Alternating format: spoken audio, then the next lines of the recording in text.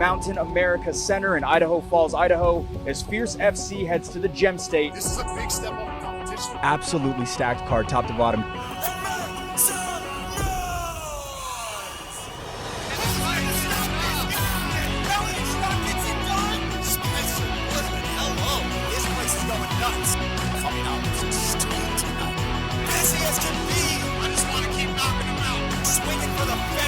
Because this fight could be over with very fast.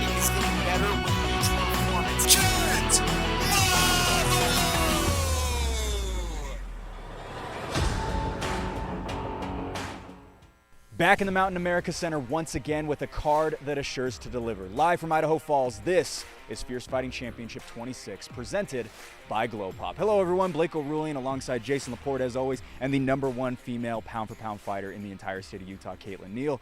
And guys, an incredible card here tonight. At the top of the marquee, Kent Mafaleo, Rudy Shafroth. Everyone's looking forward to it. This is a huge fight for Kent Mafaleo. This kind of is going to cement him of where he's at in his MMA journey. He's 36 years old. He's 4-0 as a pro. He's been putting on impressive performances in his last 4 fights. Let's see where he's at after this fight tonight. Caitlin, you've been around the Utah scene for a long time. Kent has skyrocketed into one of the biggest stars in the entire state. Where have you seen him grow over the years? Yeah, so I've been watching him since he was an amateur, so it's so fun to watch him as a pro and fighting a Bellator vet for this fight. So I can't wait to watch him put it all together tonight. Yeah, well, let's talk a little bit about Rudy Shafroth. I mean, as game as any opponent Kent has ever fought, the most wins, the highest win percentage of any fighter that Kent has ever fought as a professional. It's his biggest test yet. It's a huge test for him. It's a guy that's been at that next level. It's fought for Bellator. Even though he's coming off of 3 state losses, don't sleep on Rudy tonight. Like, he has a ton of experience. He's fought a lot of tough guys, and this is the exact matchup that Kent wants to see if he can hang with those guys at that next level. Well, that's one of the belts on the line. The other one is going to be kicking off our main card in just a little bit. Melody Shrock, Shite. A very, very interesting matchup. A grappler's delight, I would say. Caitlin, what are you looking forward to between these two ladies? You know what? I love it anytime ladies step in the cage, so I am so excited for this one. One is a wrestler, and another one is a technical jiu-jitsu artist. So I am excited to watch a technical ground performance from both of these ladies. Jason, what have you been seeing from these two over the last couple of weeks? And we've called their last couple of performances here in the very fierce cage, and they have just impressed us beyond anything that we had ever expected out of them. Yeah, both high-level competitors. You have Erin Shite, who's a collegiate wrestler. She's fought at the highest stages in wrestling. You got Melody Shrock, jiu-jitsu practitioner, who's fought at the highest level in jiu-jitsu. This is going to be a great matchup, phenomenal matchup. I mean, it's really one that I don't think anyone is going to want to miss, especially if you are a grappling fan. The Idaho fans are really in for a treat with this one.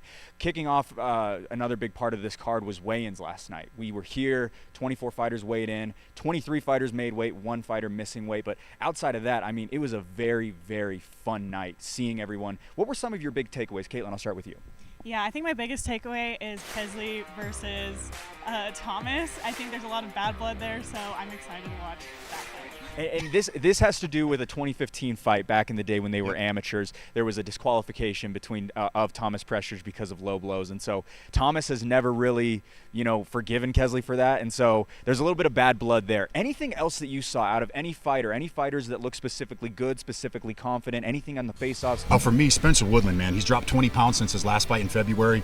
That is impressive. He looked good. I didn't even recognize him when we saw him for weigh-ins last night, so I'm really looking forward to Spencer Woodland. Yeah, we saw him yesterday, and we were like, I literally didn't recognize him. He looked completely different than when he made that walk and had that 9-second KO, which we're going to talk about in just a little bit. Caitlin, anything that you really took away from weigh-ins? I mean, I'm going to have to bring it back to the ladies. Both of these ladies looked like they were in phenomenal shape. Both of them were shredded, and they just look ready to throw down. All right, well, let's talk a little bit about the fights coming up right now. The first 7, we've got an incredible lineup of prelim fighters on this card. Caitlin, I'll start with you. What's the #1 fight or fighter that you're looking forward to on these prelims? I'm actually kind of excited to watch the Spencer throwdown. I want to see if Woodland can actually pull off another really quick KO, and I think it'll be funny to kind of watch 2 Spencers throw down. We are going to do our very best to make sure that we can diversify them between TJ Spencer and Spencer Woodland. It will be very difficult, but we will do our best nonetheless. Jason, for you. For me, Ricky Mamon, Kyle Brown. I think that is going to be fight of the night. Mark that one on the fight sheet tonight. That's going to be a banger. I don't see that fight getting out of the first round. That's something I was going to ask you is, do you think it'll go out of the first round? I don't think 3 minutes can last between these two fighters. An incredible grappler, an incredible striker. Both of them do a little bit of both very, very well. How about Talon Carvalho? 6-week turnaround, only been training for a couple of months, but he's facing someone in Dustin Jones who's been around since 2016. Yeah, and he looked phenomenal in his last fight as well. Talon, I'm speaking of Talon. He looked phenomenal. He looked in great shape last night. This is great. I'd love to see him making this quick turnaround and getting right back in there. An unreal amount of fights here tonight. 12 on the board. Every single one of them assures to deliver fireworks. This is Fierce Fighting Championship 26 in Idaho Falls, presented by Glow Pop, and we're going to be right back with Jackson Hopes to get us ready for it. Fierce Fighting Championship 26 Idaho Falls is brought to you by Gold's Gym, BK Auto Group, Rudy's Garage, Treasure Auto Group, and Glow Pop. I was obsessed with martial arts as a child. I actually was there in the same camp was the B training to fight Connor. I did not want to go in there. I would sit out in my car, my stomach's churning. I just wanted to do good for MMA in Utah. And so I didn't know how hurt I was. I've already been in there under the lights so many times. I've seen so many punches come at me, so many kicks. All right, everybody, welcome into Fierce Fighting Championship 26. People still making their way in, getting things ready. Blake O'Rulian alongside Caitlin Neal, as well as Jason Laporte. And guys, an incredible couple of fights we have here to kick things off. Jason, I'm going to do a little over-under. It's been a while since we've done one of these. Is that all right with you? Yeah, that's fine, man. All right, we talked about it a little bit in the pre-show edit, but Ricky Mamon and Kyle Brown, by or over or under getting out of the first round? Oh, under 100% under in that fight. That's not getting out of the first round. Both of those guys, they are finishing fighters, I would say. Oh yeah, they're both going to bring it. They're going to be nonstop rock'em sock'em robots. These guys are going to go at it. I'm really excited about this. As I mentioned in the pre-fight broadcast, I think this is our fight of the night. Caitlin, as for you, buy or sell, a win for Spencer Woodland puts him in title contention for the Fierce Light Heavyweight title. So I don't know what buy or sell is. Sorry, I'm new to this one. So you are new to this. We haven't done this in a little bit. Buying is you think it's going to happen. Selling is you don't think it's going to happen. Oh, buy for sure. I think Spencer Woodland had a quick knockout in his last fight. I think that puts him in title contention. Jason, that was super impressive what he did. That was really impressive. 9-second finish. I'm really excited about tonight. You know, when a fighter loses weight, especially with the turnaround he had, losing 20 pounds since February, he looked in great shape last night at the weigh-ins. I'm really excited to see what he brings. He's fighting a hometown guy here in Idaho Falls. It's going to be a great fight.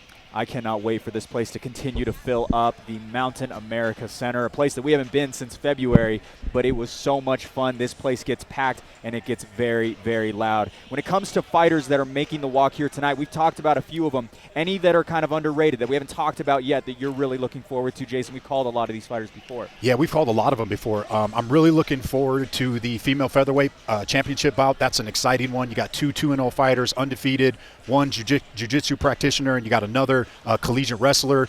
That's going to be a great grappling match. You know, we're saying this now, and it'll probably be a stand-up 3-round stand-up or a 5-round stand-up war because it's a championship fight now. Caitlin, you've got a teammate on this card as well in Brandon Eisenman. What are you looking forward to seeing him make the walk? Yeah, you know, I love watching all my teammates fight, and he said he wants to keep it standing. He's going to try to stuff any shots that his opponent tries to take because he knows his opponent's more of a wrestler. So I'm excited to see if he can pull it off, keep it standing, and stick to his game plan. Very, very fascinating matchups here at Fierce Fighting Championship 26 here in the Glow Pop broadcast booth. Really quick, actually, we are going to jump over to Jackson Hoops, who is ready to get us started here with our first fight of the evening.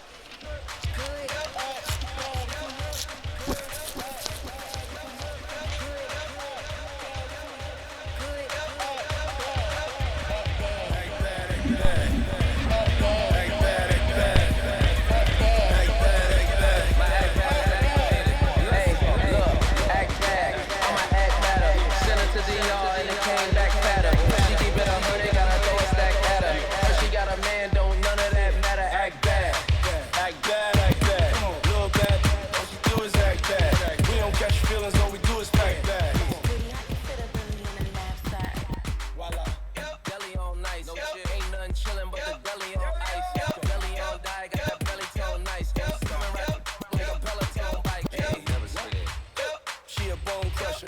She like to dance slow, don't rush her. I will but I don't trust her. If you ain't got no money, don't touch her. Yeah, come on. Act bad, act bad, act bad, act bad, act bad, act bad, act bad, act bad, act bad, act bad, act bad, act bad, act bad. If you look good, act bad. If you look good, act bad. If you look good, act bad. If you look good, act bad. Act bad, act bad. Act bad, act bad. Act bad, act bad. Yeah, come on. Yeah, shorty rock. He wanna sponsor my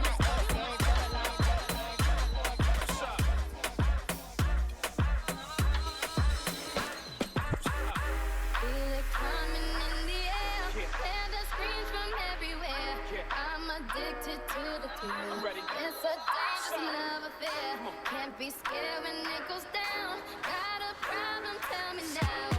Only thing that's on my mind is who's gonna run this town tonight. We gonna run this town tonight. Who's gonna run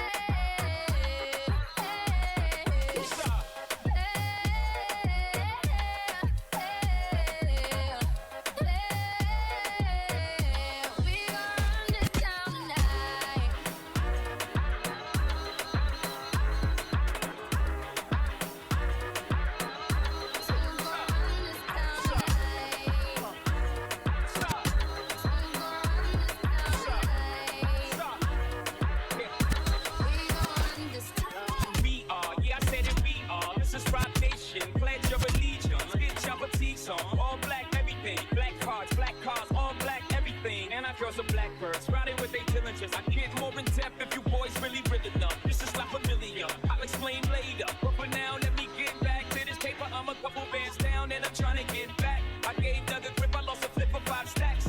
Yeah, I'm talking 5,60, shot zeros. Here, Doug, back to run the circles round. Squared up. Life's a game, but it's not fair. I break the rules, so I don't care. So I keep doing my own thing. Walking tall against the rain. Victories within the mile.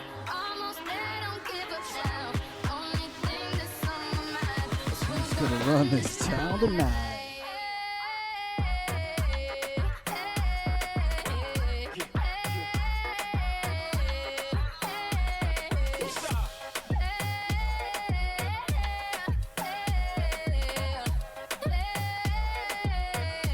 We gonna run this town tonight.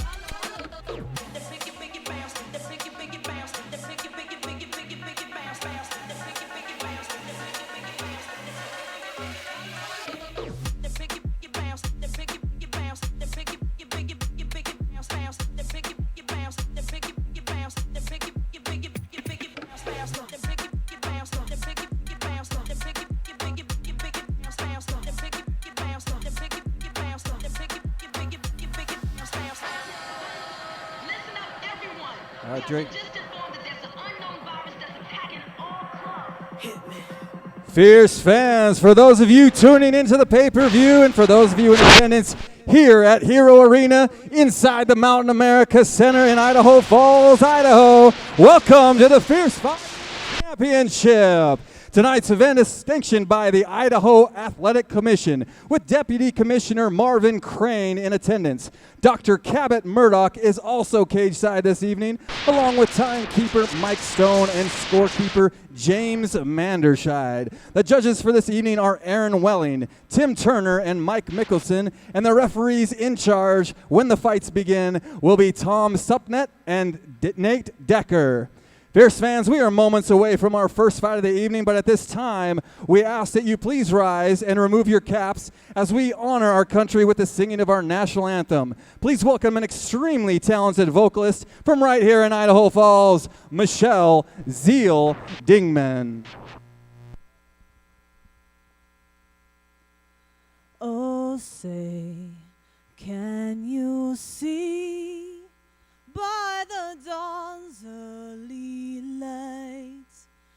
But so proudly we hailed at the twilight's last gleaming, whose broad stripes and bright stars through the perilous fight, oh, the ramparts we watched were so gallantly streaming, and the rockets' red glare, the bombs bursting in air, gave proof through the night that our flag was still there.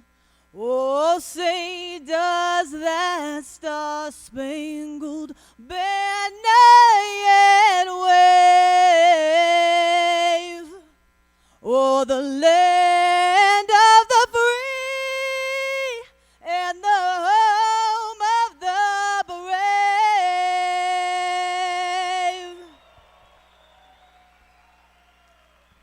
One more time, make some noise for Michelle Zeal Dingman. Amazing. Fierce fans, we are now ready for what you came here to see. 24 mixed martial artists, 12 total fights, including 2 title fights for one Fierce Fighting Championship evening. All of those fighters in the back, they are prepared to go to war. So Fierce fans, let the fighters in the back know that you are here. Put your hands together and make some noise!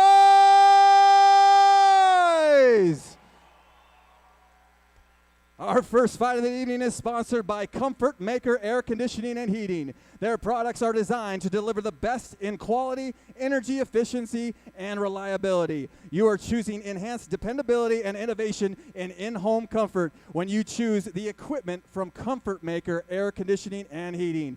Fierce fans, make some noise and welcome the first 2 fighters of the evening to the cage.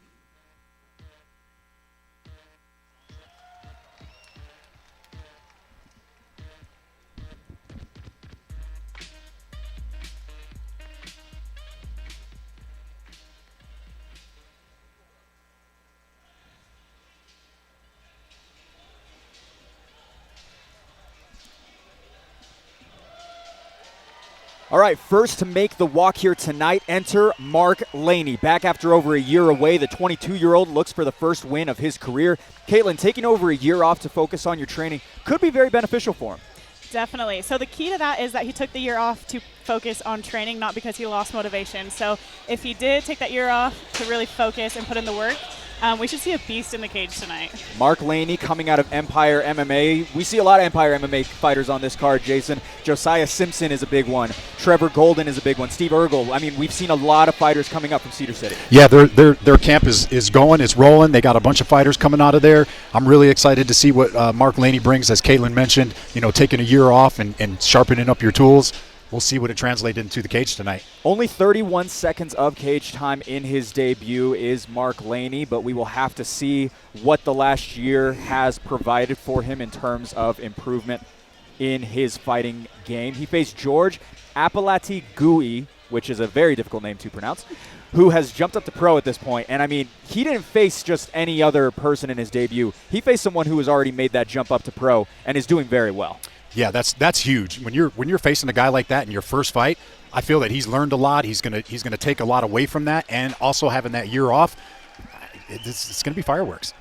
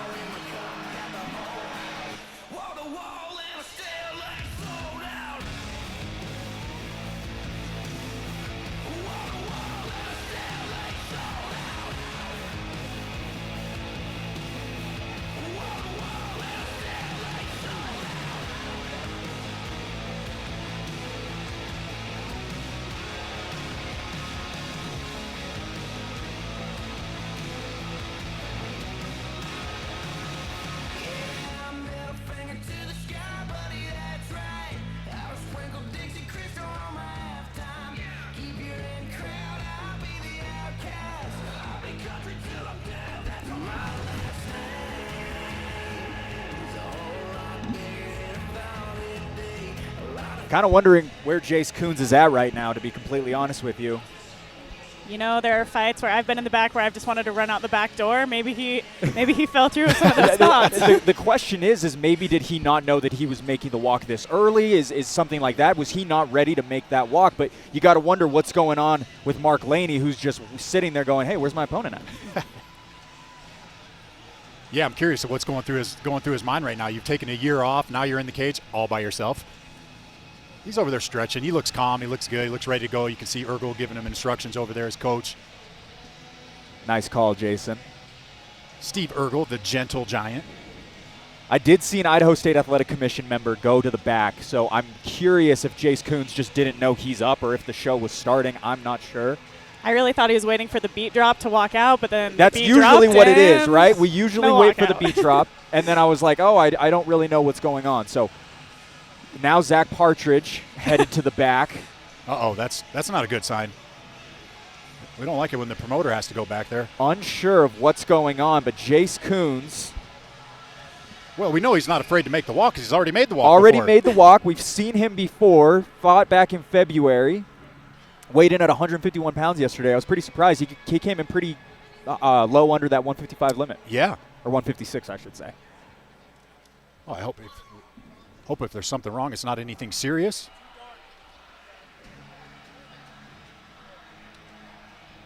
The return of the Idaho State Athletic Commission member. And now still, oh, there is Jace Coons. There we go. Oh, he's just strolling in. Happy to have him back. Enter Jace Coons, the lightweight out of Ruthless MMA. Jason, he looked good in his first outing back in February. Takedowns, knees to the body, utilized his leg kicks. What impressed you about him back in February? Yeah, he looked really good. He's high energy through fabulous leg kicks, knees to the body, like you said. High energy. I'm really excited. This is what I really love about the amateur ranks. You get a guy that, you know, he took a loss. Let's see what he's done. Let's see what he's worked on. He obviously, hopefully, has learned a lot from that first fight, and let's see what it translates to. Let's see what changes he's made. Similar to the last show here in Idaho Falls, first of 5 for out of Ruthless MMA making that walk tonight. You got to think they're hoping that he can kick it off in the right way. Yeah, it'll be a good start for them if they can come out and get a nice win, get the crowd going for their hometown kid. Jace Coons taken down in the first 51 seconds of his first fight. But, Caitlin, I do have to say, he got right back up. It seems like he does have a little bit of a wrestling background behind him. That's going to be very valuable for him in his second fight. I think another big thing about Jace Coons is there are no stagnant targets with him. He switches stances a lot. Jason, I don't know if you remember that, but he was switching stances pretty often and brought a big intensity to the fight. Here is Jace Coons entering the cage. Yeah, both these guys intense last night. What a great fight to kick off the card with.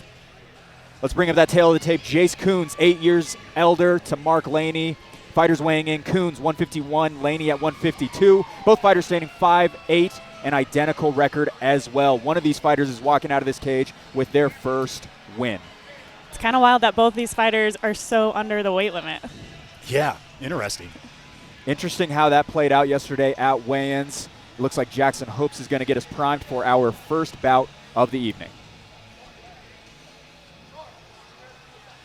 Fierce fans, this fight is sponsored by Comfort Maker Air Conditioning and Heating. This fight is an amateur lightweight bout scheduled for 3 3-minute rounds, and when the fight begins, the referee in charge will be Nate Decker. Introducing the first fighter, fighting out of the blue corner, holding an amateur record of 0 wins and 1 loss. He stands 5 feet 8 inches tall and weighed in at 152 pounds. Fighting out of Empire MMA, hailing from Cedar City, Utah. Fierce fans, make some noise for Mark Laney. And introducing his opponent, fighting out of the red corner, holding an amateur record of 0 wins and 1 loss. He stands 5 feet 7 inches tall and weighed in at 151 pounds. Fighting out of Ruthless MMA and Health Gracie Jiu-Jitsu, Idaho Falls, hailing from Idaho Falls, Idaho. Fierce fans, make some noise for Jace Coons. Ruthless MMA's Jace Coons in the red gloves, Mark Laney out of Empire MMA in the blue. This lightweight bout is brought to you by Comfort Maker, heating and cooling that surpasses your expectations. Comfort Maker, an official sponsor of Fierce FC. First of 12 bouts here tonight at 155 pounds. Jace Coons back in the Mountain America Center, similar to his debut.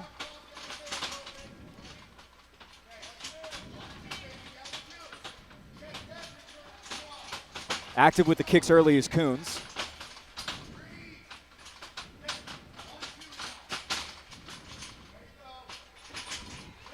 Both fighters just filling each other out. Not a whole lot of action here in this first minute. A little bit of a feeling out process. Finding the range are both of these fighters, both standing 5'8". And I really like this matchup because both fighters are very even. Same record, same height, similar weights. Like, it's a very even matchup. Yeah, and they're moving really similar in the cage as well. You can kind of see they're both feeling each other out. Very, very well evenly matched. Ooh, nice right hand from Jace. Coons has landed a couple in on that takedown. Exits out of it. Now Mark throws a couple of his own. And Jace looks a lot more comfortable in there than he did last time. He does. He looks really comfortable in there. In fact, out of the two, I'd say he looks a little more comfortable right now than Mark Laney. Laney in the orthodox stance. Coons chopping at that leg. Mark Laney doing a little bit more of the same. In the phone booth a bit are the two fighters. Just that, as I say that, Mark Laney comes through throwing a few shots. So, just over the halfway point of round number 1. He just had to shake out those cobwebs while he was waiting for Jace to get in the cage. Laney's first fight since February of 2022.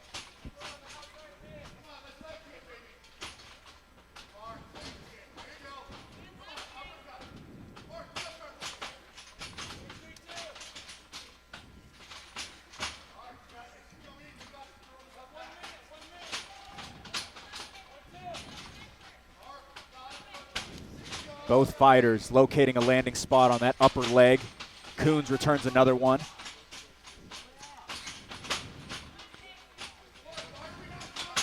And this is a pretty evenly matched first round.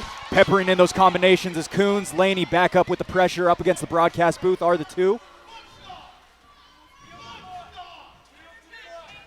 Yeah, very evenly matched first round. Mark exits out with a nice shot.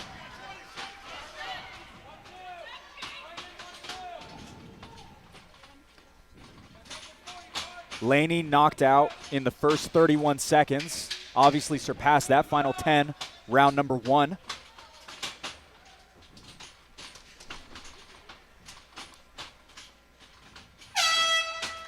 End of round number 1 in what was, like you have been saying, a very evenly matched fight. Caitlin, your thoughts on Mark Laney, Jace Coons? I mean, both these fighters went through the first round. I think it was more of a filling out process. I thought it was interesting that neither one of them took a shot or even hinted at going to the ground. They just wanted to keep it standing. We're going to get that unofficial scorecard up in just a second. But, Jason, before we start talking about what you gave, I just want to get your thoughts on what you think. I'm really impressed with what Jace Coons looks like, considering what he looked like in February. Yeah, I thought he looked really comfortable. He was moving really well, switching stance, leg kicks, throwing some shots. You'll see I gave Chase Coons the first round 10-9. Laney seemed to come back a little bit in that at the end of that first round. He was throwing some shots. He actually landed some shots, but I felt the duration of the round was controlled by Coons. Yeah, Laney did have that good little flurry at the end, pushing Coons up against the cage. So I don't know if that won him the first round, but it was a good progress like going into the second round. Both fighters landing clean shots, both having their moments. Round 2 of a possible 3 is upon us here.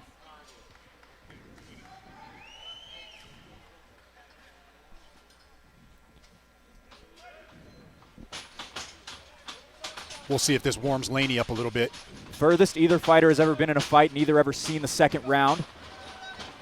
There we go. We got some wrestling a little bit. Laney punches out of it. Coons back to where his bread and butter has been with that leg kick. Nice check by Laney. Finding his home over the top as well as Coons there in that combination. Wakes up the crowd just a bit. He's very active, Caitlin. I think that's one of the big things that he's been, is he's just been throwing a lot. But so is Mark as he lands a clean one there on the chin.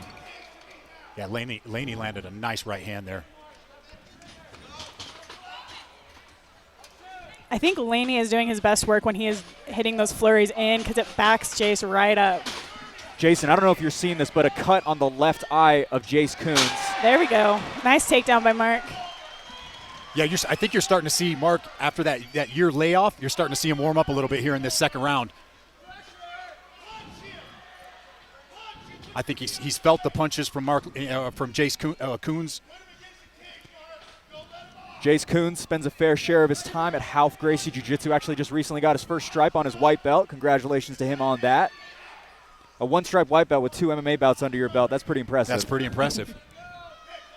Coons on the bottom, Laney on top. And Coons looks pretty comfortable right here on the bottom, which I don't think is really smart in an MMA fight, but in jiu-jitsu it's fine. So I would like to see him try to switch the position or work his way up.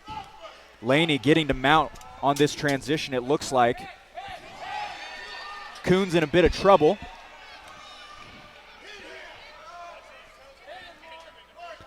We got both fingers and toes in the cage right now. The ref needs to stop that. Oh, yeah, that is not a good sight right not there. A good sight. I don't know if you want your toes in the cage like that. Well, I guess you do if it can give you a little bit of leverage. Coons staying busy on the bottom, trying to create some separation. Under a minute to go, round 2.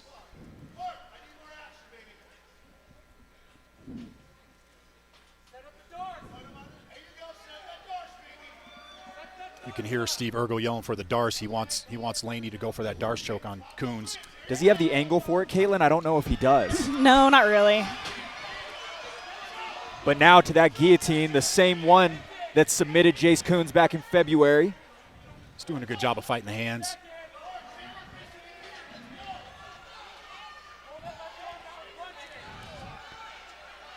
I feel like Jace could really work his way up right here if he put his back against the cage and started working up. Starting to crank a neck a bit is Mark Laney. Coons fighting it. Final 10 seconds. Can Coons be saved by the bell? Ooh. Oh, he got the tap. We will not see a round 3. Mark Laney gets it done in emphatic way. Wow. Very impressive.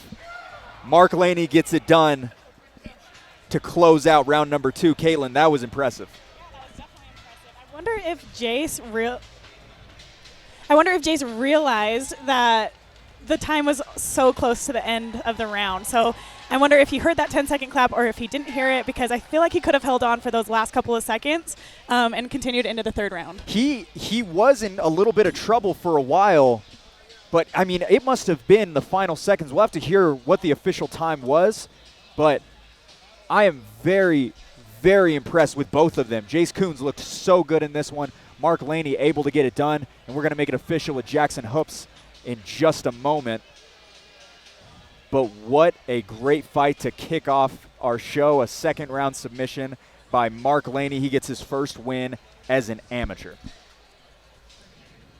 We're going to jump over to that replay presented by Glow Pop. Caitlin, take it away.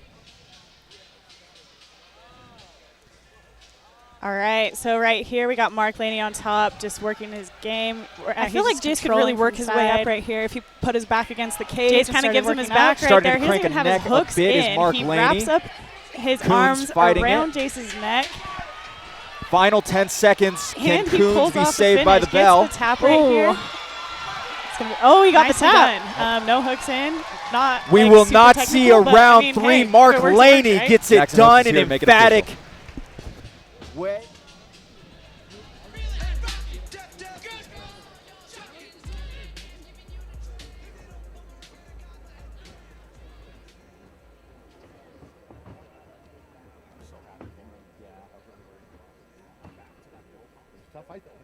Fierce fans, how about that one for the first bout of the evening? Nate Decker has called a stop to this contest at 2 minutes and 57 seconds of the 2nd round, declaring the winner by submission due to rear naked choke, Mark Laney!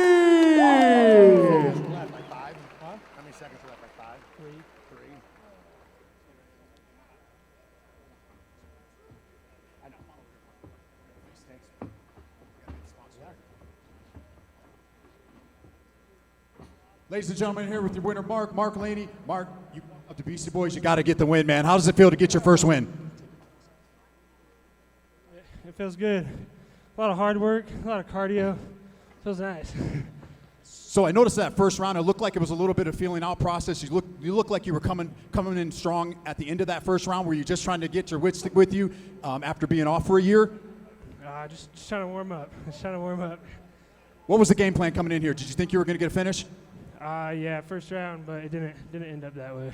Well, you ended up with the finish. You're 1-1 now. What's next for you, brother? Keep training, hard work. I love it. Ladies and gentlemen, give it up for your winner, Mark Laney. Congratulations,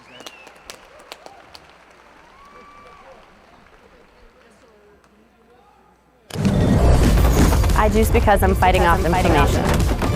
I juice because cleaning a juicer is hard. We juice because we need to keep up with our grandchildren. I juice because I'm a busy mom on the go. I juice because I love comfort foods, but gotta get my greens in too. I juice because I want to keep my skin glowing. I juice because it's organic. Clean juice. Why do you juice? All right, everyone, welcome back in to the Glow Pop broadcast booth. Jason Laporte just getting back in here. That was a really fun matchup, and I was just telling Caitlin when our mics were off, Jace looked so much better than he did in February. I was really impressed despite the loss. Yeah, I was really impressed with it. I thought he made a lot of changes. I thought he was on the right track. He won the first round. I actually talked to one of the judges. He had him win in the first round as well. I'd like to see him get back in the gym. Nothing to hang his head about. It was a great, evenly, well competitive match. Fight. Caitlin, your thoughts on just the two of them, and I think Mark Laney now feels like he actually has something to really work for. I mean, he gets his first win by finish. Yeah, totally. When you get your first win under your belt, that builds your confidence, and especially if it's a finish, that really, really improves your confidence. So I can't wait to watch and see what Mark does in his upcoming fights. We still got 11 fights to go, and they are going to be fantastic. Brandon Eisenman, Dustin Ireland making the walk right now. Jackson Hopes is going to get us ready for it.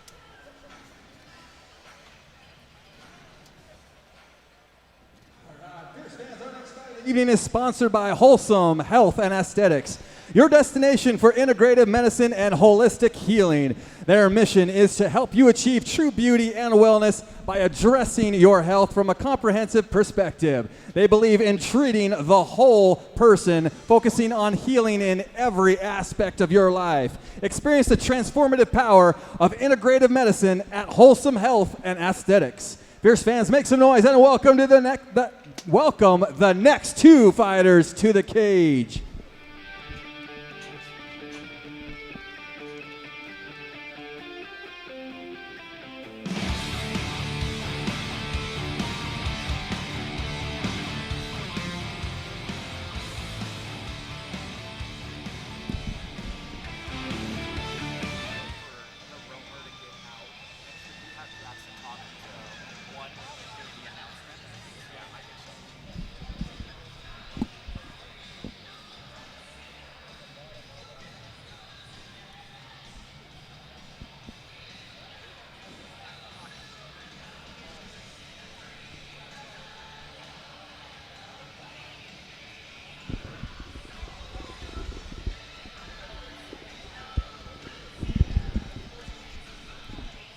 On short notice, up a weight class, it was all green lights for Agima's Brandon Eisenman, who showed a whole lot of promise in his amateur debut back in March. Caitlin, obviously you share the training room with Brandon. What does he bring to the table? Yeah, so I talked to Brandon a little bit after practice, and he said he really wants to keep this fight standing. He wants to strike in there, but he does know that his opponent is more of a wrestler, so he's going to try to stuff his shots. But if the fight does go to the ground, then he said he'll be able to handle his own. Brandon Eisenman facing off against Dustin Ireland out of Houth Gracie Jiu-Jitsu in Idaho when he makes the walk in just a few moments. Jason, I watched Brandon's last fight, and he really, really impressed me. A great utilization of the jab. He's up 15 pounds tonight at 170 pounds. But the interesting thing is here, Dustin Ireland weighed in at 168 pounds. Brandon Eisenman weighed in at 170 pounds. He weighed in more than Dustin Ireland. That's very interesting. Very interesting. We'll see how this all plays out. You know me, I like the nutrition. I like to see the guys cutting the weight and coming in shape. And that I'm not saying Brandon's not in shape and he's not ready for this fight. But we'll see how that plays out. We'll see how that extra weight plays out inside the cage tonight. Well, he told me that he really felt good because he doesn't have to deplete himself. Caitlin, your thoughts on that sentiment? Yeah, I did ask Brandon how the weight cut went, and he said he just fasted on his drive up to Idaho.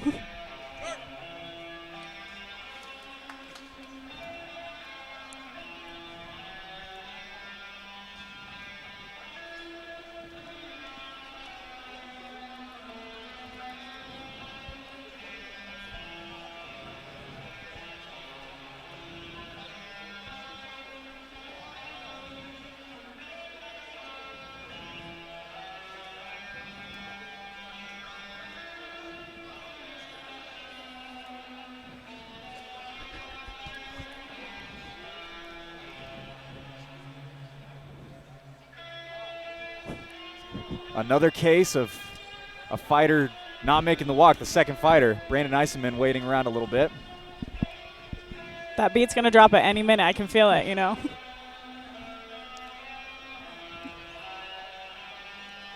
You got to let Jimi Hendrix play a little bit. You just got to let the guitar play. I actually do agree with that sentiment a little bit, yeah.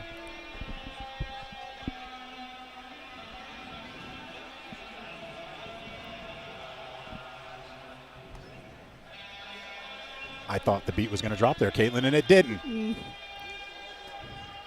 Dustin Ireland and Jace Coons, both out of Half Gracie Jiu-Jitsu. Maybe this is a little bit of a technique out of there. It could Jim. be. Yeah. Completely joking. I have absolutely no clue what's going on.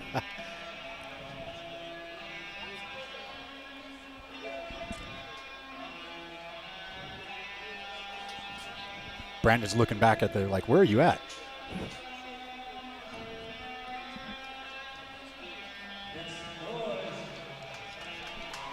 Back and bidding for a first win is Dustin Ireland. Jason, he's been training for 2 years and recently submitted Kerry Latimer in a grappling match. According to him, switching over to Half Gracie Jiu-Jitsu has been the difference in leading up to his second fight. We've seen fighters find success when they have new surroundings. I'm interested to see how he looks here tonight. I love it. I love when fighters get different looks, and once it's just giving him more tools in the toolbox, getting new looks, getting different bodies to train with, getting different coaching perspectives.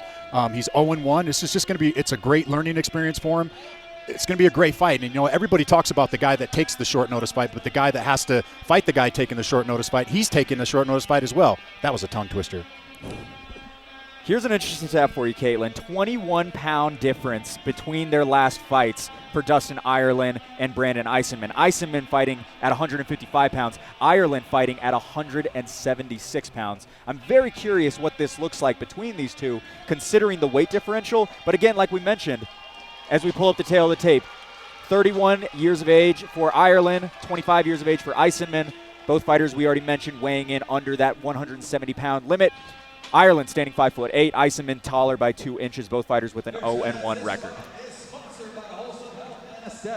This fight is an amateur welterweight bout scheduled for 3 3-minute rounds, and when the fight begins, the referee in charge will be Nate Decker. Introducing the first fighter, fighting out of the blue corner, holding an amateur record of 0 wins and 1 loss. He stands 5 feet 10 inches tall and weighed in at 170 pounds. Fighting out of Agima Jiu-Jitsu and MMA, hailing from Stafford, Virginia, fierce fans make some noise for Brandon Eisenman. And introducing his opponent, fighting out of the red corner, holding an amateur record of 0 wins and 1 loss. He stands 5 feet 8 inches tall and weighed in at 168 pounds. Fighting out of Half Gracie Jiu-Jitsu, Idaho Falls, hailing from Idaho Falls, Idaho. Fierce fans, make some noise for Dustin Ireland.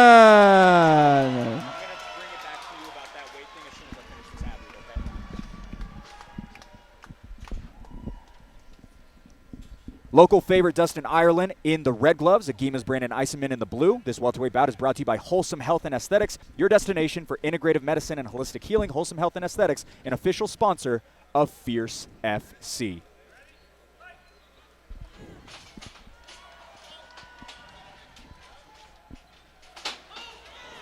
Ireland throwing early. Making it ugly early are the two fighters. Eisenman digging at the body. Oh! Nice Down goes overhand. Ireland with Brandon Eisenman landing clean into the mount. Let's see if we can hold him down. How hurt did Kyle Brown get with that overhand? Ireland already taken a handful of shots from Eisenman. Not the best way to start off the first minute of your fight. No, he was actually throwing some really good knees up the middle, too, and he just got caught with that overhand. Looks like he's getting his wits together about him. He doesn't look too phased. I think that's the most impressive thing. He doesn't look flustered at all, Kate. No. He looks oddly calm to be in this position.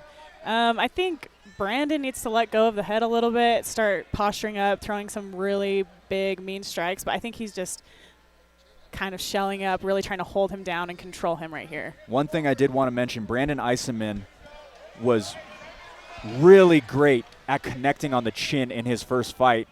He shows that more here in round number 1. Eisenman on top, Ireland on the bottom. Eisenman did look like the bigger fighter in the brief few seconds that we saw him on their feet. Brendan is doing a great job controlling him on the ground. He has half guard right here, locked up. Oh, and a nice sweep by Dustin. Beautiful reversal by Ireland. Ireland been doing jiu-jitsu for 2 years, gets the pop from the home crowd. Eisenman trying to get up. Ireland relentless in maintaining the position. Very impressive by Ireland. Stayed calm that whole time, took a big shot.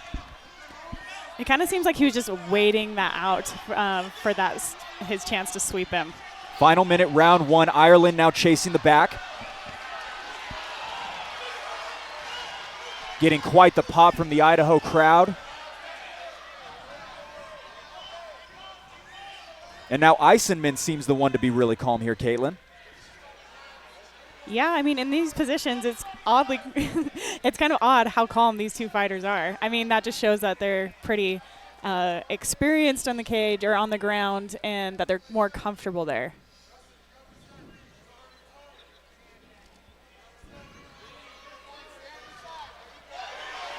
That was slick to get under the chin by Ireland. Ireland with 20 seconds to go. It's not quite under the chin. Could we see a round number 2? It looks like Eisenman able to slip out. Ireland now punishing blows to close out round number 2. Make some noise! Big moments for both, and so I'm curious what Jason's unofficial scorecard is going to look like. But Caitlin, your thoughts on this bout so far? I mean, I love this first round. It was great, like action-packed from the very beginning to the end. There was a little bit of back and forth on the ground. So, I mean, it was really evenly matched, and it was kind of fun to watch. Jason, really, really impressive for both of them. I'm very interested to see what round number 2 looks like because Dustin and Ireland totally turned the tides in the second half of that round. Yeah, both fighters had their moments. Eisenman had the big overhand and dropped him. Didn't look like Ireland was too hurt. He was able to get the reversal, ended up on top, had some submission attempts, had some nice ground and pound strikes. I gave that first round to Ireland 10-9, but it was super close with Eisenman dropping him. You could almost go either way, but I'm going to give a slight edge to Ireland in that one. Oftentimes we're told that the way you close out the round is how judges seem to find it. Jason, is that kind of what you think? I mean, I take the round as a whole. Who's doing the most damage? Who's landing the more punishing shots? Who's closest to finishing the fight? And I felt like Ireland was closer to finishing that first round than Eisenman was. Even though Eisenman did get the knockdown, I didn't feel like Ireland was that phased. He stayed calm, got the reversal. So, like I said, once again, 10-9 Ireland in that first round. Both fighters TKO'd in their first bouts.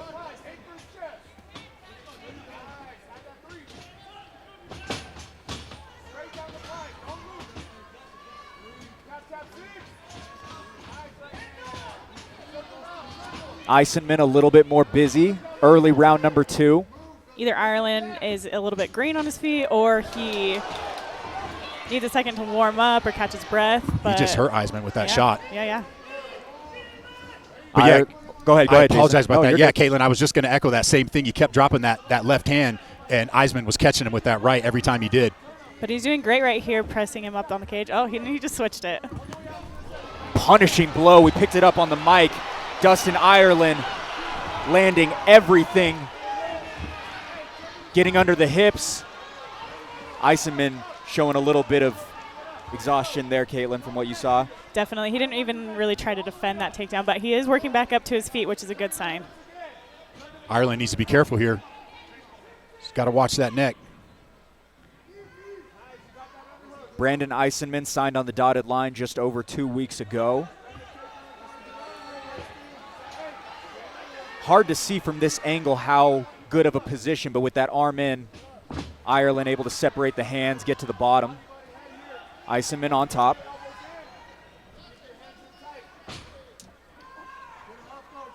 This is almost identical to the first round. I kind of think Ireland's setting him up for a sweep right here. I think he's trying to use that same game plan that he used in the first round. See that butterfly hook right on that left leg. He's going for it. What Brandon needs to do right here is land some devastating blows so he doesn't want to be on his back and he's uncomfortable there and doesn't want to work that sweep. He needs to make him uncomfortable in this position. Final minute, round 2 of a possible 3.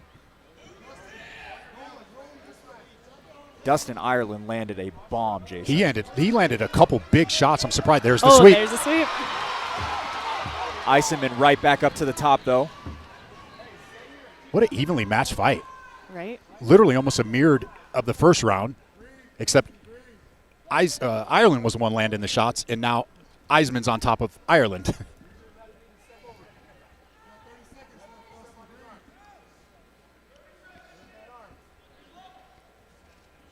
Brandon's doing a great job controlling the position, but I would like to see him throw a little bit more shots, especially because there's only 15 seconds left of this round. He needs a strong finish for this round. Yeah, I'm curious what this scorecard is going to look like, Jason, considering the drop, but the control time and the top pressure of Eisenman, but it's going to be tough. This is such a hard one. This is a tough round to score. Make some noise as we head into round 3. We'll get that graphic up in just a moment. But, Caitlin, an interesting round, a little bit different than round number 1, a little less action-packed for sure. Yeah, definitely. Brandon did a great job controlling it on the ground. He didn't do a whole lot of damage on the ground, but he did get that control time. He did land some clean shots, but when it was standing, Ireland did a pretty good job landing or making some damage. That was a super tough round to score. Ireland, once again, landed big shots in the first half of the fight, but then Eisenman in the second half, he gets that top. He had that control time. I'm going to go back to the damage being landed in that first half of the round by Ireland. Eisenman looked like he was hurt at first, although he did end up back on top. I felt like if Eisenman could have done just a little bit more while he had that top and maybe landed a few shots, I would have given it to him. But once again, I don't get paid for this. This is an unofficial scorecard, so I'm going to give it to Ireland. Effective striking, effective grappling. Dustin Ireland did arguably have the bigger moment in the round. Round number 3 coming up right now. The furthest Brandon Eisenman has ever been in a fight. Oh. Front kick right off the bat. Nice. Now, that made Eisenman mad.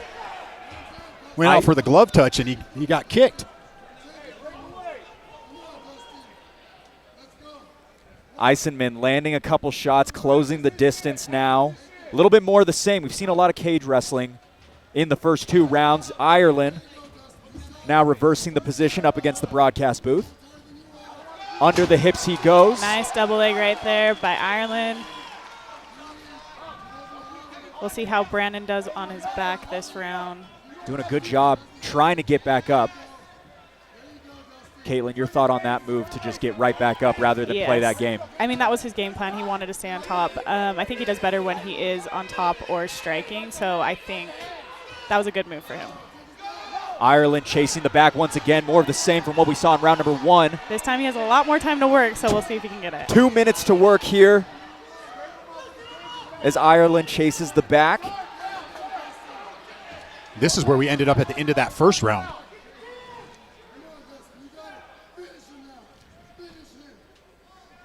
Brandon did say he was pretty confident he can handle his own on the Agima Jiu-Jitsu mat, so he thinks he can hang in there with Dustin Ireland. Eisenman been training for a year and a half at Agima.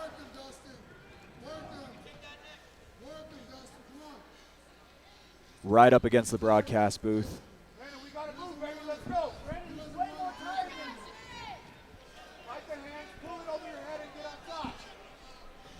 Ireland kind of underneath the shoulders of Eisenman from what I'm seeing here, Caitlin. Your thoughts on just the position for him? It's a great control position, but I'd like to see him start working for that choke. He set it up nicely in that first round. It actually had. Final minute to go, round 1. Eisenman able to get the reversal into the guard of Ireland. 1 minute to work. You got to think Brandon Eisenman might need a finish here, I think Jason. he needs a finish here. With this fight so close, he needs to really work right here. Throw some punches, posture up, really go for it. Leave it all out in the cage.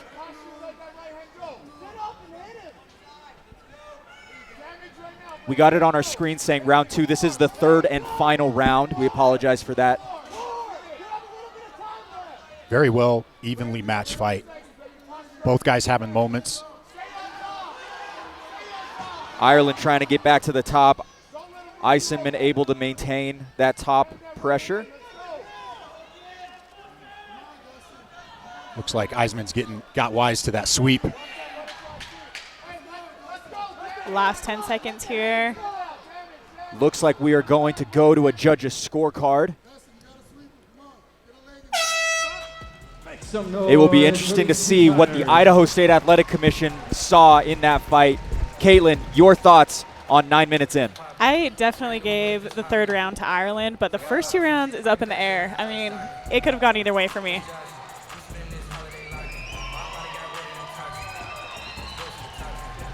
A great matchup. First 2 have been really, really close matches. We will have to see what the judges have to say. But you got to keep your head up high for both of them, neither being able to get finished, an improvement from their first fights. Definitely. I mean, both fighters looked awesome. They both got sweeps. They both transitioned really well. They both got takedowns. So, I mean, this was a really great fight. Nothing to hang your head on if you lost. All right, we got that unofficial scorecard for Jason. It looks like he has a 30-27 for Ireland. Caitlin, your thoughts on Jason's unofficial scorecard? I don't know if I agree with every single round going towards Ireland, but I'm kind of leaning towards Ireland winning that fight. We will have to see what the judges have to say. Brandon Eisenman getting the congratulations from Zach Partridge. Taking this fight on 2 weeks' notice, he looked really, really impressive in there for not being in camp for a couple of months. Yeah, and not cutting weight, not dieting, you know. He stepped in there. He looked great. I mean, this was an awesome performance, and it was such a good fight to watch. It was going to be a tough match no matter what. Dustin Ireland, I just think he had a lot of big moments, Caitlin. It was impressive. Yeah, definitely. He got a lot of good takedowns. He took the back a couple of times. He was very dominant in that. Currently, Half Gracie Jiu-Jitsu 1-0. There are 2 fighters out of that gym here tonight. I apologize, 0-1. Jace Coons unable to get the win. We will see if Dustin Ireland is able to switch that narrative. Still waiting on the official decision. It looks like Jackson Hoops has got it for us here, and we are going to make it official in just a moment as Dustin Ireland gets a pop from the home crowd in Idaho Falls. Fierce fans, give it up one more time for these 2 fighters. After 3 rounds, we go to the judges' scorecards for decision. Judges score this contest 30-27 Ireland, 29-28 Eisenman. And for your winner by split decision, out of the red corner, by Dustin Ireland.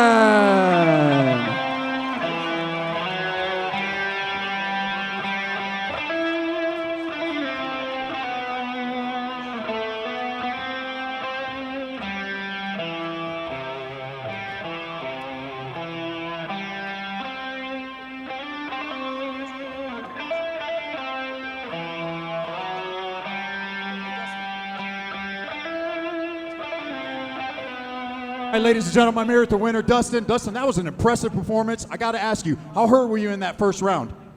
Never hurt, sir. Only people who can hurt me is me. Yeah, that was an impressive performance. Your jiu-jitsu looked really good. You had his back at the end of that first round. Did you think you were going to get the finish? I thought I was going to. He was pretty strong on those hands, keeping them in, so I was hoping I'd get it. So you're 1-1 now. Where do you go from here, man? I'm going to the future, sir. It's for my kids.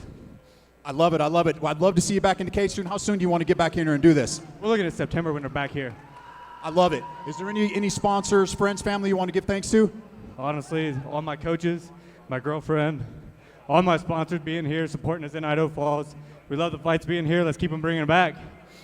So, I love it. Ladies and gentlemen, get up for your winner, Mr. Dustin Ireland. I was obsessed with martial arts as a child. I actually was there in the same camp was the B training to fight Connor. I did not want to go in there. I would sit out in my car, my stomach's churning. I just wanted to do good for MMA in Utah. And so I didn't know how hurt I was. I've already been in there under the lights so many times. I've seen so many punches come at me, so many kicks. That wasn't a Hail Mary. Like, that was calculated. Like, I want to take this to the top of the top. I'm going to do it till I die. It doesn't matter what happens. It doesn't matter if I lose, win. I'm going to be a fighter. I'm going to be a coach. I'm going to be a mentor. I'm going to be everything. All right, welcome back into the Glow Pop broadcast booth. Jason, I mean, that was a really tough fight to call, but we got a split decision. I think that was a little surprising for the audience. Yeah, I think it was a little surprising. I mean, I don't hate it. I felt like that second round probably could have gone either way. Once again, it was one half one fighter, one half the other. I could have seen that either way, so I don't hate the split decision. I do feel like the right fighter won the fight. Yeah. And, I mean, if the math adds up, Eisenman winning a round, you've got to think it was the one where he dropped Dustin early in round number 1. Either that or the second round, because I thought the second round was a little bit closer. But yeah, you could very well give him that for having that, dropping him in that first round. I'd like to see. Maybe I'll go talk to the judge. A big one for Dustin Ireland, and now we've got Jarrett Johnson and Dominique Vidro who are going to be making the walk next. I'm really looking forward to this one. These entire prelims, there are so many good fights. If you are tuning in right now, you do not want to miss anything because there are so many interesting matchups coming up. Jason, name one that you're really looking forward to here coming up in just a little bit. Ricky Mamon, Kyle Brown. I've been saying it all night, been saying it since they announced this fight. This is going to be a banging fight. It will not make it out of the first round. These guys are going to go at it. Caitlin, the Battle of the Spencers. I know you've been looking forward to that one. Yep, definitely watching both Spencers throw down. I think that'll be fun, and I want to see if this is going to be a quick knockout or we'll see how Woodland does later in the rounds. Well, we're going to stay at 170 pounds in the amateur ranks. Jarrett Johnson, Dominique Vidro, we're going to bring them out right now. Fierce fans, our next fight of the evening is sponsored by Ogden's own distillery. Be sure to stop by the bar this evening and try one of their Fierce Fighting Championship signature drinks like a leg lock lemonade or a nutty knockout shot. Drink responsibly, drink smart, drink Five Guys vodka and Porter's whiskey, both crafted by the Ogden's own distillery family. Fierce fans, make some noise and welcome the next two fighters to the cage.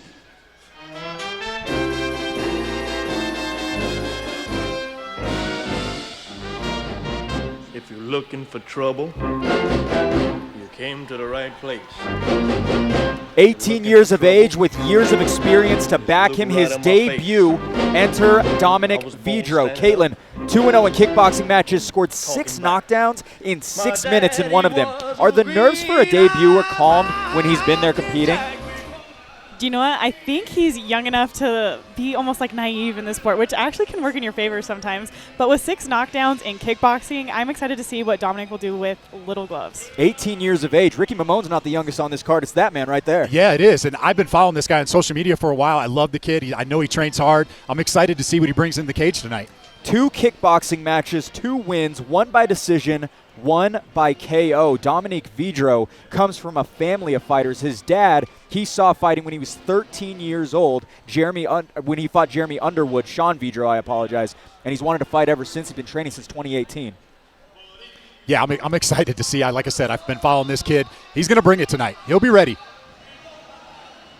When I talked to him, he said the main thing he wants to do is excite people, and you've got to wonder with the stand-up pedigree that he has, 2 wins in kickboxing at just 18 years of age. I am very interested to see what Dominique Vidro looks in the Mountain America Center. I got to say, the Idaho guys are really bringing it with the walkout songs, old school walkout songs. I just really hope that when Jarrett Johnson makes the walk, he walks out at the proper time. We'll see. We're 0 for 2. Entering the cage is Dominique Vidro, weighing in yesterday at 167.5 pounds. We're going to bring out Jarrett Johnson right now.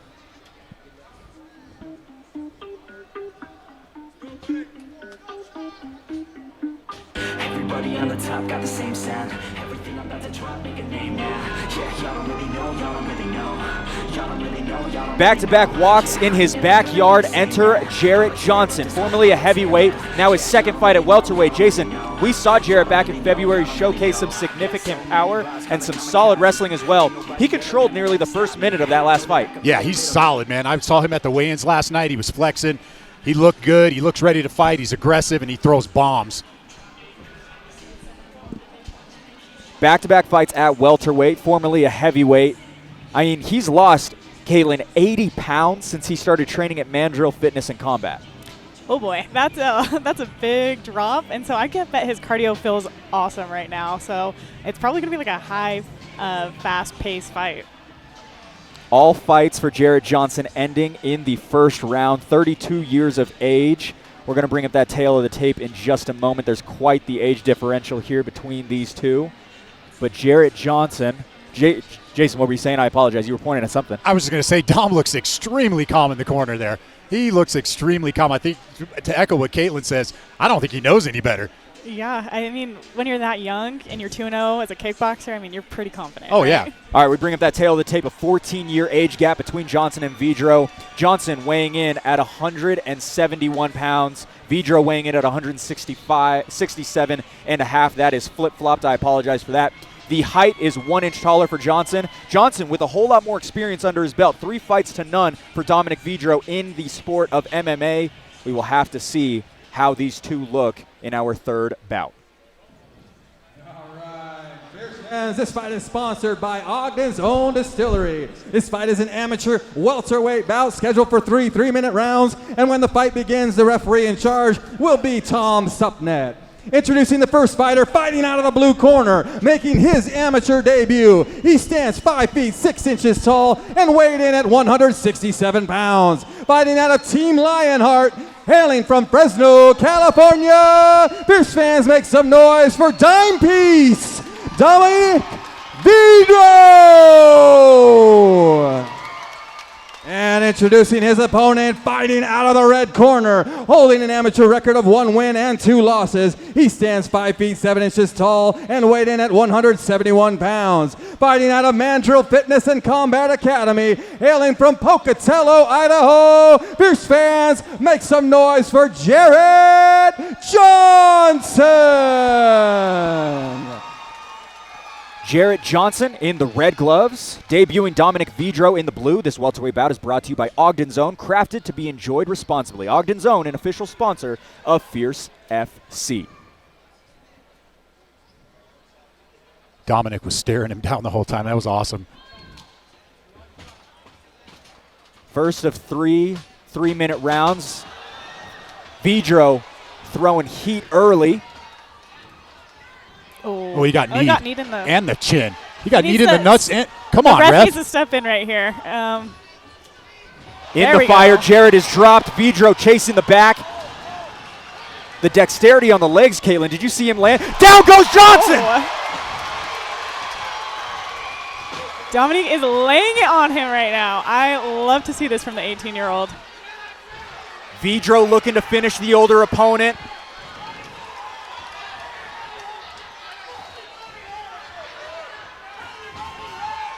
Relentlessly chasing the back, maintaining the position. He dropped Jarrett Johnson in an emphatic way, Caitlin. I apologize. I'm glad to see him work this position right here from getting a couple cheap shots at the very beginning, so it's awesome to see him dominating like this after that. Yeah, he took a shot to the cup and to the chin. Down he goes, Dominic Vidro. Welcome to the sport of MMA, 1-0. No problem for the 18-year-old. I am very impressed with this kid. There's a 6-month suspension for jumping on the cage. We're in Idaho. We might be. It might be. Oh, he might be good. We might be all right. Up on the cage he goes. Caitlin, that was fun. I loved to see that. That was so awesome. I was a little worried at first when he got those little illegal shots, but glad he worked through it, got the finish. We're gonna go over to that Glow Pop replay right now. So right here, he has Vidro on all fours. He's just he's relentless right here with these strikes. He's not giving him any space to breathe. Dominic didn't have a very good answer, so of course the ref pulled him off, and he got the finish. An emotional Dominic Vidro hugging his dad. I apologize, Sean Vidro, a 2-0 fighter himself. Caitlin, can you just break down what that first win feels like?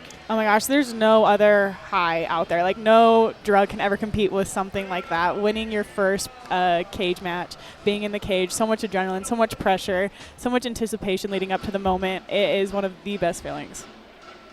He impressed and wowed this crowd. Some of the most fun I think I've ever had calling a fight. Some big moments for Dominic Vidro, which started in not the best of terms. I mean, he land, or Jarrett Johnson, I don't know if they were on purpose by any means, but he did land a couple of illegal shots that weren't stopped. Yeah, and then he took a couple of hard punches while he was trying to protect himself. And so That looked like it was a little bit of a rough start. He took some punches that he didn't need to, but I mean, he still was able to flip it around and get the finish. 2-0 in kickboxing, 1-0 in MMA. That is a dangerous man entering the MMA ranks. We're going to make it official with Jackson Hopes right now.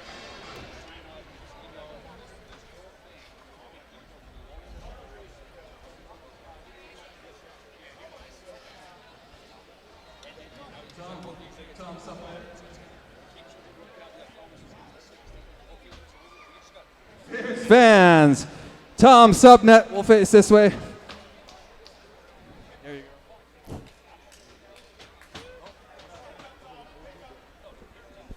Here we go, fierce fans. This fight has been called by Tom Subnet at 1 minute and 1 second of the very first round. Declare the winner by TKO, Dime Piece, Dominic Vidro. Look right in my face. I was born standing up and talking back.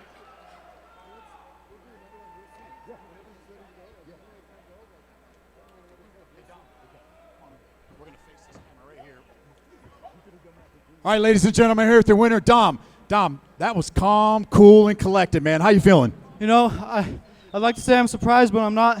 I worked so hard every day since I was 13. I mean, this moment it's been destiny. I manifested it tonight. I said MMA debut, first round knockout, and look at me. I mean, I turned it into reality. I want to thank all my sponsors, Elwood, my aunt's shop in Boise, Misty Blues. There's a lot, but I'm just going crazy. Beamers, cool little place. But yeah, I want to dedicate this fight because this month in 2009, my uncle passed away fighting for our country.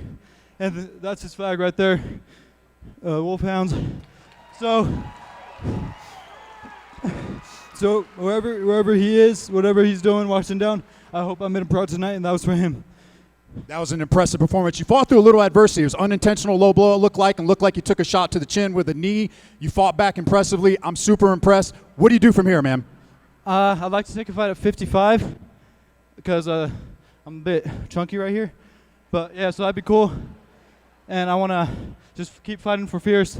And whoever has that 155 belt got a big bomber on their hands. I love it. Ladies and gentlemen, get up for your winner, Dom Vidro. Back where it all began, Price, Utah for Fierce Challenger Series 6. Show you guys and the rest of the world that I belong in the pro divisions. Every shot has such an impact. All I'm going to say is don't blink when Andrew Nicholson is in the cage. All it takes is one for this guy. Big shots, man.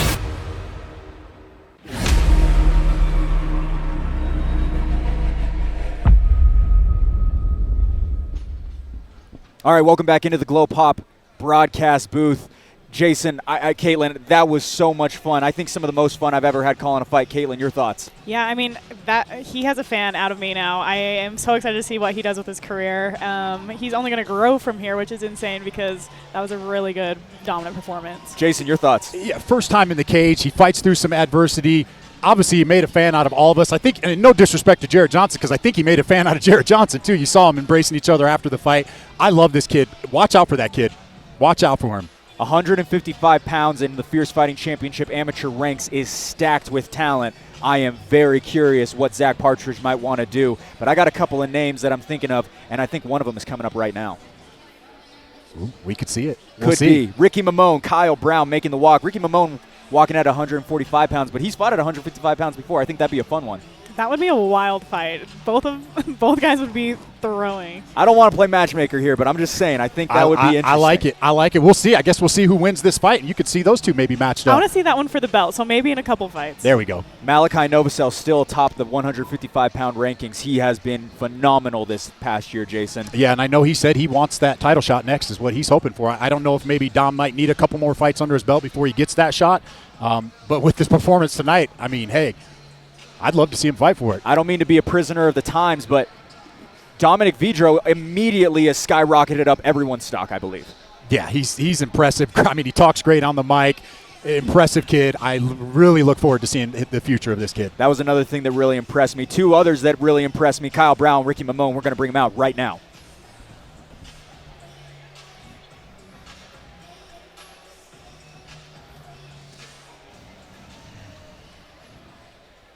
Fierce fans, our next fight of the evening is sponsored by Gold's Gym Idaho Falls. A membership to the #1 fitness center in Idaho Falls gives you access to everything you need to transform your life. They have state-of-the-art amenities, a variety of classes, and the world's best trainers. Stop in and experience change with Gold's Gym in Idaho Falls. Fierce fans, make some noise and welcome the next two fighters to the cage.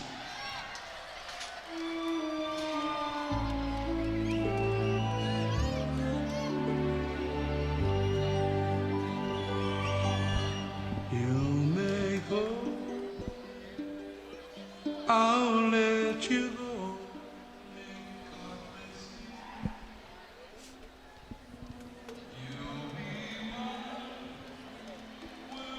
All right, one of the most impressive debuts of 2023 belongs to that man, Ricky Mamon. And Caitlin, despite the loss, Ricky became a favorite for Fierce fans all over. What impressed you the most with Ricky back in April? I mean, his striking was incredible. It was so technical, so beautiful, so powerful. He just got caught in a really sneaky triangle. But other than that, it was a very dominant performance, and I love his striking. Jason, I got to say, there's not a lot of fighters that I like to compare to other fighters because every fighter is their own.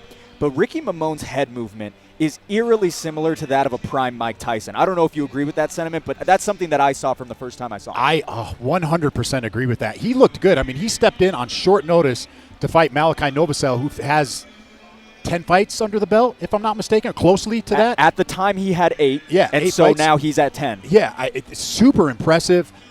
He came in there, he landed a big shot on Malachi, actually woke him up. He just got caught in a triangle. I mean, this kid's going to bring it tonight. That punch echoed through the Maverick Center. That is Ricky Mamon entering the cage. Kyle Brown about to make the walk right now. Is he really about to make the walk? 1 for 2 right now. Or 1 for 3, I apologize. Maybe we should do an over-under for that next Fierce card in Idaho. I don't mean to break the third wall, but our director is laughing about this conversation we're having. Quite the pop from a local fan favorite is Ruthless MMA's Kyle Brown. Jason, Kyle, and Ricky clearly cut from the same cloth. Incredible performances despite their losses in their respective debuts. Kyle Brown was winning that fight up until he got caught. Yeah, he was winning that fight pretty handily until he got caught. Once again, another very impressive performance. High-intensity fighter. He's going to throw a lot of strikes. He's going to go for takedowns. He's going to be nonstop energy, as well as Ricky Mamon. This is going to be a great fight. Like I said, I have this notched as my fight of the night. Ricky Mamon and Kyle Brown are eerily similar. Both made their debuts this year in 2023. Both fought more experienced opponents in their first fights. Both were winning their first fights, and both got caught in the first round. Both have exceptional striking and grappling skills. They looked fantastic in those first fights, just didn't get the one next to their name in the win column. Kyle Brown, Ricky Mamon, one of them is going to get that first one here tonight, and I cannot wait for it. We are going to bring up that tail of the tape right now. Kyle Brown, Ricky Mamon, a 17-year age gap between these two. Brown weighing in 2 pounds heavier than Mamon at 145 pounds. Brown also 2 inches taller than Ricky Mamon at 5'8". Both fighters with an 0-1 record.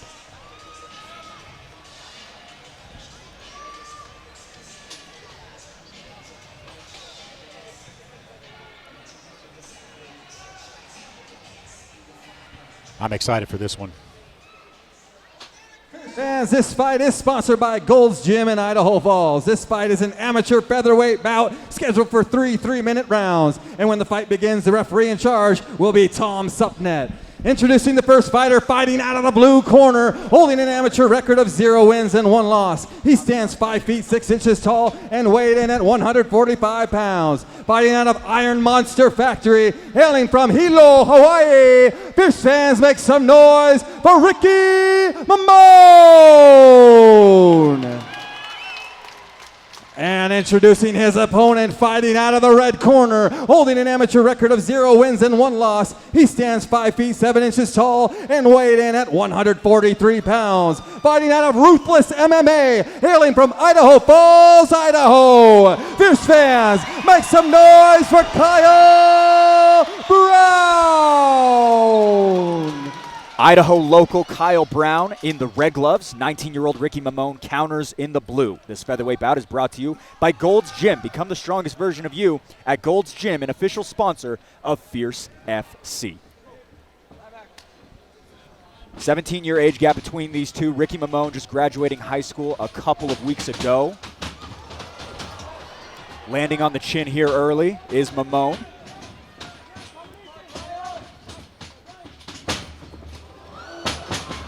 In on the takedown. Nice knee and straight back up to the top. Jason, we were curious what the submission was going to look like for Kyle Brown.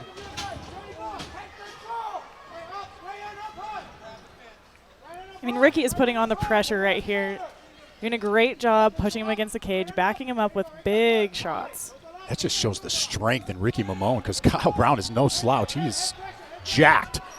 And he's only 19. He's not even fully developed yet. Yeah. A big knee to the body. Ricky Mamon wrestled at 150 pounds in high school, made the weight yesterday at 145 pounds.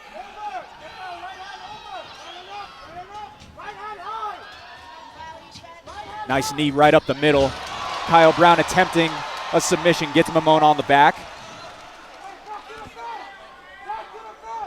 All right, now this is where it gets interesting on the ground. We'll see if Brown can hold down Mamon, or if Mamon can work his way back up to his feet where he's comfortable. Looks like Brown's trying to slide into mount, doesn't quite get it. Mamon needs to use that underhook to really get to his side and build up. Mamon started kickboxing at 6 years old. Oh, he used the cage to push off and switch the position. Now he's in the guard of Brown, throwing big ground and pound shots. This is a similar position to where Malachi Novosel was able to capitalize, though. We will have to see what Kyle Brown can do. Able to separate Ricky Mamon, punching up to standing. This is where Mamon wants it. This is where he's comfortable. We'll see if Brown tries to get it back to the ground. Very well composed for Knight. Oh, down goes Kyle Brown! Out! Out! Hailing from Hilo, Hawaii, it's Ricky Mamon getting it done in the first. These teenagers are putting on a show tonight. Beautiful knockout. He is completely out. One punch, KO. Big overhand right. Ricky Mamon just sucked the life out of the Mountain America Center.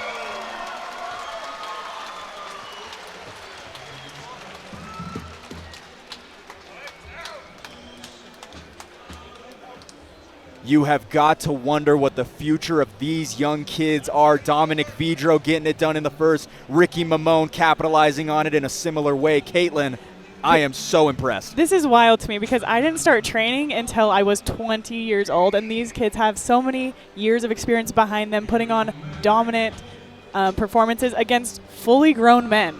These aren't any slouches that they're just getting put in the cage with. These are full-grown men. 36 years old, and Kyle Brown, as we saw, no slouch by any means.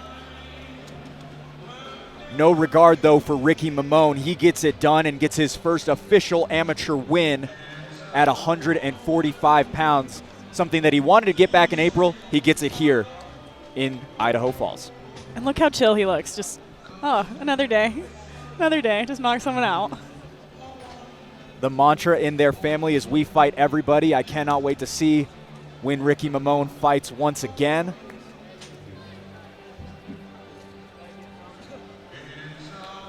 But a huge moment for Iron Monster Academy. His brother Sergio Jr., his father Sergio Sr. His father, a 6-0 professional, his brother, a 4-3 amateur. Ricky Mamon gets it done here tonight.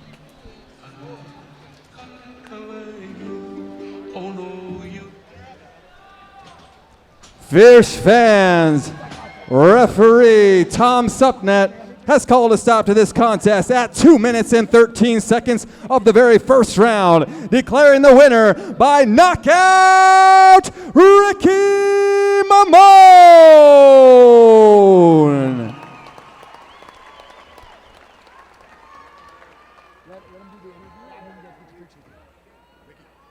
All right, ladies and gentlemen, I'm here with your winner. Ricky, that was an impressive performance. We talked about your power leading up to this fight, and you showed it. Were you surprised by anything in this fight?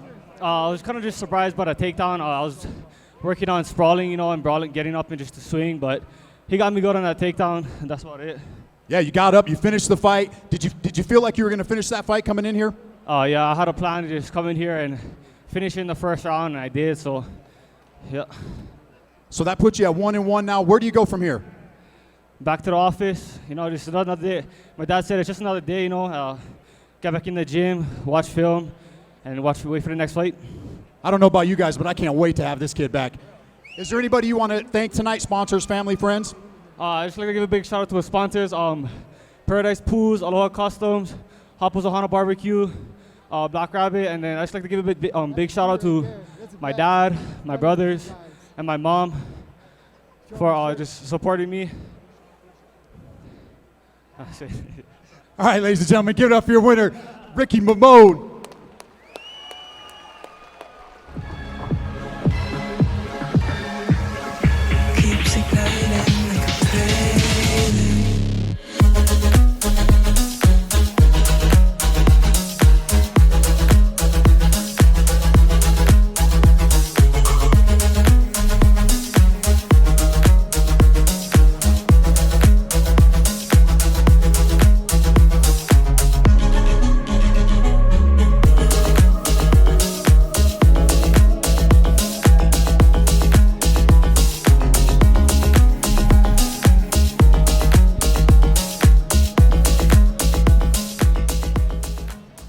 All right, welcome back into the Glow Pop broadcast booth. I'm speechless. I'm completely speechless. Jason, I'll kick it off to you first. We saw a little bit of that power against Malachi Novosel, and he showed it again tonight in impressive fashion. We were talking about a fight with Dom Vidro before this fight. Zach, I hope you're listening. Sign that fight right now. Caitlin, your thoughts on the 19-year-old? I mean, I don't want to see Dom and Ricky fight. I like both of them.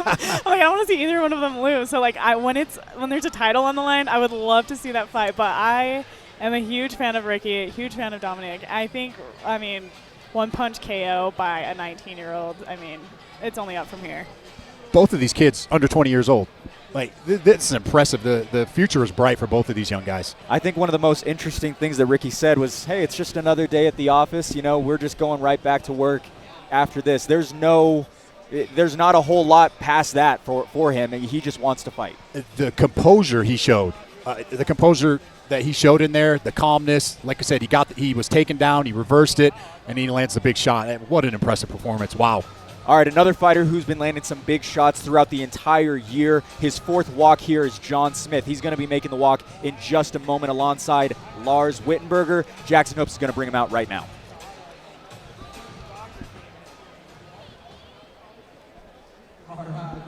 The next fight of the evening is sponsored by Treasure Auto Group. They provide a vast selection of used cars, trucks, and SUVs. At Treasure Auto Group, their sales and service teams are committed to providing amazing customer service experiences and have decades of experience to fulfill their Treasure Auto Group guarantee. Fierce fans, make some noise and welcome the next two fighters to the cage.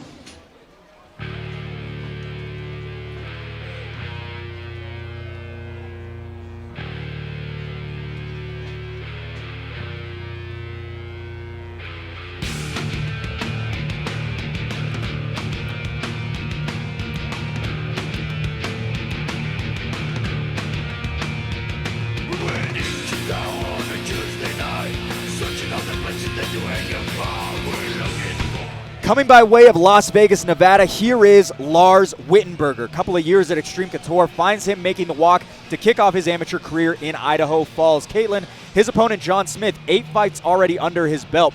Where does Lars need to focus his attention to get the upper hand against a veteran in the amateur scene?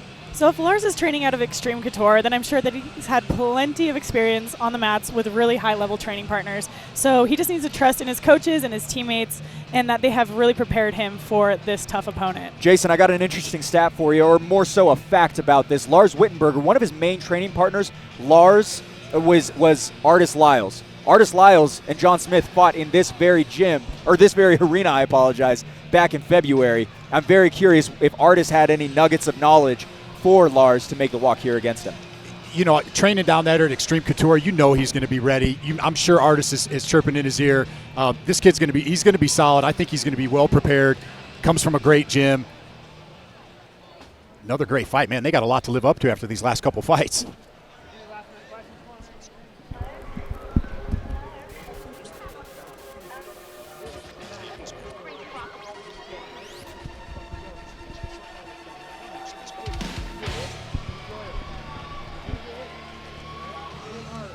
All right, walk number 4 of 2023, he is John Smith. The Ruthless MMA bantamweight has been a familiar face as of recent. Third time under the fierce lights this year alone. Jason, he's dropped his last 3 bouts, but had good moments in each and every one of them. You've got to think he's craving a win here more than ever. Yeah, he's one of those guys that he does not look like a 2-6 fighter. He shows a lot of potential. He does have a lot of potential. I'm really curious to see how he bounces back from these 3 losses. You know, he's got a tough kid. He's got a tough opponent in front of him tonight. His recent losses have been to very tough opponents. 3-1 Hudson Cuttenring and 3-1 David Kim, the number 1 amateur, I would say, in the bantamweight division in Fierce. Oh, yeah, without a doubt. And there's no doubt about it also that John Smith had David Kim hurt. Caitlin, you were there cage side as well, cornering, I believe.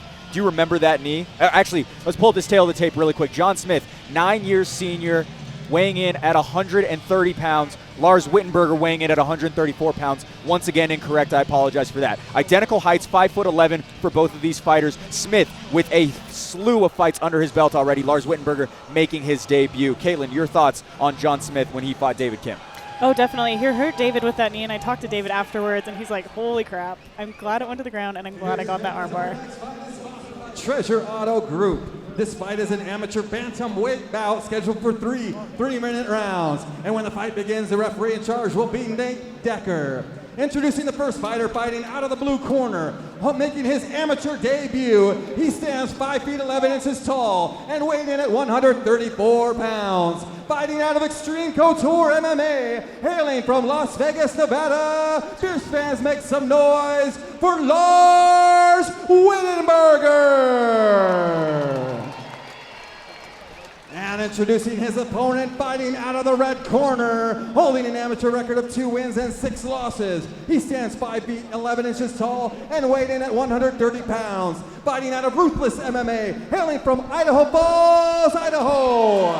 Fierce fans, make some noise for John Smith.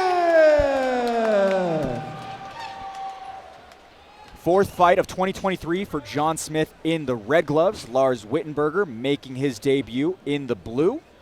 This bantamweight bout is brought to you by Treasure Auto Group. Car shopping made easy while committing to superb customer service. Treasure Auto Group, an official sponsor of Fierce FC. In early on the takedown is John Smith, closing that distance.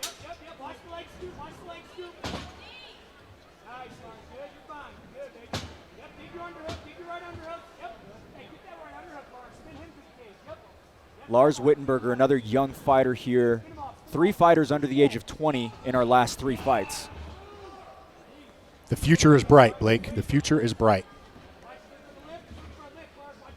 John Smith trying to break the streak of these young fighters. Both of these fighters are really tall for 135 too, so I am surprised that John Smith wants to wrestle instead of strike. Trying to get underneath the hips. Unable to get the dump there, but gets it in the second attempt. Nice chain wrestling right there. John Smith, 0-2 against debuters in his career. This is a tough fight to take if you're a debuter. The guy deceptively. Ooh, Wittenberger 2-5 in jiu-jitsu competitions as of recent. Both wins have been by submission. Searching for another one here, trying to cut that angle. I think he's going to get the He's getting it right here. You got to be kidding me! Lars Wittenberger gets it done in the first! Wow, that kid is impressive. That's impressive. To step in here and finish a guy like that has 8 fights already, that is impressive. There we go. Beautiful first round triangle finish. That was great technique. like flawless triangle technique. He got the angle, everything set up beautifully. That was a great, impressive debut by Lars. We're going to jump over to that glow pop replay right now. Caitlin, take it away. Here we go. He's grabbing underneath that leg, getting the angle. He's really tightening it with his legs, and he's get the tap. All smiles on the side of Extreme Couture. Lars Wittenberger, as good as a night can go in your debut.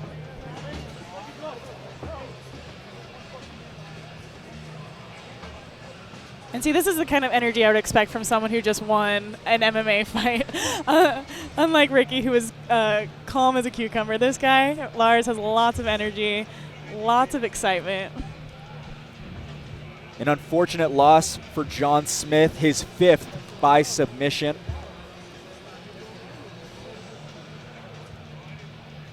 And you know what it was very similar to, Caitlin? It looked almost identical to the Malachi Novosel-Ricky Mamon fight that we saw back in April. Would you agree? I would definitely agree with that. That triangle setup was very similar. Very slick, smooth. Yeah. Thrill on one side, agony on the other. John Smith unfortunately dropping his 7th fight. Lars Wittenberger, very, very good way to kick off the career out of Extreme Couture as they get it done here in round number 1.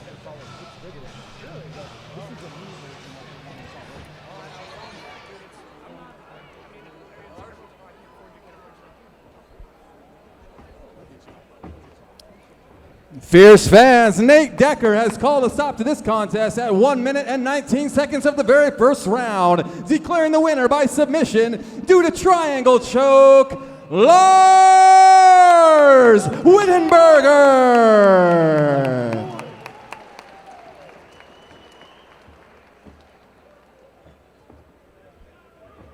Hey, Lars, come on over here, man. Come on over here, brother. Hey, man, that was an impressive performance, man. You're making your debut against a guy with 8 fights. What was your feeling coming into this fight? I was a little worried because of the experience, but the second I got in here, I was completely clear-headed. I was ready. I just knew this was mine. Yeah, you look good. So was the game plan to get it to the ground and get the submission? How did you see this fight ending? Yeah, I was going to take it to the ground and submit him either way, but, you know, obviously he took me down, but I won, so I'm happy. Let's go. Super impressive, man. Anybody you want to give thanks to? Yeah, Justin James, Miggy, shout out to Ethan, Elijah. I don't know, I mean, I'm missing names, Roman Isbell, but, you know, yeah, it's everyone. I don't know. Yeah. One last question. Can we see you back in the Fierce Fighting Championship cage? Yes, sir. Let's do it again. First of many. Let's go. I love it. Ladies and gentlemen, give it up for your winner, Lars Wittenberger.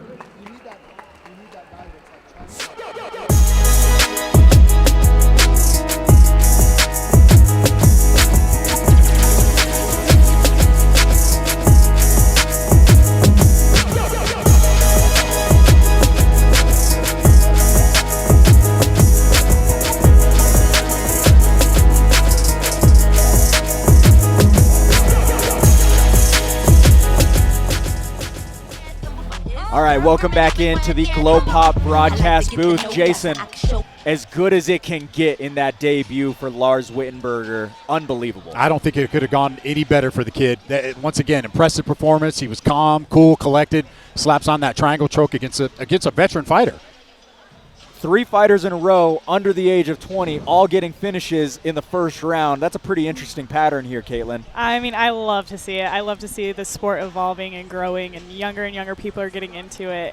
It's so fun to have been able to watch it progress up until this moment. Well, speaking of younger and younger, Jason, I'm curious your thoughts. Talon Carvalho only been training for 4 months. Dustin Jones, he made his debut at Fierce FC 2 in 2016. He's been at it a whole lot longer, but Talon Carvalho seems to be all the hype right now. You know, we talk about it on every card. We talk about this upcoming generation of fighters that are coming up that have been training since they were kids and getting that experience and getting those rounds early on, with the exception of Talon because he just started fighting. But I'm talking about the likes of the Wittenbergers, the Mamons, the Dominic Vidro. These guys, this next generation of fighters that are coming up here, they're athletic, they're fast, they're explosive, they hit hard.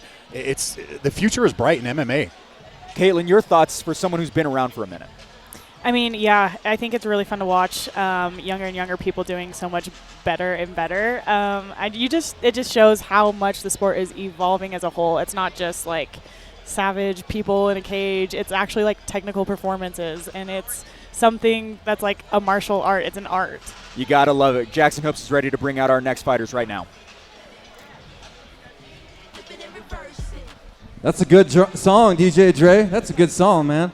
Fierce fans, our next fight of the evening is sponsored by Rudy's Garage. Call today and have a chat with Rudy at 208-681-2182. This brand new business in Idaho Falls is your one-stop vehicle shop where you can buy, sell, or trade. Once again, that phone number to call at Rudy's Garage is 208-681-2182. Fierce fans, make some noise and welcome the next two fighters to the cage.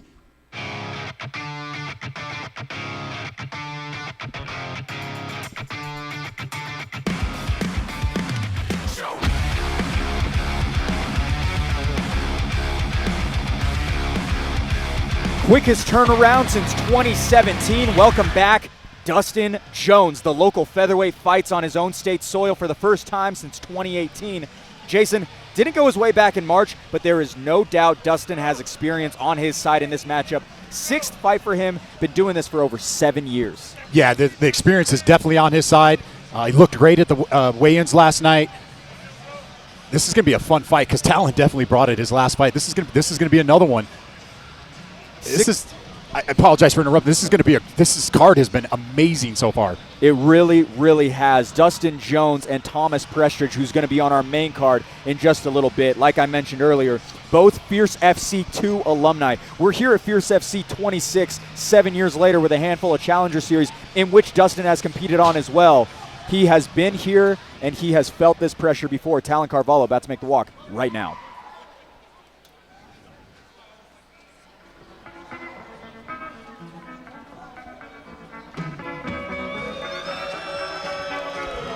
Well, he made a statement 6 weeks ago, and striking while the iron is hot is Talon Carvalho. Fresh off of his dominant debut, Carvalho heads into tonight bidding to build on what he did last month. Caitlin, 6 weeks ago in his debut, Talon was contracted at 165 pounds. Last night, he weighs in at 155 pounds. Do you think that 10-pound drop will help Talon?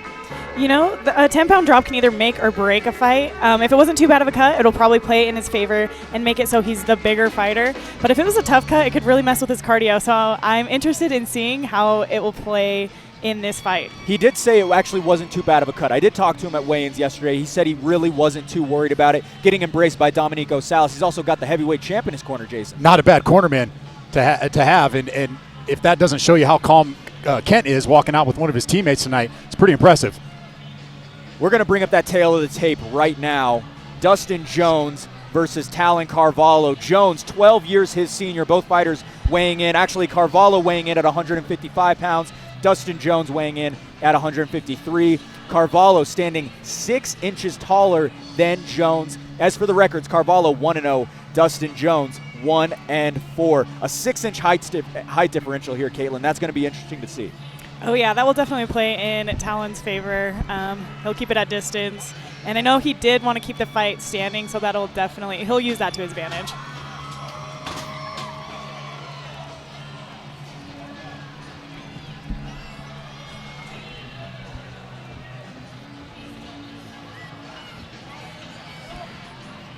Talon Carvalho, super loose. I think that's the biggest thing was his confidence, Jason. Yeah, he's a super confident fighter. Dustin Jones actually looks confident over there too. He looks relaxed. He looks ready to go. Fierce fans, this fight is sponsored by Rudy's Garage. This fight is an amateur lightweight bout scheduled for 3 3-minute rounds. And when the fight begins, the referee in charge will be Nate Decker.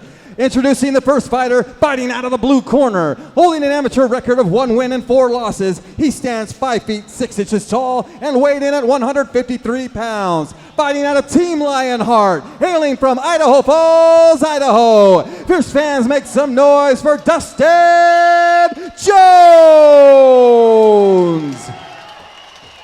And introducing his opponent, fighting out of the red corner, holding an undefeated amateur record of 1 win and 0 losses. He stands 6 feet tall and weighing in at 155 pounds. Fighting out of the Pit SLC, hailing from Benjamin, Utah. Fierce fans, make some noise for Talon Carvalho!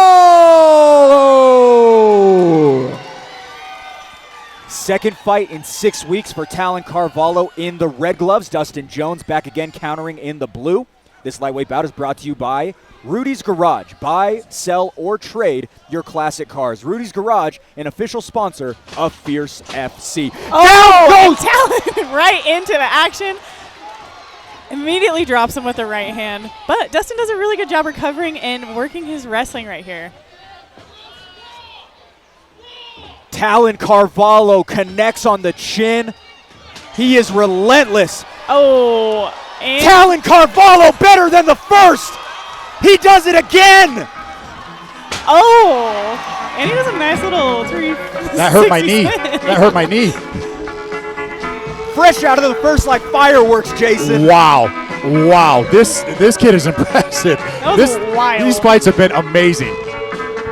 Absolutely wild. And Dustin didn't even realize, but he started wrestling the ref at the end. How on earth did Talon Carvalho do that in his second fight? We're going to jump over to that replay right now, Caitlin. Go ahead and take it. All right. So right here, he's just throwing mean punches, a mean 1-2, drops him. Dustin's wrestling the ref, doesn't even realize. Talon is just wild. Throws a really cool spin move. And I love to see the excitement from fighters after they win with a dominant performance. All smiles from Talon Carvalho. I apologize. The last 4 have been absolutely unbelievable, Caitlin. You gotta love it. It's so cool to see all of these young fighters early in the sport just putting on great performances. He's 21 years of age. The first exchange was fresh on the chin.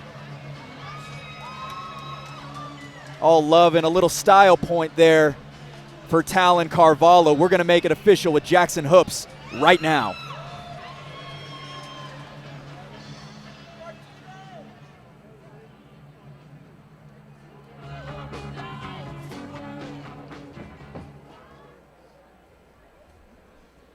Fierce fans, Nate Decker has called a stop to this contest at 21 seconds of the very first round, declaring the winner by TKO, Talon Carvalho!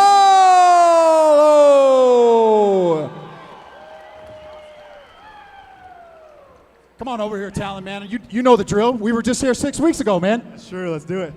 That was an impressive performance. Do you expect it to go that fast? I planned on coming out with that front kick, and I'm happy it landed. I was ready to go longer, but, you know, we got it done quick. I want to also thank my mom, my dad, my cousin, everybody who helped me with the weight cut. That shit was hard, but we made it work. I think you probably gave everybody a heart attack when you did that flip. I do those. We're good. So you're 2-0 now. What's next for you, man? Where do you go from here? I got a trip back home for a little bit, so I'm going to chill, you know. And then after that, get back in the gym. I'd like to be back in here around November, December. Can't wait to have you back, man. Any family, friends, sponsor you want to give a shout out to? I don't have any sponsors yet, but come on, let's get some. Yeah, let's get this kid a sponsor, man. Once again, impressive performance. I cannot wait to see you back in here. Everybody give it up for your winner, Talon Carvalho.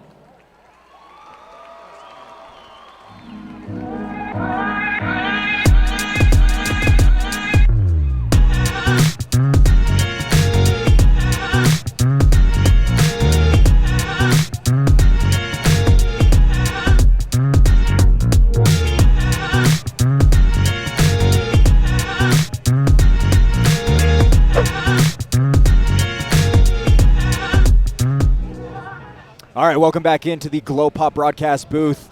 2 wins, 6 weeks, 4 months of training, Jason. Yeah, I apologize. It took me a minute to get back here. I had to say what's up to the heavyweight champ before I walk back here. He's over there cheering for his teammate. Yeah, impressive performance from Talon Carvalho. I keep sounding like a broken record here, man. These last few fights have just been impressive. I can't believe what we're seeing here. These last 4 fights have been unreal, Caitlin. How entertained have you been? I mean, I have a front row seat to these fights, so I mean, I've been really entertained. They've gone so quick, and there've been awesome performances, tons of power, awesome shots, great wrestling. Like, it's just been so much fun to watch. As the #1 female pound-for-pound fighter in the state, what is Talon doing right now that you are impressed by, given his lack of experience? Only 4 months, less than half a year. I mean, just the confidence he has walking into the cage and putting on a performance like that. He's like, yeah, I knew I was going to do that. I thought I was ready to go longer, but, like, I mean, I got it done quick. So I love to see his confidence, and he's actually, like, a pretty, like, technical striker. Even though it was a wild exchange, he was pretty technical, and he was accurate with his punches. Speaking of getting it done quick, we've only been on the air for a little bit over an hour and a half. We are already at the headline of our prelims. Spencer Woodland versus TJ Spencer. We're going to bring them out right now, these 205ers. Fans, our final fight on the preliminary card is sponsored by BK Auto Collision. Not only is their owner, Travis Spencer, the father of one of our next two fighters, TJ Spencer, but their goal is to offer the best auto glass collision repair and auto body and refinishing services available at affordable prices to get you back on the road in no time. Auto body repair services you can count on at BK Auto Collision. Fierce fans, make some noise and welcome the next two fighters to the cage.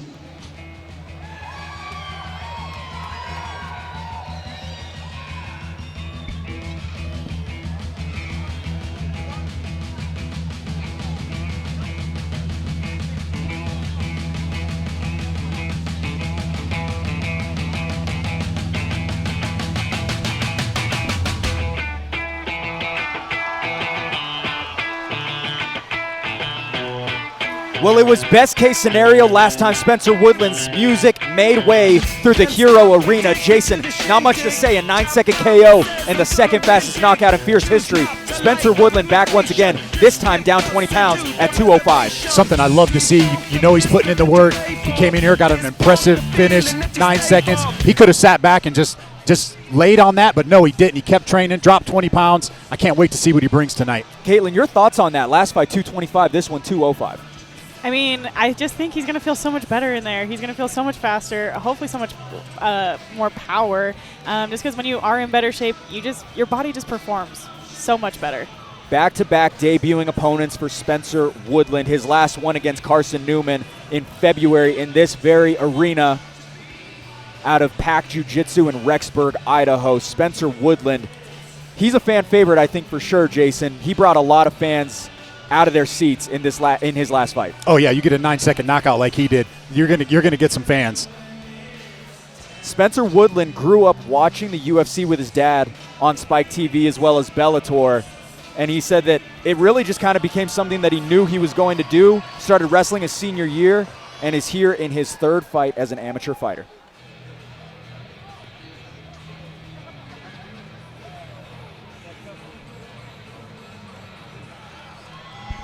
Home field advantage considering the Idaho Falls backdrop. Here is TJ Spencer. Caitlin, his MMA debut here tonight in front of his hometown. Already got a kickboxing match under his belt, but headlining the prelims in a sold-out arena, or not exactly sold out, I apologize, in your first MMA fight, that's got to be pretty intimidating. Oh, for sure it's intimidating, but it's also so much fun fighting in your hometown with people you know and love watching. You can really feed off the energy in the building, and there's definitely a hometown advantage.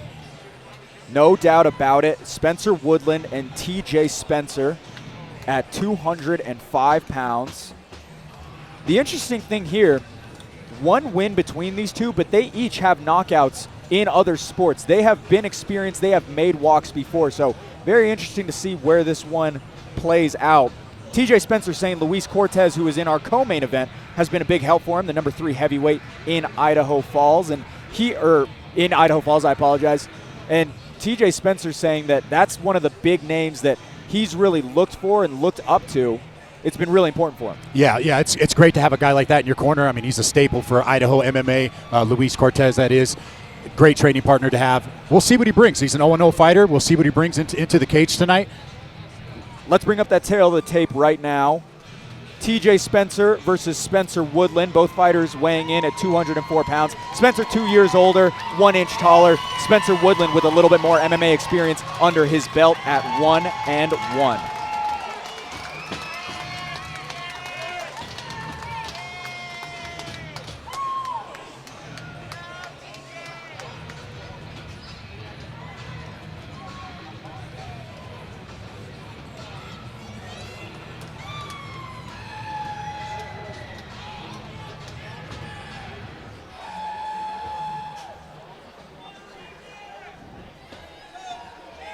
As this fight is sponsored by BK Auto Collision. This fight is an amateur light heavyweight bout scheduled for 3 3-minute rounds. And when the fight begins, the referee in charge will be Tom Supnet. Introducing the first fighter, fighting out of the blue corner, holding an amateur record of 1 win and 1 loss. He stands 6 feet 1 inch tall and weighed in at 204 pounds. Fighting out of Pack Jiu-Jitsu, hailing from Rexburg, Idaho. Fierce fans, make some noise for Spencer, the Rhino Woodland. And introducing his opponent, fighting out of the red corner, holding an amateur record of 1 win and 1 loss. He stands 6 feet 1 inch tall and weighed in at 204 pounds, fighting out of Ruthless MMA, hailing from Idaho Falls, Idaho. Fierce fans, make some noise for TJ Spencer. TJ Spencer in the red gloves. Spencer Woodland back once again in the blue. This light heavyweight bout is brought to you by BK Auto Supply. From minor dents to a complete collision repair, choose BK Auto Supply, an official sponsor of Fierce FC.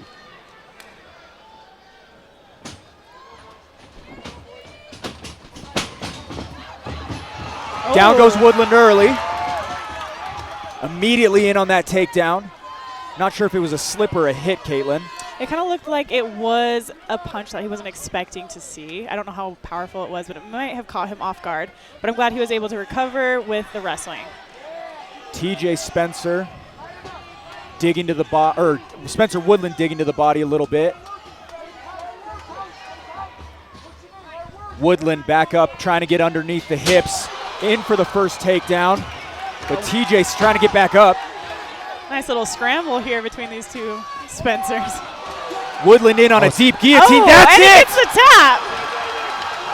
Quick with KOs, quick with submissions. Another one under a minute, Jason. Wow, impressive. This was another fight. Caitlin called this. She was looking forward to this fight. I was looking forward to this fight.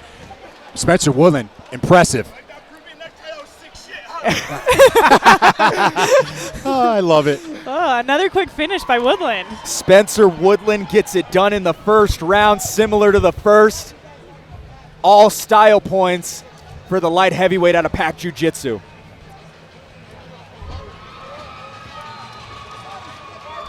We're going to try to get that replay up for you. A beautiful submission win. Caitlin, take it away. I mean, right there, we got the takedown, this scramble back and forth. And then Woodland wraps up the guillotine, arm and guillotine, sits back on it, and then gets the tap. He said the Peruvian necktie. I'm not sure. Oh, is it Peruvian necktie? I'm unsure, to be completely honest with you. It looked like an arm and guillotine to me, but I don't know. I could be wrong. Spencer Woodland, a win by KO, a win by submission. He moves to 2-1, and we talked about it earlier. He might be starting to get primed for a title bout. Yeah, I mean, with these quick finishes, why not? Let's see what he can do in 5 rounds if he needs them. A disappointing performance for TJ Spencer. Looked good in moments, though, I will say. Oh, no, he definitely had his moments. He dropped him at the very beginning. He created a really good scramble. He just got caught in that submission, and, you know, you can only do so much. Well, it's been 5 first-round finishes to close out these prelims. It has been so much fun, and we still got a whole lot of fights to go on the main card. We're going to make it official in just a moment with Jackson Hoops. But Spencer Woodland getting it done here tonight.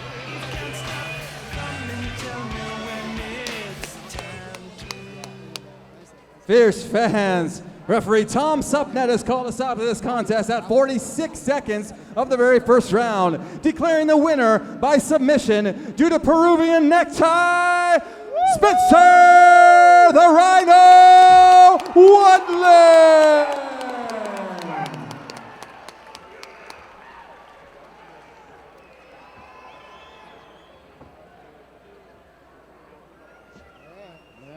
Come on over here, Spencer. Spencer, another impressive performance. Another impressive performance by Spencer Woodland. 2-0, 2-1. You can punch. You knocked the guy out in 9 seconds. We know you got submissions. How you feeling, man? I feel great. That was sick. We were talking about that in the truck on the way over here. We knew we were going to do jiu-jitsu. We knew we were going to tap. That's it. So I love it. One of the most impressive things to me was you dropped 20 pounds since your last fight. What's next for you, man? Actually, it was 40 pounds. I weighed 242 a month ago. So I'm not healthy. But our plans is I want Shayla Ladd to give me my strap. We're coming for that 205 belt. I'm bringing it to Idaho Falls, I'm bringing it to Rigby, and I'm bringing it to Rexburg. I'm undeniable in here, and I'm bringing that strap to East Idaho. I love it. I love it. I think we need to talk to the matchmaker and get that match made really quick. Is there anybody you want to give thanks to tonight? Yes, I want to give thanks to Pack Jiu-Jitsu, best gym around town. My sponsor, Exhibition Fades. If you guys need a good cut, definitely go to them and best barbers. So, and my family, my wife, everybody who supports me, all you guys. I know you're kind of rooting for your hometown boy. I get that.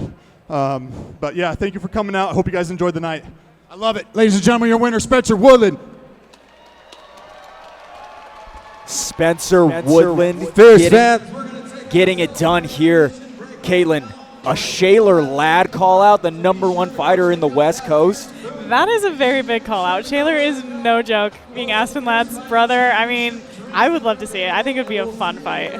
Jason Laporte back in the Glow Pop broadcast booth. Jason, calling out Shaler Ladd, I mean, that takes a whole lot to have the confidence to say that. That's a big call out, man. That's a really big call out to call out Shaler Ladd. I think I need to work on my takedown defense. He picked me up pretty easy in there. No, impressive performance by Spencer Woodland. I take back everything I said about his nutrition because he had to drop 40 pounds instead of 20. So I take back everything I said about that as well. No, great kid. TJ Spencer and Spencer Woodland were kind of on a beeline for each other. They wanted to fight. After Spencer's last fight, he did want to fight TJ Spencer, and Spencer Woodland wanted to fight him. A fantastic matchup. We've had 5 first-round finishes, and we're already headed into the main card. Every single fighter that's going to be making that main card walk, you get to hear a little bit more about him right now. Zach Partridge and I got the chance to sit down and talk a little bit about every single one of them, what to look forward to. This is Fierce Fighting Championship 26, presented by Glow Pop.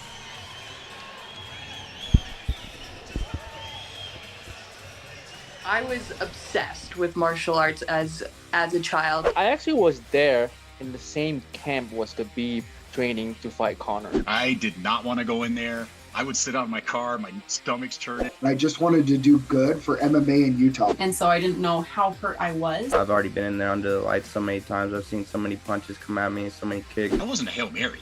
Like, that was calculated.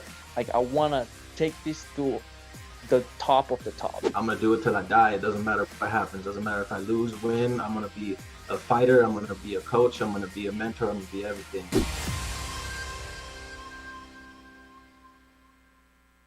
All right, right now we are welcomed by none other than Zach Partridge once again for another Fierce Fighting Championship Fight Week. Zach, just a couple of days away, 12 fights are set, and once again, another fantastic job on the matchmaking side. This card is really, really stacked top to bottom. The first of 2 belts on the line, the amateur female featherweight bout. Aaron Shite coming up from Las Vegas, Melody Shrock coming down from Idaho. And Zach, I think that this is one of those really, really interesting, what's going to happen? Whose game are we going to see, capitalized on more so? And how is this fight going to play out? Who's going to be carrying that strap out of the Mountain America Center?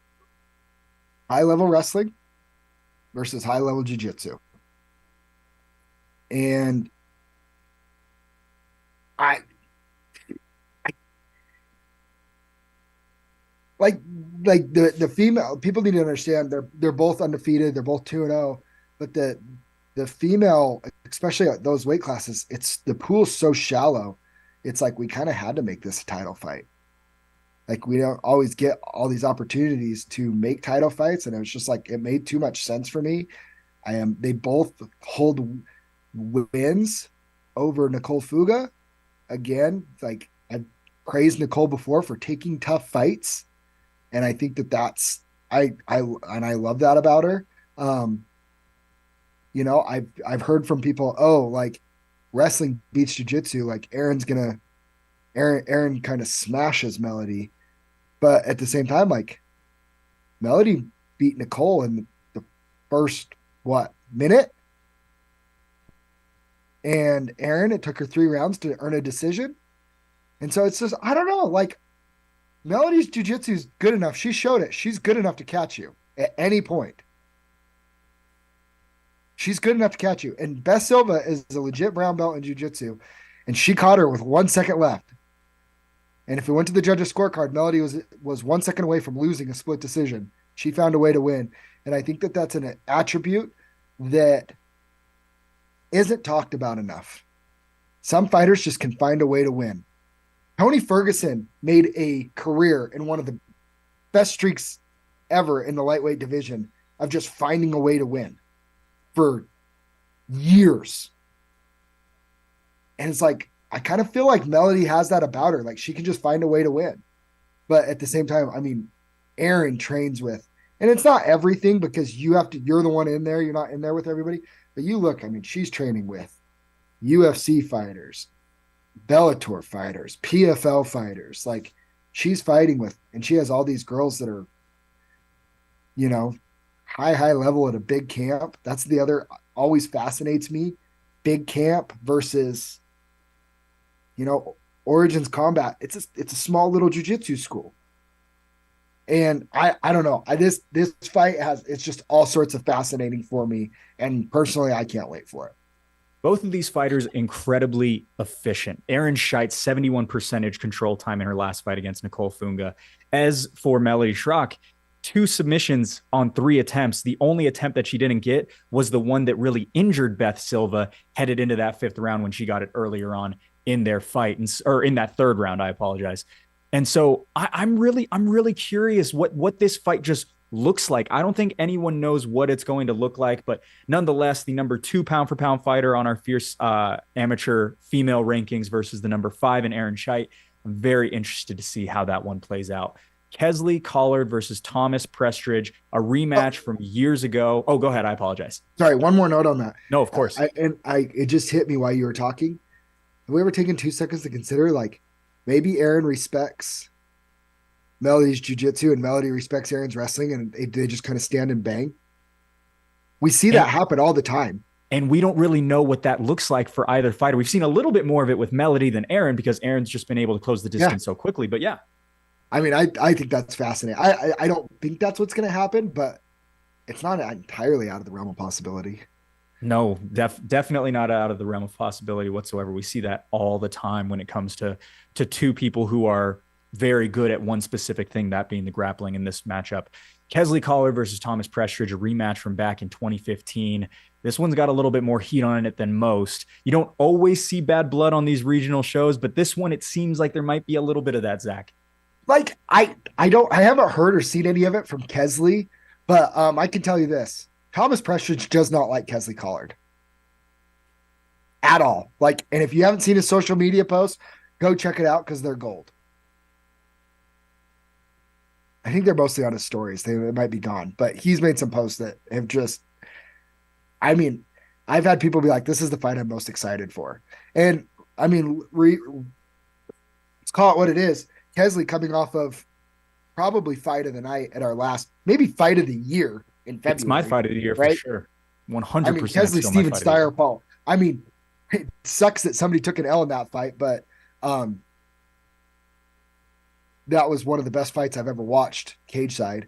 And then Thomas Prestridge, let's be honest. I mean, him and his camp did it, but like he was probably an underdog in his last fight against Robbie Minor. And dude, the thing with Thomas Prestridge is he will not go away. He will not go away. If you pull up, I mean, I want to say how many AMI fights do they have? Like 20? I believe it was somewhere in the teens. I have it on my board, but I don't have it up with me right now. He got 1 TKO, 2 TKOs. He got DQ'd against Kesley as amateurs. That's a split decision, split decision, decision, split decision, split decision, decision. I mean, he hasn't been stopped in a fight since Weston Wilson in Showdown in 2014. I mean, and Kesley is, dude, this fight is so fascinating to me, and I've had people say this is their most anticipated fight on the card. I also do want to mention Thomas Prestridge was on a 3-fight win streak when that DQ happened with Kesley, where I think some of that bad blood might stem from, because since then, Thomas has never really been able to get back onto a win streak of any sort throughout the remainder of his amateur career and his pro career. He has the chance to do that here on this Saturday night. And so we will have to see how that plays out. But nonetheless, one that I am really, really looking forward to. Another one I'm really looking forward to, Sammy Saunders versus Palolu Nakanelua. I want to make sure I get that right for the broadcast. I apologize if I mispronounce it right now. But these two, kind of a late matchup for you, Zach. One of the newer additions to the card, but one that really flies off the page for me personally. So this was a fight that it was just like, I know Lou's been Palolu, call him Lou. I know he was looking to get on our card. He's been asking us for quite some time. And it was just one where it's just like, you know, we had some fights fall out, whatever. And the Idaho fans came out and supported so well last time. Like, we just wanted to make sure the card was good and give him a treat. And I think we did this with this fight. Sammy Saunders is a vet in the game. He's fought a lot of tough guys. He's been around. And I think he gives Polu, you know, all that he can bite off. Polu's, I mean, he's knocking on the door of being signed by a big show too. I mean, a win Saturday night could give him the nod to get signed by a big show. So a lot of stakes on the line for this one. This could reinvigorate Sammy's career in a lot of ways. Get him a lot of phone calls on some bigger shows, short notice, being able to beat a guy like Lou. And then Lou obviously is looking for his own right to make a name. He's a savage. I think this is a tough fight. I think it's a war. And I'm really excited that we added this fight onto the card to give the fans an extra treat. All right, we got to jump onto this co-main event. Luis Cortez, Cam Chisholm, two fighters that have not won in a little bit of time, but I will mention 3 of his last 4 opponents for Luis Cortez were undefeated fighters. And the combined record of Cam Chisholm's last 4 opponents has been 11-3. The strength of schedule on these two guys has been unreal. I wonder if that presents itself here on Saturday night against these two in our co-main event. They're eerily similar. These two fighters, and really they're the perfect dance partners for each other because even stylistically, they fight very similar too. They're both big guys for heavyweights, but they're like deceptively athletic and quick and can move. And, you know, Luis Cortez, he's one of those guys where I kind of feel like Luis beats himself a little bit. But when he's right, he's a very dangerous person. In that cage, one of the nicest guys ever too, by the way. When I say dangerous person, like Luis is one of the nicest people I've ever met. And Cam as well. Cam had one of the coolest moments. His fight with Ben Moa, dude, he took shots from Ben Moa that nobody takes. There's a picture that I think has been posted with Ben punching him right here and his jaw's back about good 2 inches, just getting his. And he just kept walking forward. Nobody took those shots from Ben Moa. Ben Moa slept everybody with those shots. It took a teep to the body to drop Cam. And man, I mean, I really think whoever wins this fight could really springboard to a rejuvenation of their career. I think so as well. I think both of them have had tough roads, and now these two facing each other, we're really going to see which one of these fighters can kind of get, you know, a fresh start to what their career has been so far. Like we've talked about earlier, not the sexiest record, but without a doubt, it very, very ready for a moment like this to be co-main event at a big show like we're going to have on Saturday night. Kent Mafaleo, Rudy Shafroth, main event. Kent Mafaleo's biggest test ever in his first title defense as the Fierce FC heavyweight champion. He's welcoming Rudy Shafroth, a Bellator vet and a former champion as well on the regional side. Yeah, I mean, when you say biggest too, 6'4", I think that's the biggest guy that Kent's ever fought, 6'4".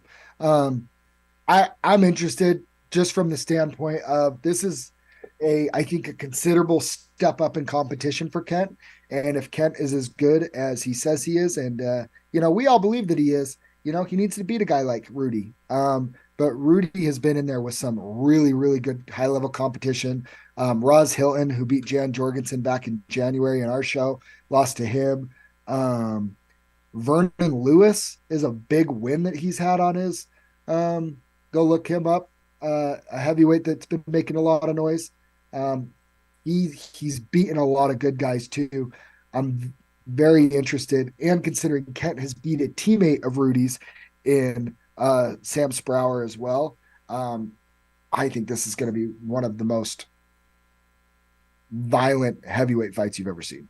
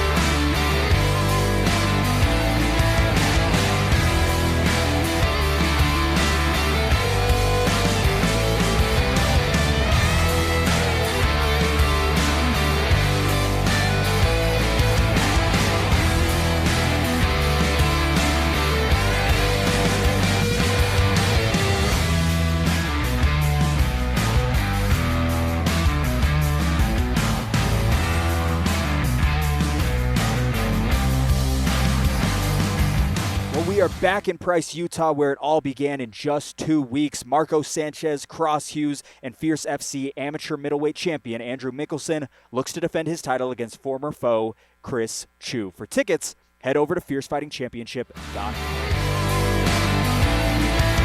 Fierce Fighting Championship 26 Idaho Falls is brought to you by Glow Pop, Mountain Land Supply Company, Clean Juice, Watkins Distributing, Ross's Diesel, and Mountain Land Supply Company.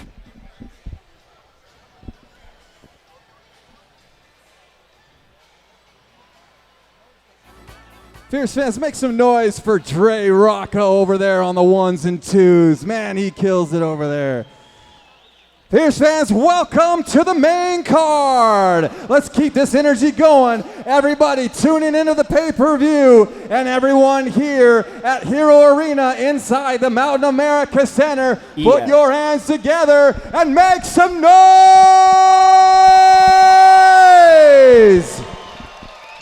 Yes, sir. We'll start this card off with our first title fight of the evening, sponsored by Ross's Diesel and Auto Repair. If you're looking for a quick turnaround, amazing customer service, and an honest mechanic, look no further. For expert diagnosis, service, repair, and performance for products for your Cummins, Duramax, and your Power Stroke, the perfect choice is Ross's Diesel and Auto Repair. Fierce fans, make some noise and welcome the next two fighters to the cage. Hey. Hey, yo, Sap, what's good, bro?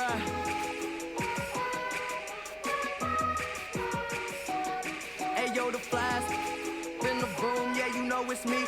Hating on him cause he started out here locally. Hopefully, I'll be at the top soon. For now, I'm at my house on the couch watching cartoons. You know how much you love it when you get it in abundance. Give a about a budget when you always be the subject of discussion. But it's nothing when you stop and just say cause you walking out in public and you hear him talking rubbish. I just wanna rap through the city. All right, well, she is Erin Shite out of Extreme Couture, making the walk for the first belt of her career. But Jason, Erin's been competing in high-stakes matchups her whole life. A collegiate wrestler, a state champ in high school, secured 5 takedowns her last time out. Her grappling was stellar against Nicole Funga. Yeah, don't let the 2-0 record fool you. She's been around. She's been high-level competitions in jiu-jitsu. She's full of energy. She was full of energy at the weigh-ins last night. She was posing in the camera. She's dancing on the way in the walk-in. I'm really excited about this fight tonight. Secured 5 takedowns against Funga, a control time of 6 minutes and 28 seconds in the span of 9 minutes. 71% of the fight, she was the one in control, Caitlin. Yeah, I remember that fight. I was in the corner for Nicole, so it wasn't fun for me to watch. I'm interested to see how her striking will do against a jiu-jitsu girl. So I don't think this is going to stay standing very long, but her wrestling is so technical and so beautiful to watch. It will be so interesting to watch, Jason. She averaged 21 seconds per round to close the distance in her last fight. You got to wonder if that's going to be similar against Melody Shrock, another person who is going to want to grapple with her. Yeah, I don't think there's any secret to what she wants to do. She wants to get this fight to the ground, smother, maybe a little ground and pound. I don't know if she'll be able to get a submission against a girl named Melody Shrock, but I expect her to try to get this fight to the ground very quickly. The number 5 pound-for-pound amateur female fighter. Looks like she's trimming her nails a little bit there before she makes the walk into the cage. You got so many things going on fight day. That's probably the last thing you're thinking about. Yeah. I know they always check for nails. I've never actually seen anyone cut them before, so this is a first for me to see. Interesting. Why wouldn't they do that at the weigh-ins when they check in with the doctor the night before? I think right before the fight is a more appropriate time, just so you know, because like nerves are high. It's like just a good time to cut your nails. Erin Shite making the walk in her first ever championship bout. A high school wrestler at Kamehameha High School, a high school state champ, I should say, as well as a collegiate wrestler. Weighing in yesterday at 144 pounds. She's showing the camera. She's all jokes. She is so loose, so fun at weigh-ins yesterday. More of the same, Jason. She just really is always in a good mood. Yeah, she's smiling. She's ready to rock. Her first fight was back in February of 2022.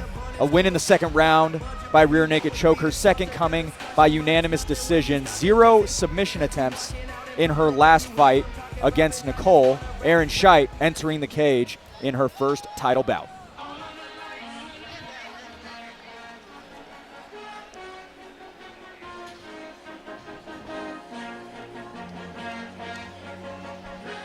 A belt on the line with the Idaho backdrop. Enter Melody Shrock, the number 2 pound-for-pound amateur female fighter. Enters tonight with back-to-back submission wins and eyes on adding another feather in the cap with a win over her toughest test yet. Caitlin, do you remember what that first title fight felt like for you?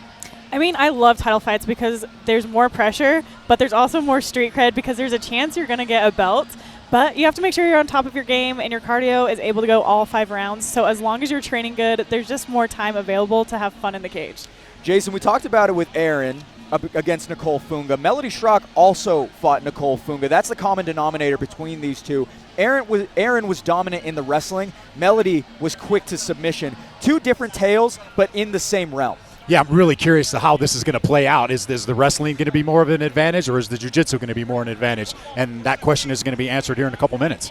On the panel of people who make the decision on this, the number 2 amateur female fighter is Melody Shrock, number 2 versus number 5, but both have been exceedingly impressive throughout the last year or so, and that leads them into here as we pull up the tail of the tape. Melody Shrock, 7 years younger than Aaron Shite headed into this one. Shrock weighing in at 142 pounds, Shite at 144 pounds.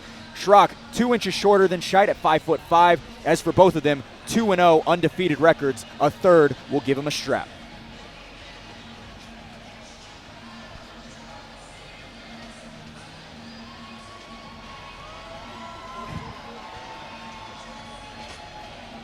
Aaron Shite likes to do a little tricep side pose. Maybe bodybuilding's in her future. Fierce fans, this fight is sponsored by Ross's Diesel and Auto Repair. And when the fight begins, the referee in charge will be Tom Supnet. This fight is scheduled for 5 3-minute rounds for the Fierce Fighting Championship Amateur Featherweight title.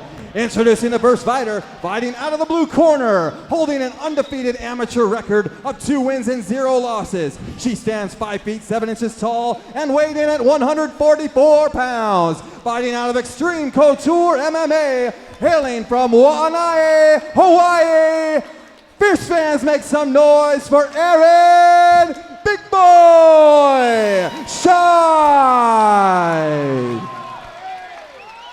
And introducing her opponent, fighting out of the red corner, holding an undefeated amateur record of 2 wins and 0 losses. She stands 5 feet 5 inches tall and weighing in at 142 pounds. Fighting out of Origins Combatives, hailing from Clark Fork, Idaho. Fierce fans, make some noise for Melody Shrock. Origins Combatives Melody Shrock in the red gloves, Extreme Couture's Aaron Shite counters in the blue. This amateur featherweight title bout is brought to you by Ross's Diesel. For a quick turnaround and an honest mechanic, look no further than Ross's Diesel. Ross's Diesel, an official sponsor of Fierce FC. Both fighters undefeated at 2-0, headed into this one.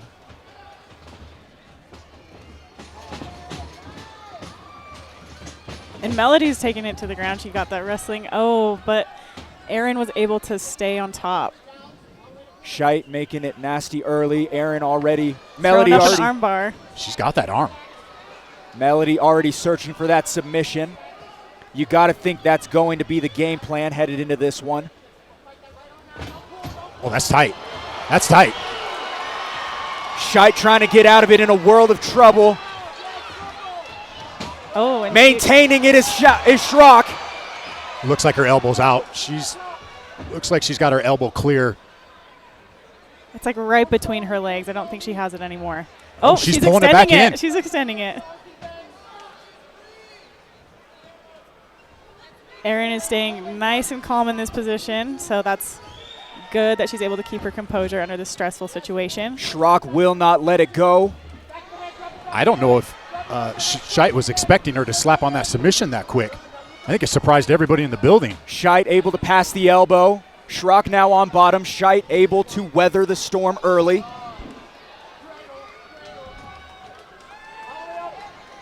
Shrock slapping submissions. I am very impressed with Aaron able to escape all of those armbar attempts, because it looked like in a few times that it was fully extended. She's going for it again. Oh. Once again, I feel like that elbow is out. Can't quite tell. It looks like the angle is kind of the issue here, Caitlin, it seems like. Yeah, she doesn't quite have it. But nonetheless, all offense by she Melody is really so far. cranking it. I think Aaron's arm is going to be sore tomorrow regardless. My arm's sore just watching it. Aaron Shite been relentless in the defense up on top. We'll see if Melody's able to recover this position. Shite now landing a little bit from the top. Some punishing blows. Shrock. Nice ground and pound. Big shots.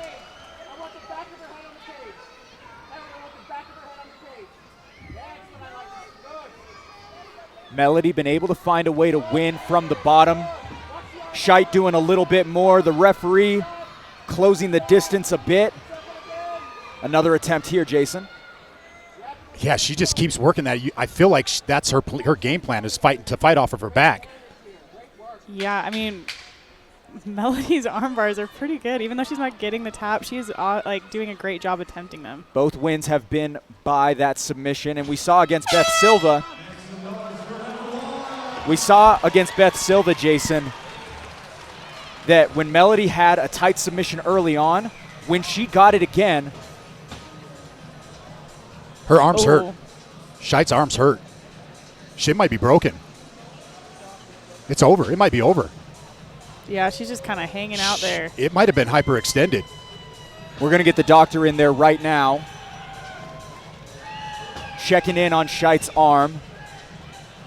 Melody, 3 or 4 really tight attempts. Jason, the unofficial scorecard up there. Yeah, I felt Shrock with those submission attempts. She had her in danger. And that fight is called. That is it. Melody Shrock is the Fierce FC amateur featherweight champion. Very impressive performance by Melody Shrock. She had a game plan to fight off her back. She slapped on that armbar, and she did not let go. Wow. I was surprised Aaron didn't tap in a few of those situations, so I'm not surprised that it's getting called. We're going to try to get the reaction from Melody. Finding out on the stool, quite anticlimactic. She's emotionless.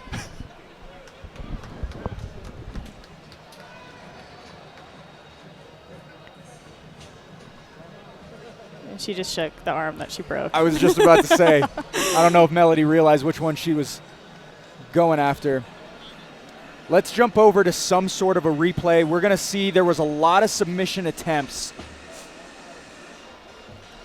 but a disappointing way for that fight to end at the end of the bell, but unable to answer. We got it up right now. There's some ground and pound by Aaron. Melody was able to whip her legs up, get the arm bar, not fully get the tap, but to hyperextend it to some point.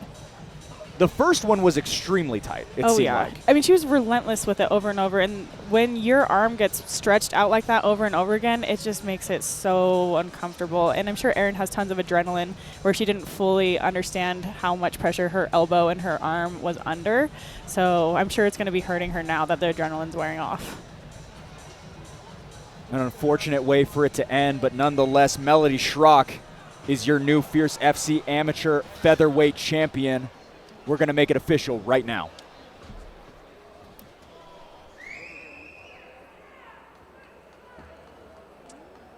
Fierce fans, after the first round, referee Tom Supnet has called a stop to this contest, declaring the winner by TKO due to a doctor stoppage, and new amateur featherweight champion, Melody Shrock.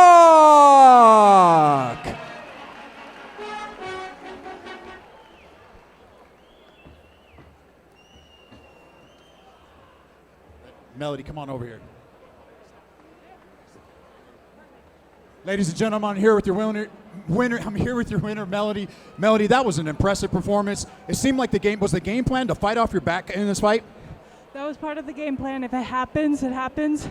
So it happened, and I'm great with it. You slapped on that armbar very quickly in that first round. She ended up reversing it and getting on top and landed some hard shots. Were you in any danger at any point? I felt those shots definitely, but I felt like I had that armbar pretty locked on, so nothing too damaging as I felt. Were you surprised she didn't tap? I was very surprised, yes. So 3-0 now. You're the featherweight champ. Where do you go from here? I want to defend my title and then work my way up to pro. That's my goal. I love it. Is there anybody you want to give thanks to? My coach, Lonnie Moorhead, his wife, Gloria, and his daughter, Evelina, and my girls, Summer and Vanessa, and all of my training partners. I couldn't do it without any of you, and I love all of you guys very, very much. So thank you very, very much. Once again, awesome performance. Ladies and gentlemen, let's give it up for your winner and new Fierce Fighting Championship featherweight amateur title, Melody Shrock. Very.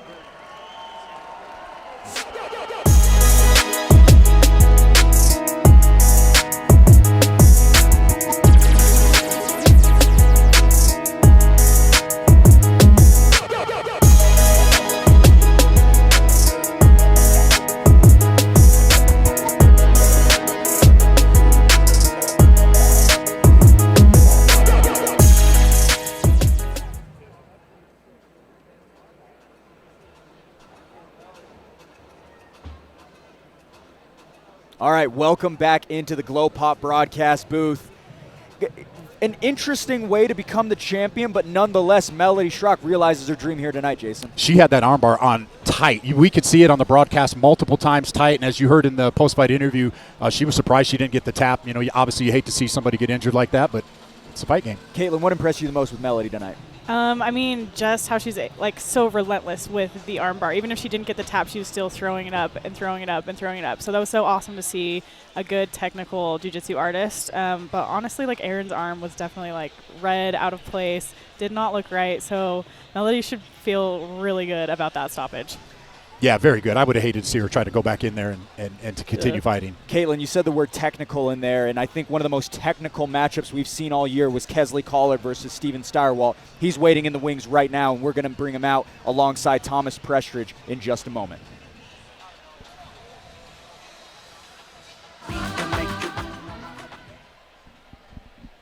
Fierce fans, our next fight of the evening is a professional fight, and it is sponsored by Glow Pop. Go see Glow Pop right up at the front, or scan the QR code on your table for a chance to win $500, no purchase necessary. Glow Pop has the best in functional mushrooms and erotic gummies to guarantee a good time. Go see them again, located up at the front, and try some at the Glow Pop booth. Fierce fans, let's welcome to the next two fighters to the cage.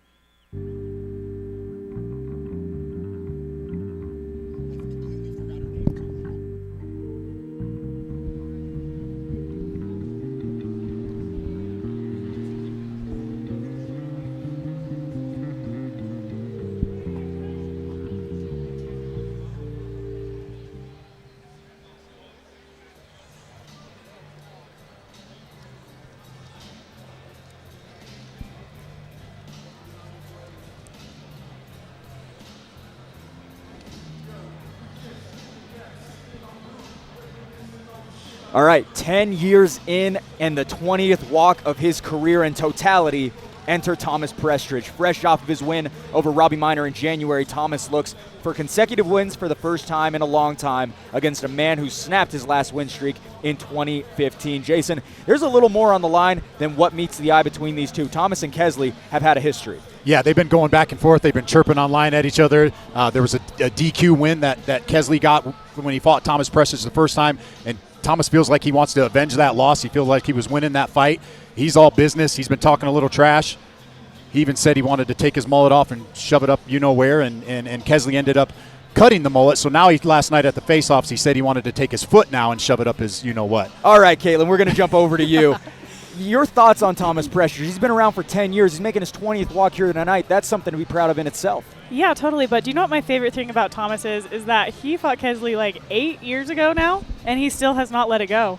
So, I mean, I love that he's hanging on to that, and he is able to finally hopefully get his revenge on Kesley. So I do want to mention, he has not won back-to-back fights since he lost to Collard at that time. At the time, he was on a 3-fight win streak as an amateur. Since then, it's been on and off really throughout his entire career. He got his first win as a professional against Robbie Minor back in January, and he's looking to get back on a win streak. It would be pretty poetic for him to do it against the guy who snapped it years ago. He looked phenomenal in that fight with Robbie Minor as well. I thought he looked really good.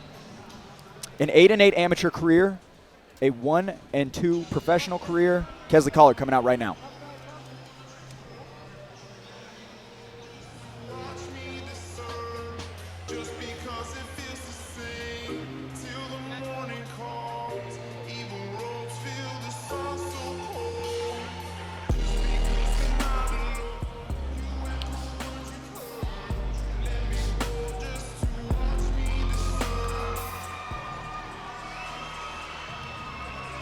Well, he was one half of one of the greatest fights in the promotion's history. Enter Kesley Collard, the 27-year-old, back in Idaho Falls once again following a devastating split decision loss to Steven Stirewalt. Caitlin, how much can a close loss like that motivate you to come back even stronger? You know, split decisions are tough because, you know, if you would have done just slightly more in the fight could have gone your way. And I've trained with Kesley. I know he's a gamer, so I'm sure it's been eating at him ever since it happened. So I'm sure he's ready to go in there and put it all out there. Yeah, that fight that he had with Steven Stirewalt, even though he lost that fight could have went either way. It was a great back and forth fight, probably one of the best fights that I've seen live ever. That was a phenomenal fight. I think it can do nothing but help propel him to the next level. Alden Ashcraft, Trevor Bradshaw, some familiar faces. Caitlin, what on earth is Alden doing back there? I didn't even know he's calling. You know, he wasn't cornering. I just got him a VIP ticket, and now I guess he needed a corner. So I think his Kesley's brother Clay was supposed to be coming in. I guess Clay didn't make it here in time. Clay Collard getting the win yesterday on the PFL in Atlanta, Georgia. The number 1 seed headed into the PFL playoffs. Be removed or they will be towed. There are 2 motorcycles. Kesley Collard weighing in at 135 pounds. As for Thomas Prestridge, 134. If we could bring up those tail of the tapes. Prestridge, 1 year his senior. Collard, 1 inch taller. Collard with a record of 2-2. Prestridge with a record of 1-2. An interesting thing here about these two, both of them have fought in rematches. Thomas Prestridge currently 0-2 in rematches. Kesley Collard, on the other hand, 0-1 in rematches. One of these fighters is going to snap that streak that maybe they don't realize, but it's something that they haven't been able to do so far throughout their entire careers. Yeah, this is one of the fights that I had marked on the card as being one of my fight of the nights as well. Thomas Prestridge getting a submission win back in January. As for Kesley Collard, has not been submitted since August 12th of 2016. On the other hand, Kesley Collard, all of his wins by first round finish. Thomas Prestridge has not been finished since 2014. He's tough. He will not go out. He can take a punch. He'll get out of submissions. He's well-rounded. He's good everywhere. He's got Rob Hanley in his corner. He's a brown belt out of Absolute MMA in West Jordan. Thomas Prestridge, 7 fierce appearances between the professional and amateur careers. 3-4 in those fights. He's been around, similar to Dustin Jones, who we saw earlier, since Fierce FC2 in 2016. Really quickly, in case anyone's wondering, we are waiting on the doctor who is checking in on Aaron Shite. So we are waiting for the doctor to come back to be present for this fight. And so, that being said, let's go over to the Glow Pop broadcast booth if we can. Let's talk a little bit about some of these fights. Jason, I got to ask you, fight of the night so far for you? A fight of the night, I keep going back and forth. There were so many good fights. I gotta say, Dom Vidro, just his performance, his overall performance, a little bit of adversity, getting the low blow and taking a little knee to the chin. I really like the kid, but man, this whole card has been stacked. It's hard to pick just one. Caitlin, how about yourself? I'm gonna have to go with Ricky Mamon. 1-punch knockout. That was nice. The fight you were most looking forward to that we haven't seen yet. So Kesley Collard, Thomas Prestridge, obviously, but we've got a couple of others in the future here. I'm going to have to go with Kesley. I mean, I've trained with him, and he is a scrapper. He put on one of the best fight of the night performances that Fierce has ever had, so I'm excited to watch him fight.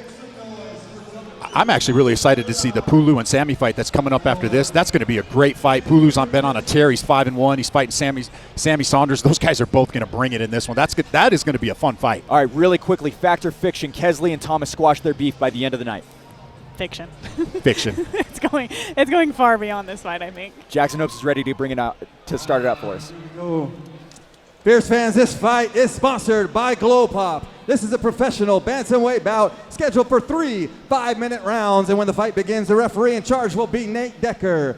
Introducing the first fighter, fighting out of the blue corner, holding a professional record of 1 win and 2 losses. He stands 5 feet 9 inches tall and weighed in at 134 pounds. Fighting out of Absolute MMA, hailing from American Fork, Utah. Fierce fans, make some noise for Thomas T-Train Prestridge. And introducing his opponent, fighting out of the red corner, holding a professional record of 2 wins and 2 losses. He stands 6 feet tall and weighing in at 135 pounds. Fighting out of Koa Kingdom, hailing from Albion, Idaho.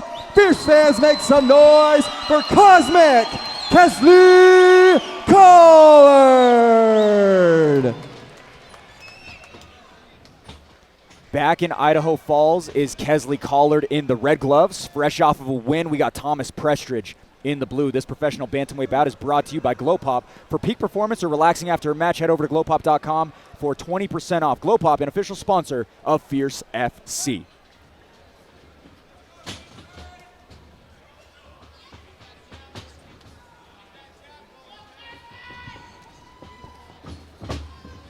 Prestridge early with the pressure.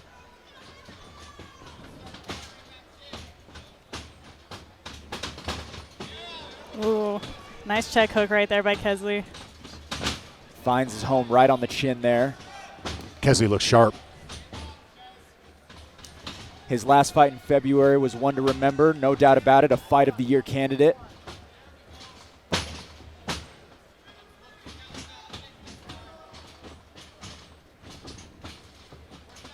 A little bit more of a striking chess match. We didn't see this as much on the prelims, Caitlin.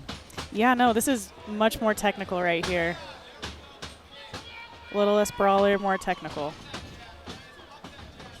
Kesley showing off his body attack, body head, leg kicks. Thomas landed a nice one to the body too just moments ago. A ripping leg kick there by Prestridge. Ooh. Collard with a nice combination as well.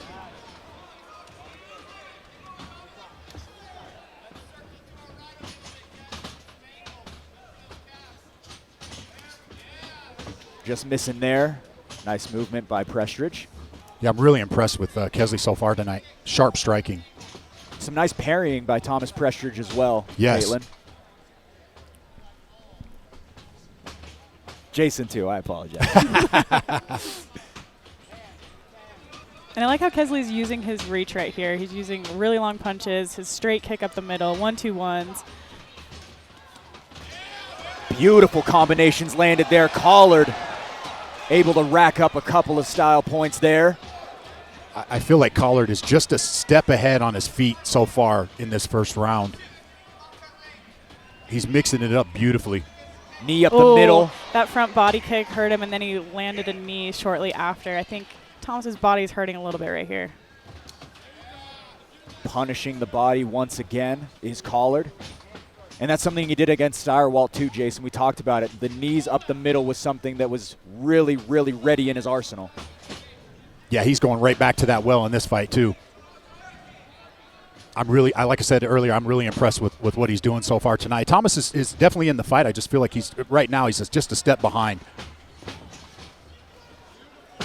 And he was putting on the pressure, having Kesley back up at the very beginning, but he was getting hit a little bit and picked apart by Kesley, so I think he's backing off on the pressure.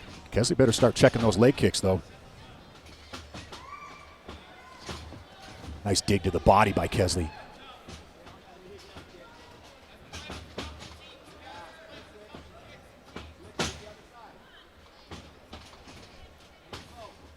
Again, a rematch 7 years in the making between these two.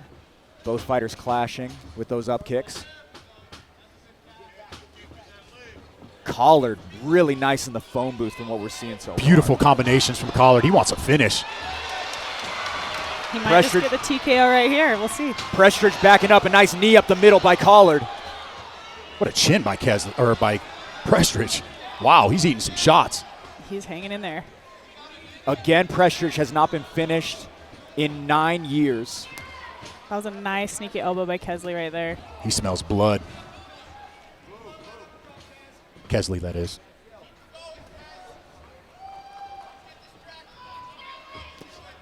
Oh. Collard picking his shots late round one. Prestridge is durable as ever.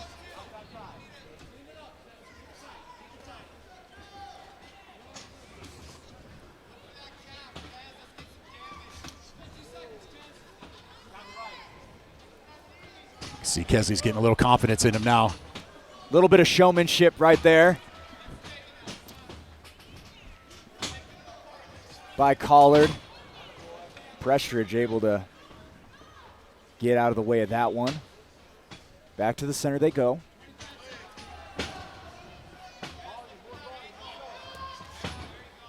Now Kesley's eating up that lead leg of Prestridge now. Starting to change color a little bit as Collard lands another one on the chin. Final 10, round one.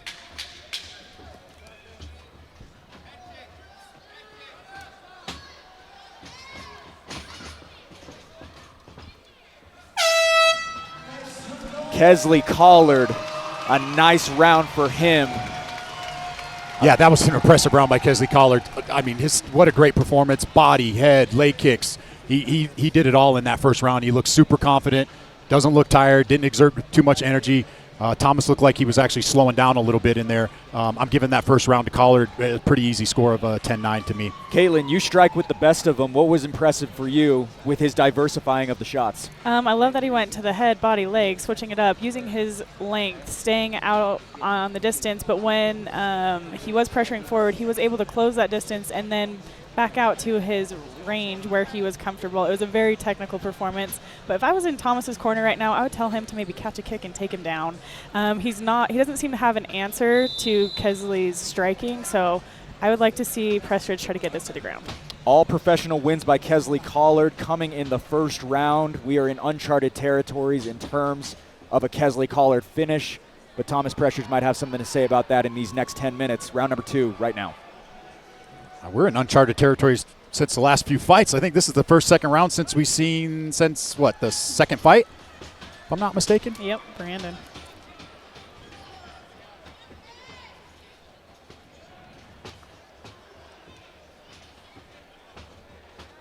I mean, you see Thomas is trying to mix it up, but Kesley's doing a great job with his footwork and his length and using that range. 2 years since Collard's last win. Faced some tough opposition in Joel Haro and Steven Steyerwalt. Doing more of the same here in round 2.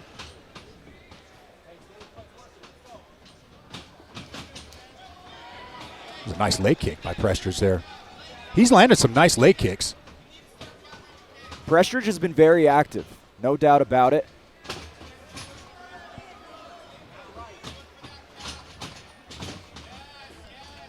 Collard able to trade back with him.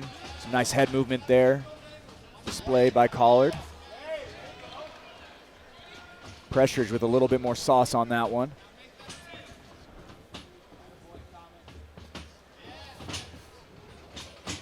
Nice check hook by Kesley. Thomas is doing a little bit better this round. I was just getting ready to say that, Caitlin. I feel like he's coming back with a little more intensity in this second round. Maybe Kesley a little too confident after that first round, maybe? Very fresh are both of the fighters here. Kind of similar to what we saw with Steyerwalt and Kesley back in February, Jason. Both fighters super fresh early in round number 2. Nice 1-2 by Kesley.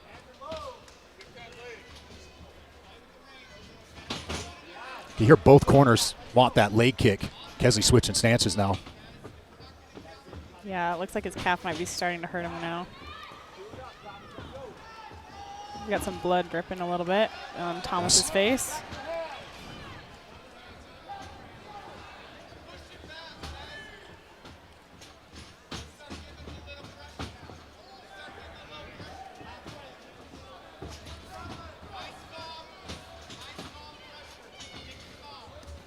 Oh, nice flurry. Beautiful elbow right there. Second elbow missed. That bloodied up Thomas a little bit more. Kind of looked like he was targeting that cut with that elbow.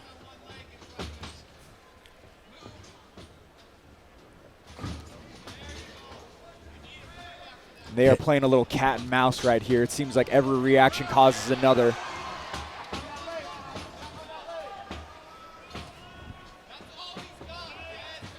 Yeah, Thomas is busted up pretty good now. Nice jab. There's one thing about Thomas is he will not go away. No, he is tough. He has been through wars throughout his 10-year career.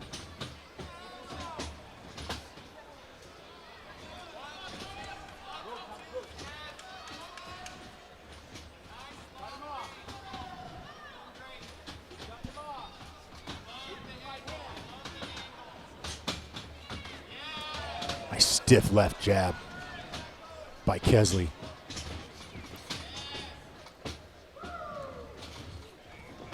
But still throwing back as Thomas Prestridge. He will not go away by any way of that sentiment. Prestridge trying to close the distance there.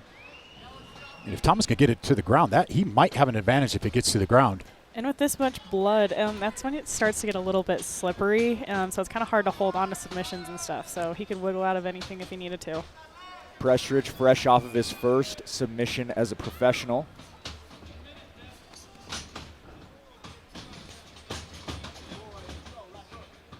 Under a minute to go, round 2.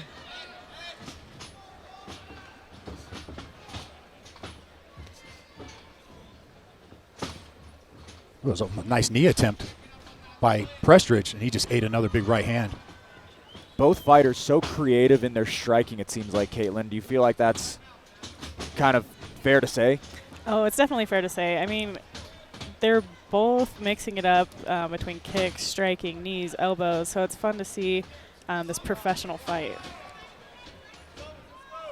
First of 4 on this card here tonight. Those leg kicks are adding up for Prestridge. A little bit of talking between the two of them now. You could see Kesley's legs bruised up pretty good. Thomas going back to the well here. Well, Thomas coming on strong at the end of the round. Very impressive.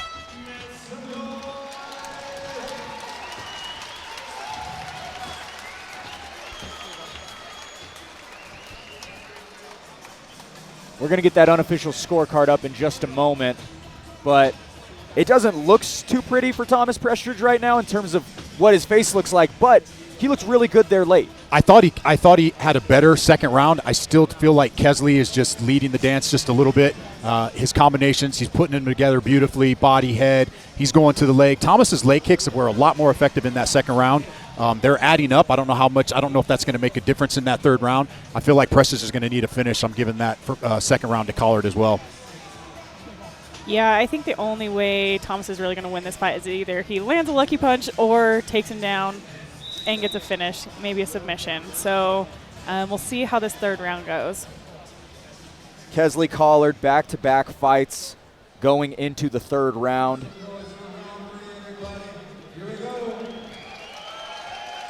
I mean, other than his leg, he looks pretty fresh.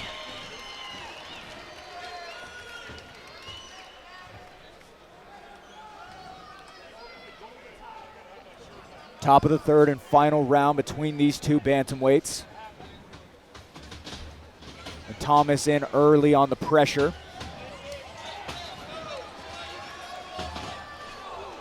A nice shot landed there. Right on target for Kesley Collard. Beautiful striking from Kesley. He's just shutting down any momentum Prestridge came out with in this third round. Really impressed with what Collard's doing tonight. He's landed some big shots. He's just standing there right in the pocket, just trading. Took one from Prestridge there, but Collard's still the one leading the dance.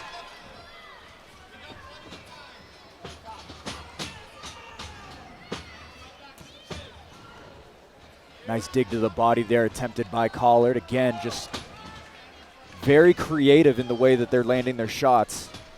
Thomas is tough as nails. I mean, he's still just coming forward trying to throw, but I think Kesley just has an answer for anything that he's coming forward with. Kesley keeps dipping his head down to the right there, and Prestridge caught onto that in that second round and threw a knee. I'll see if he catches onto that in this third round.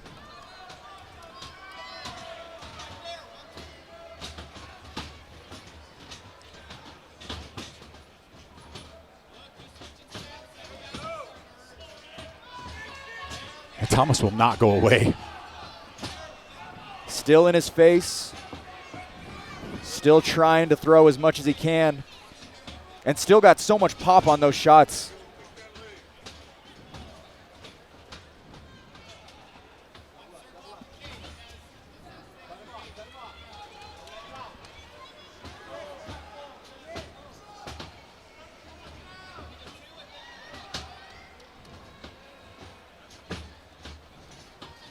Some nice head movement there by Collard.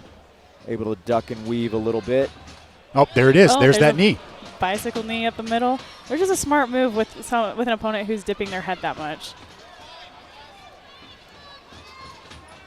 Oh. Kesley's got a little blood from his nose coming. Thomas just landed a very sharp jab. Looks like there might be a little blood coming from Kesley now. Lands a couple Thomas Prestridge has to be one of the toughest fighters in the state of Utah. Lands another combination, but he will not go away. Nice stiff jab from Kesley, just popping Thomas's head back. He's full of confidence right now. Just over 2 minutes to work for these two. Collard again, able to keep Prestridge at bay. Nice bicycle knee again from Thomas. It's a smart read.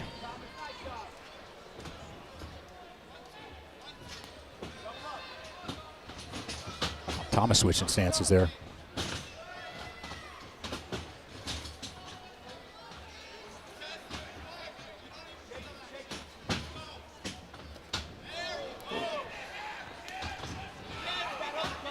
Nice dig to the body by Kesley.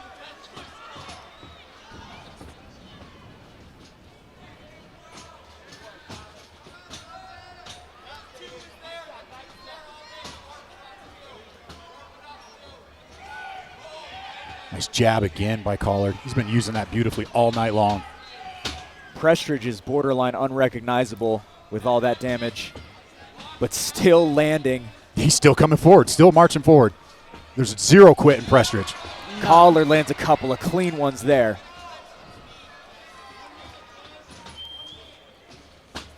Caitlin, what's it like when you have a fighter that just keeps coming forward and taking damage and it just won't go away? It's a little bit frustrating because you're giving it your all and you're punching them as hard as you can and they're still coming forward. It's frustrating.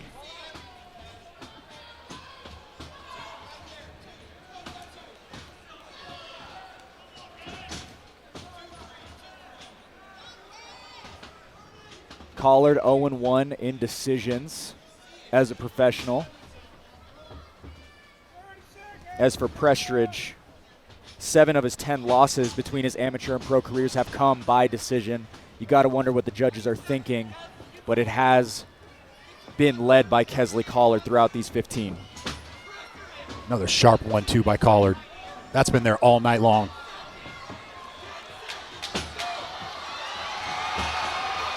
Meeting in the middle and throwing caution to the wind is Kesley Collard and Thomas Prestridge. Idaho Falls loves it. Oh, nice spinning back punch right at the very end. A hug there between the two. Is the beef squashed? We will have to find out. The unofficial scorecard coming up. But 15 minutes. Caitlin, that was very entertaining. Oh, that was a great fight. Super technical striking. It didn't even hint at going to the ground. Tons of blood. I personally like bloody fights. I know it's not everybody's cup of tea, but it kind of just makes it more fun to watch. I think when you're a fighter, it just kind of naturally makes sense that that is something that you are interested in seeing. As for Jason's unofficial scorecard, Kesley Collard, Thomas Prestridge. Kesley Collard winning in straight 10s, 30-27 on his unofficial scorecard. We will have to see what the judges have to say.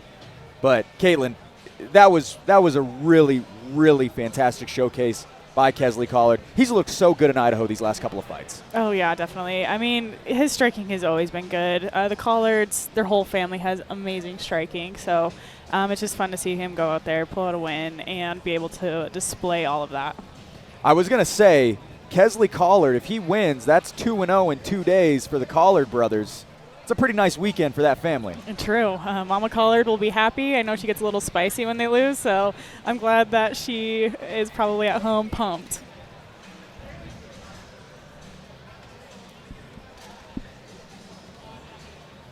Some nice corner work, too, by Alden Ashcraft and Trevor Bradshaw, I apologize. Just waiting to get the official decisions.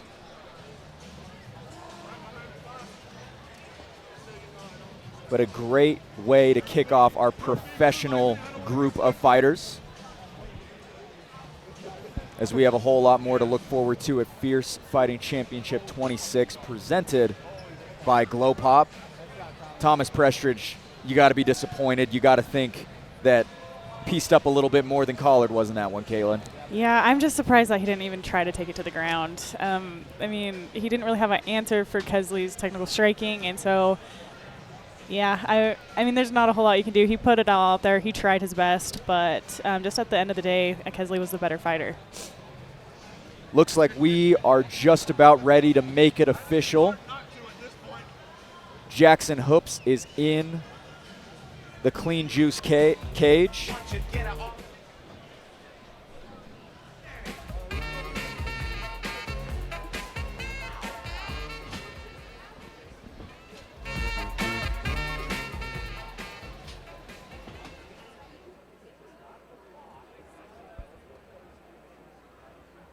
Fierce fans, a rematch that goes toe-to-toe in the center of the cage for 3 full rounds. Give it up one more time. Make some noise, everybody. Fierce fans, after 3 rounds, we go to the judges' scorecards for a decision. All 3 judges scored this contest 30-27, 30-27, and 29-28 by unanimous decision. For your winner, Cosmic Kesley Collard.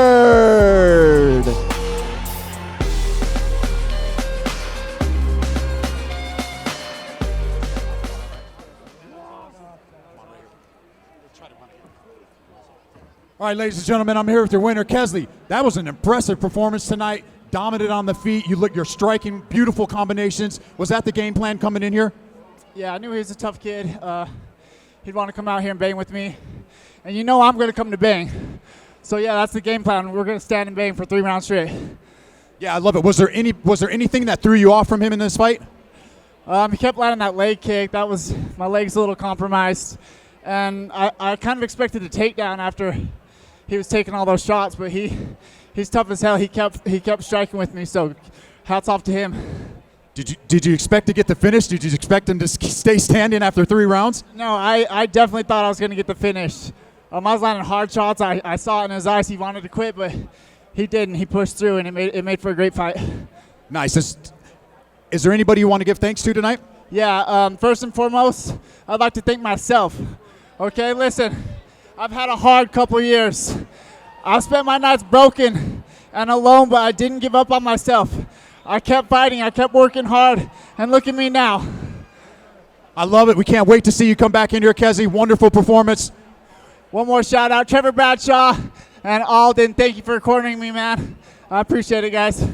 Once again, awesome performance. Can't wait to see you back in here, Kesley. Congratulations. I juice because I'm fighting off inflammation. I juice because cleaning a juicer is hard. We juice because we need to keep up with our grandchildren. I juice because I'm a busy mom on the go. I juice because I love comfort foods, but gotta get my greens in too. I juice because I want to keep my skin glowing. I juice because it's organic. Clean Juice. Why do you juice? All right, welcome back into the Glow Pop broadcast booth. Blake O'Ruin alongside Caitlin Neal, the #1 pound-for-pound fighter in the state of Utah. Caitlin, two wins for the Collard family. He just looked great out there, as elusive as ever. Your thoughts on what he was saying after the fight? I mean, he's had a rough couple of years. One of his brothers passed away, and so I know he's going through a hard time. And so I think it's awesome to see him pull out of that, get into a sport he loves, stay confident, and pull through that really tough time in his life. First win since 2021 for Kesley Collard. He seems to get back on track. And if one judge changes their mind, he only has one loss against Joel Haro, who's a former champion of this promotion. I mean, he has faced some really, really good guys, and he has really looked good in almost every performance. He looks great out there for 3-2 now. Oh, totally. I mean, his record does not show what a good fighter he is. He's a great fighter. So I'd love to see him in the cage more and more, building his record up to the fighter that, like, the fight record that he should have. So I would love to see that, and then eventually, obviously, title fight. We've seen a lot of young people on this card do well. Kesley was kind of from the other side of the table on this one. He's been around for a long time. You've been around for a long time. How satisfying was it to see someone who you've known, you've trained with before, get the win and get their hand raised? I always love it to see people I know and train with put it all out there and then pull out a win. I started with Kesley at the very beginning, so he made a big impression on me when I was a younger fighter, and he helped me with fighters who are a little bit more at distance and taller and longer. So, I mean, he played a big part in my fight game, so I'm just pumped for him to go out there and put it all together. couple of other. Jason Laporte just getting right back in here when I'm about to toss it to Jackson Hoops. You're late, my friend. Yeah, sorry about that. I had to go use a restroom break. I'm getting old. No worries at all. Just your thoughts really quickly on Kesley Collard. What a great performance tonight. That's the best I've seen him look. He's made adjustments from his last fight. Combinations were great. Really impressed with Kesley. All right, we're going to take it over to Jackson Hoops to get our next fight underway.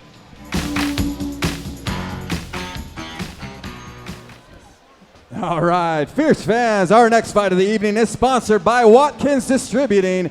Their goal is to add value to the products and services they provide by being the beverage category expert in their markets. They deliver the best with the best at Watkins Distributing. Fierce fans, make some noise and welcome the next two fighters to the cage.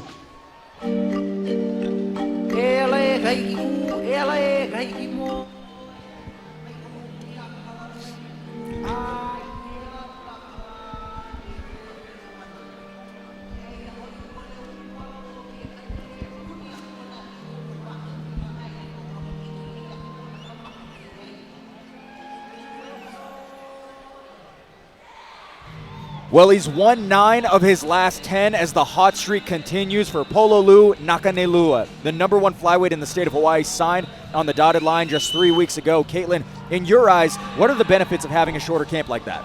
Personally, I love shorter fight camps as long as you're physically prepared. And with him being 9 and 10 in his last fights, 9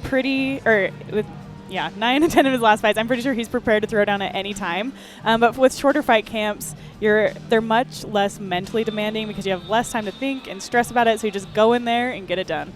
Jason, 5-1, all of them but 2 coming by finish. I apologize.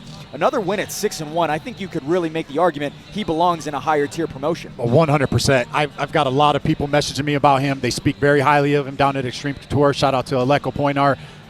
They speak really highly of this kid. I expect him to bring it tonight. Once again, this was one of the ones that I had marked on my card. This could be a banger. Pololu Nakanelua, 8 of his 10 wins as a pro and amateur have ended in a finish. You will have to see how he looks here tonight as he's getting checked out. The #1 flyweight in Hawaii, one of the top-ranked fighters in the entire state of Nevada. Very, very impressive as his first time here in Idaho Falls, taking this fight on 3 weeks' notice.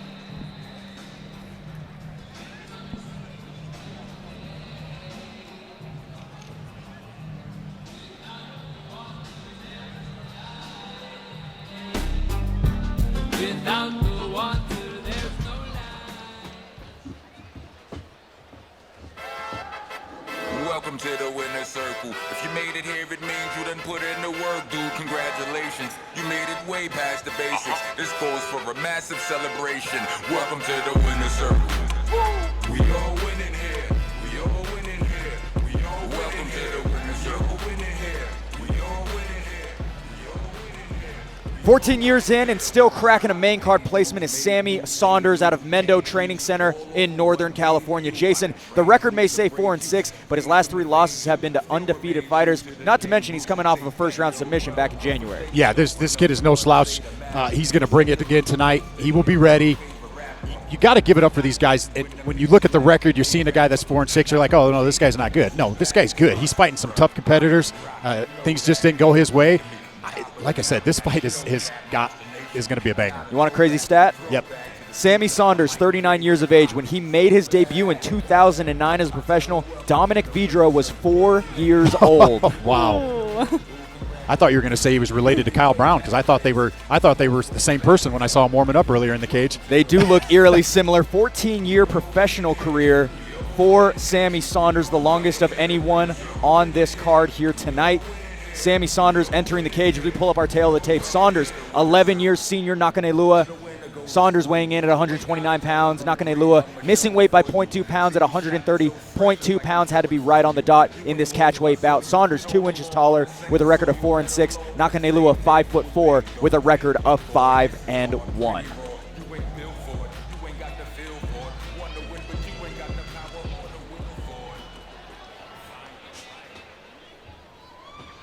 Fierce fans, this fight is sponsored by Watkins Distributing. This fight is a professional catchweight bout scheduled for 3 5-minute rounds. And when the fight begins, the referee in charge will be Nate Decker. Introducing the first fighter, fighting out of the blue corner, holding a professional record of 5 wins and 1 loss. He stands 5 feet 4 inches tall and weighed in at 130 pounds. Fighting out of Extreme Couture MMA, hailing from Haiku, Maui, Hawaii. Fierce fans make some noise for Pololu Poi Pounder Nakanelua. And introducing his opponent, fighting out of the red corner, holding a professional record of 4 wins and 6 losses. He stands 5 feet 6 inches tall and weighed in at 129 pounds. Fighting out of Mendo Training Center, hailing from Ukiah, California. Fierce fans make some noise for Scrappy Sammy Saunders. Sammy Saunders in the red gloves, Pololu Nakanelua in the blue. This 130-pound professional catchweight bout is brought to you by Watkins Distributing. With over 30 years in the game, Watkins Distributing puts your business first. Watkins Distributing, an official sponsor of Fierce FC. Pololu Nakanelua, 2-1 at 130 pounds. You got one guy from Hawaii and one guy with the nickname of Scrappy. You know this is going to be a good fight. Pololu intense from the moment his music hit.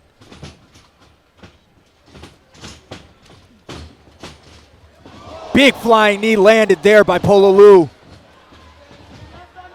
Saunders able to close the distance in the process.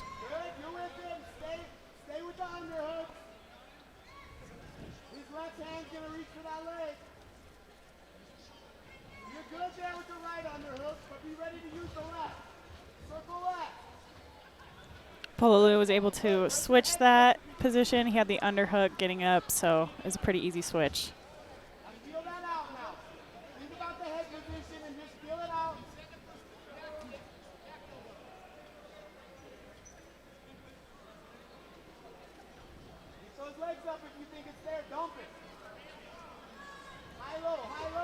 Just trying to listen to that corner as Pololu trying to punch out of it. Saunders able to weather the storm. Back to the center they go.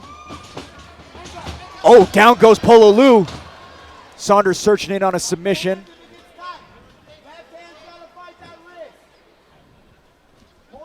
Right up against the broadcast booth. Pololu applying the pressure. Saunders trying to aid to his submission game.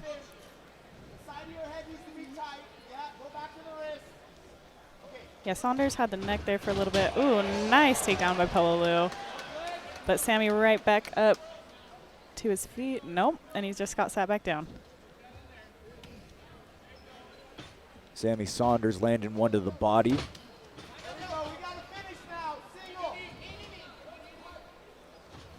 Saunders with a beautiful knee. All smiles from Pololu.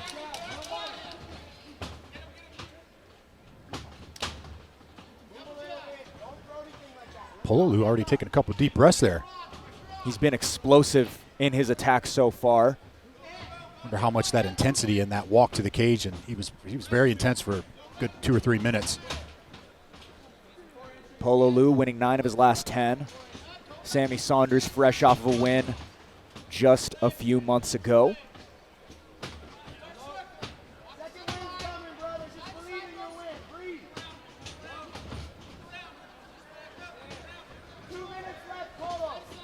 Yeah, Pololu seems to be breathing pretty heavy. I think he is doing a lot of explosive movements. Whenever he does throw, it's very explosive. And they're quick and they cause collisions. And they've responded in a lot of odd situations, odd positions for them to land in. Echoing leg kick there landed by Saunders. And a head kick attempted as well. Big flying knee there. Saunders stays upright. Another knee. That one landed on the chin this time. Drop Sammy Saunders. Pololu going to work. Nice little short elbows by Pololu. He's got 90 seconds here to work. The explosiveness from Pololu is impressive. He throws flying knees like they're jabs. We're over here thinking he's getting tired, and he just explodes with 2 big knees. Oh, and that knee to the body on the ground. Able to stay upright and continue to hammer down shots as Pololu. Scrappy right back in it. At 39 years of age, to get back up after those shots, something to be proud of for Sammy Saunders. Final minute, round 1 of a possible 3.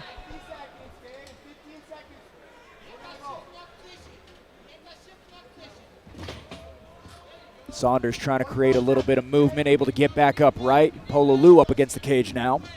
Some good wrestling there by Sammy to get back up to his feet.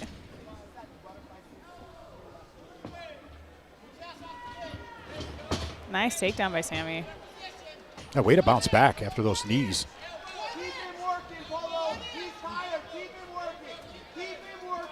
Tough round to score.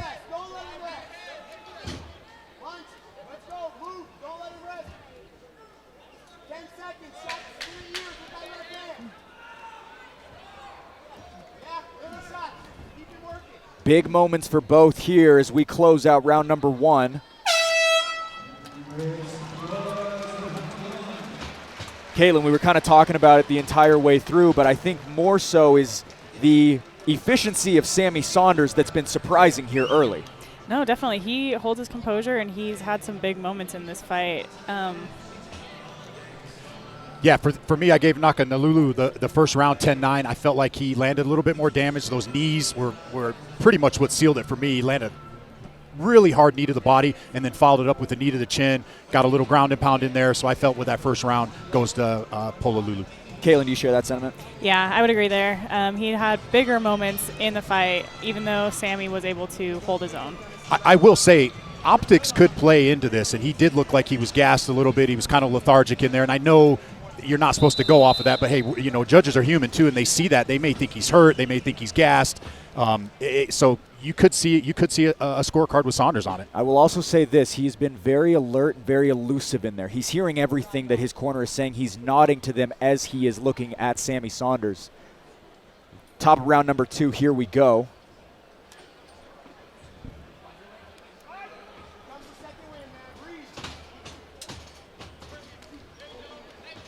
Saunders opening up with a big one there. Landed. Oh, spinning back kick attempt, but Sammy was able to counter it with a takedown. Sammy now peppering some shots and trying to grapple a bit. Sammy's wrestling looks really good. It looked really good in the first round, and it looks really good this round. He's putting the pressure on for sure.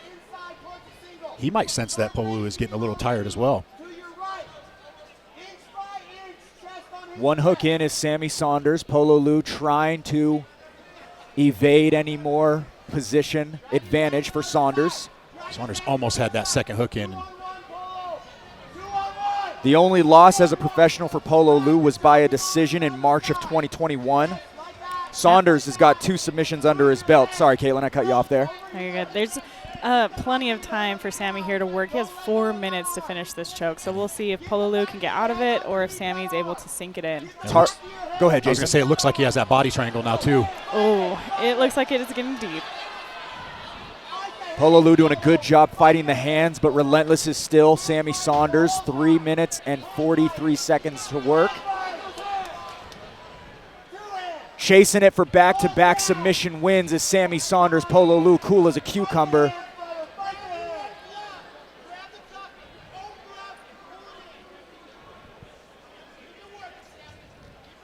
And again, listening to his corner attentively is Pololu. Cranking now a bit more is Saunders.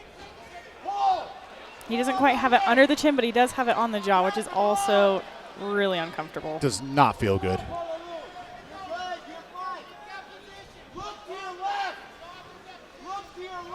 You can hear him listening to his corner. Corner says look to his left, and it's exactly what he did. And he got out of it.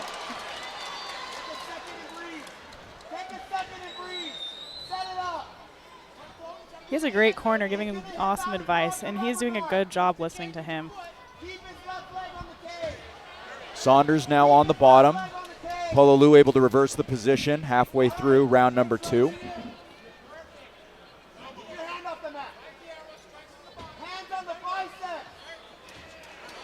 Some punishing elbows by Pololu here. That elbow had his whole body into that. That could not have been fun to Yeah, feel. he was trying to send him into the shadow realm with that one. How durable is Sammy Saunders?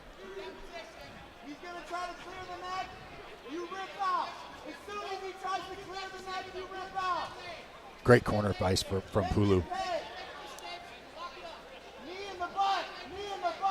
Ooh, okay. Interesting call. Knee in the butt. Knee in the butt. I mean, it's not comfortable, so I can see why. Trying to break the guard is Pololu. Punching his way out. And staying for a little extra. Sammy Saunders not in a great position any longer, Caitlin. No, let's see if he uses his wrestling to get back up to his feet.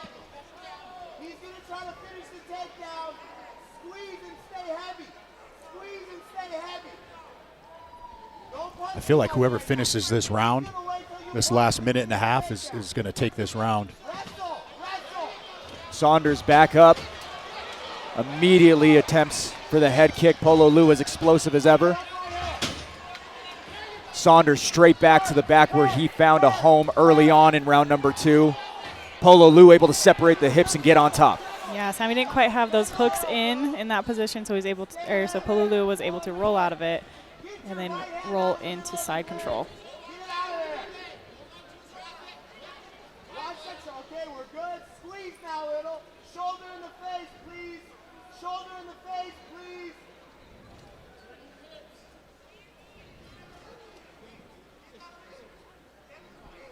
Got a little bruising underneath the eye of Sammy Saunders. Pololu doing a good job maintaining position here late round 2.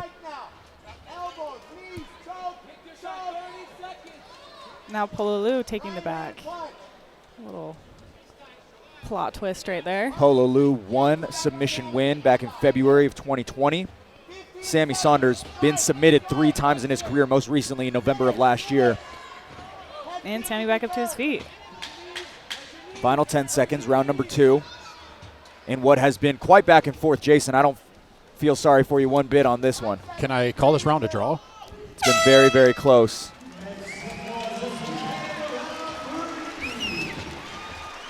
I don't envy you is the correct term. I do feel bad for you. That was a friend. tough one. That one was a tough one. Caitlin, look at the body language on our screen right here of Pololu. What are you seeing? So he was really, really confident at the beginning, and it looks like his confidence is kind of dwindling a little bit. He doesn't look as cocky as he was at the beginning, but I'm guessing that both fighters are really tired at this point. It's been an explosive fight. They've been wrestling. They've been switching back and forth, so they have to be pretty exhausted by this 3rd round. Nonetheless, Jason, you have it even going into third. Yeah, I got it even. I mean, I'm a slight lean to Saunders in that 2nd round. I felt like the wrestling in the first half of the round, even though Nakanelua was able to get on top, I didn't feel like he did enough with it. And once again, I'm splitting hairs in this 2nd round. That's such a tough round. But hey, let's make it interesting. Let's call it 1-1 going into this 3rd round. A competitive matchup would be an understatement between these two. Both fighters. And with Sammy's record, it doesn't even show how good of a fighter he is. I think Pololu may have overlooked him. Oh, 100%. Also coming in on 3 weeks' notice. I will also remind the audience of that, him coming in just a couple of weeks ago to sign on the dotted line. Explosive right hook there, thrown, able to separate. Scrappy Sammy Saunders living up to the nickname, that's for sure.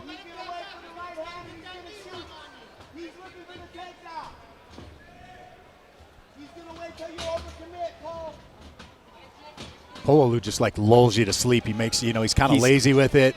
He's very stop and go.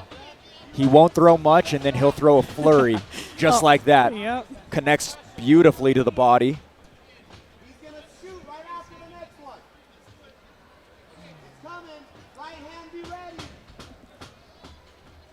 Here it comes. He's setting it up. He's setting it up. He's going to wait till he does something. He's coming. Here it comes. Sammy Saunders not engaging as much as we've seen in the earlier rounds, but also Pololu a little more gun shy, but strategically it seems like.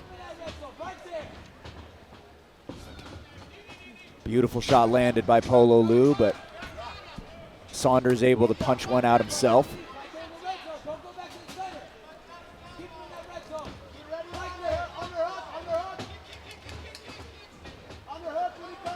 Pololu getting a little bit of a rhythm there as he closes out with the combination.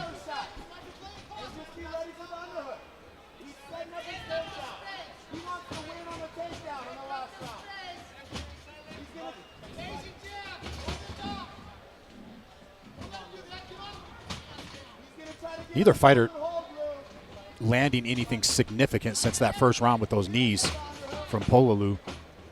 It's been a lot of ground control. It's been a lot of positional fighting more than anything. Yeah, I mean, if I'm a judge, I mean, Sammy looks like the fresher fighter. He's coming forward. But then again, he's not really throwing anything, and Pololu's the one throwing the shots. It's a tough fight to score. Yeah, Sammy's not really throwing much, but... Oh, down goes Sammy!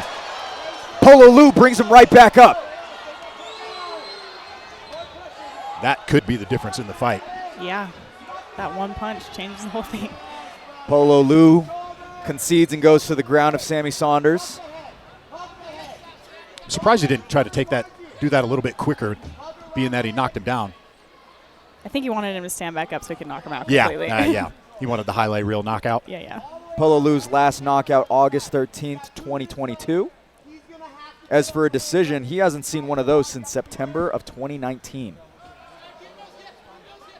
2 minutes to work here for the two fighters at 130 pounds. And you got to wonder how aware Sammy is right now. After getting knocked down like that, you don't fully comprehend where you're at.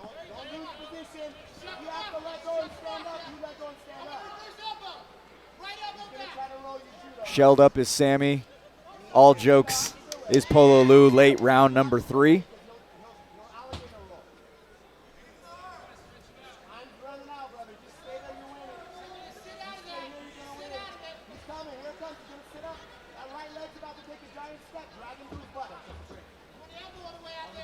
Up is Saunders, but Pololu maintaining control. Nice knee to the head right there by Sammy. Sammy's still in it. Sammy found one on Pololu right in the traffic. And now in on that single leg. Trying to transition to the double. Sammy's wrestling tonight has looked really, really good. It really has. Final minute of this fight.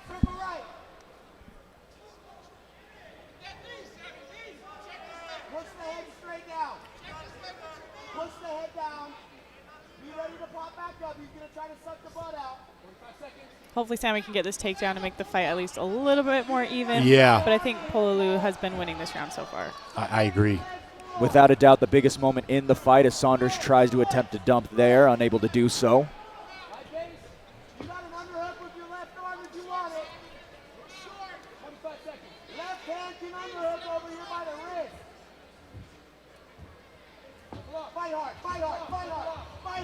Pololu able to end up on top here. Final 10 of the third and final round. It looks like we will go to another judges' scorecard here on our main card.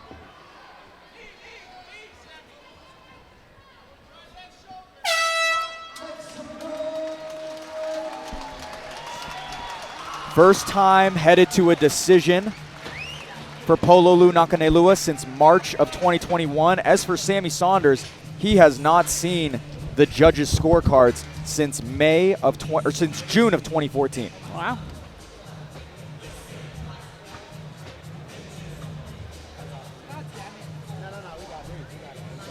Jason's unofficial scorecard up there. We don't see the 9, but you've got to assume a 10-9 for Nakanelua. A beautiful performance by both fighters. I think Sammy Saunders really surprised a lot of people, Caitlin. Oh, definitely. I mean, he surprised me. He is actually like a really good fighter. I've never seen him fight before, so I wasn't sure what to expect because of his record. But he had awesome moments, great wrestling. It was really fun watching him fight.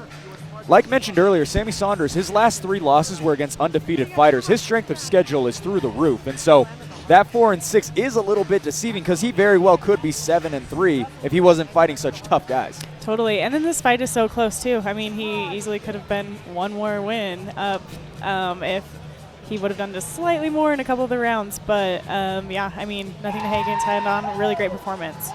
Nakanelua fired up following the 15 minutes.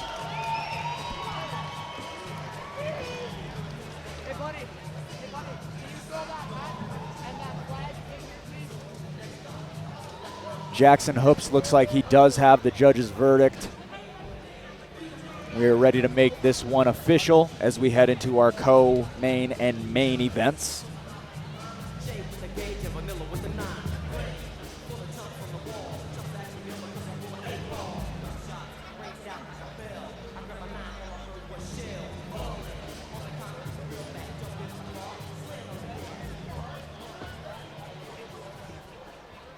Fierce fans, after 3 rounds, we go to the judges' scorecards for a decision. All 3 judges score this contest 30-27 for your winner by unanimous decision, Pololu Poi Pounder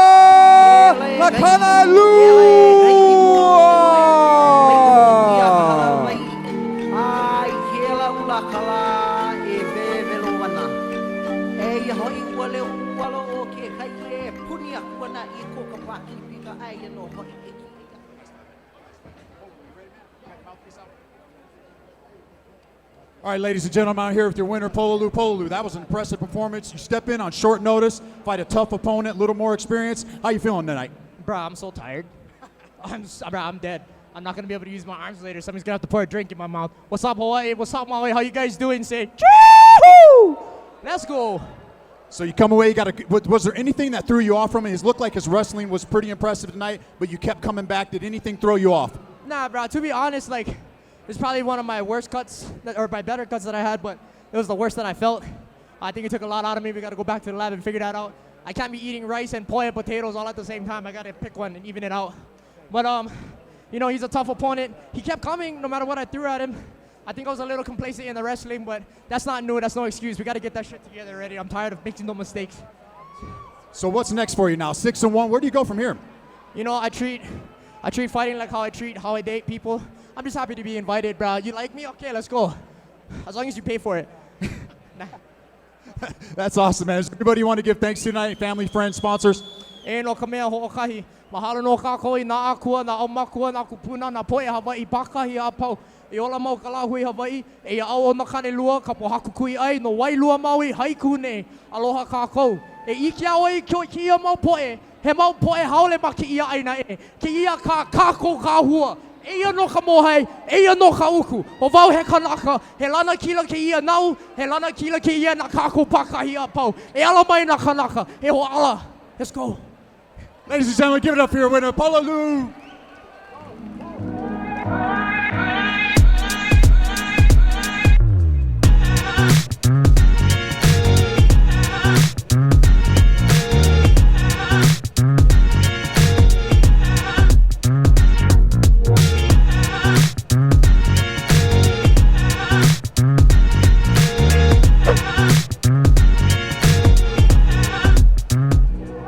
All right, welcome back into the Glow Pop broadcast booth. Caitlin, this main card has been so technical, but also so fun. Pololu Nakanelua able to get it done here tonight. Totally, yeah. Super fun to watch. Really explosive fighter. I really wish I understood what he was saying at the end, but it was kind of cool to watch him speak that language. Jason Laporte back in the broadcast booth. Jason, did you have something to say? I was going to say that was a pretty intense post-fight speech. I was going to ask him to translate for us, but it was pretty intense, and I didn't want him to punch me. So honestly, I appreciated the walk-off. That was pretty cool. Yeah, that was pretty cool. That was probably one of the best post-fight interviews I've done in a long time. That was good. Go ahead. I was going to say it was a great fight. Sammy Saunders brought it. We knew he'd be tough. Great fight.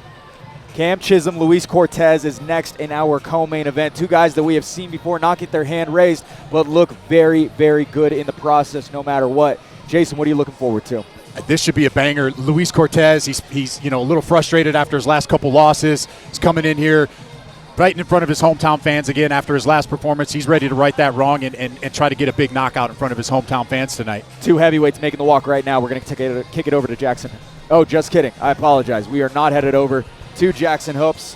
We are The doctor's actually looking at somebody in the back, so they're taking a small break. I apologize. I didn't hear Sorry, that. I didn't want to interrupt you there, but yeah, that was the reasoning here. You are all good. We got 4 heavyweights to make the walk still. Those are the final 2 fights. Kent Mafaleo, Rudy Shafroth, Luis Cortez, Cam Chisholm. We talked about Luis Cortez, Cam Chisholm. Caitlin, for you, Rudy Shafroth, Kent Mafaleo, the toughest test of his career, I feel like. Oh, yeah, definitely. I mean, Rudy is Bellator vet. He's been in the cage with the best of the best, so this is going to put Kent to the test. But he's 4-0, undefeated, so we'll see if he can do it. We will have to see. Kent Mafaleo has been as hot as any fighter in the state of Utah. Rudy Shafroth has dropped off the last couple of fights, but nonetheless, this guy started off his career 6-0 with 6 finishes. He was as dangerous as ever, but he just hasn't been able to get him. He hasn't been able to get wins as of recent, but all the much dangerous as anyone Kent's ever fought. Yeah, this is the fight that they wanted for Kent. We talked about it after his last fight. He wanted to fight somebody that was on that next level to see where he's at. He's 36 years old. This is kind of a now or never thing for Kent. He gets a big win like here, he could get a shot on a contender series, or he could streamline him right to the UFC with him being a heavyweight. Kent Mafaleo 5-0. Pololu Nakanelua, who we just saw, moves to 6-1. Both of those guys with wins tonight. Pololu already doing so. Kent Mafaleo, if he gets a win, you got to think if this is maybe their last show at a regional show, Fierce Fighting Championship type thing. 100%, I agree. I think both those guys are ready for the next level. If Kent gets the win, I expect to see him on a bigger show. Caitlin, we've kind of talked about this a little bit throughout the night, but it has been so much fun to watch these fights, call these fights. When it comes to you, who has impressed you the most, outside of maybe the Dominic Vidros, who we've already talked about, and the Ricky Mamons? Oh my gosh, that's so hard. I mean, Kesley's striking was on point tonight. I loved seeing that, but also Melody with her relentless armbar submissions. I think that was so fun to watch, and I loved how she was just so calm afterwards.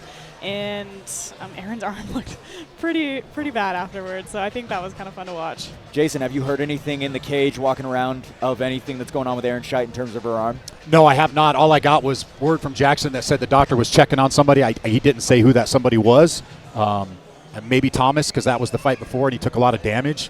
But he seemed fine when he walked out of the cage. It's hard to say.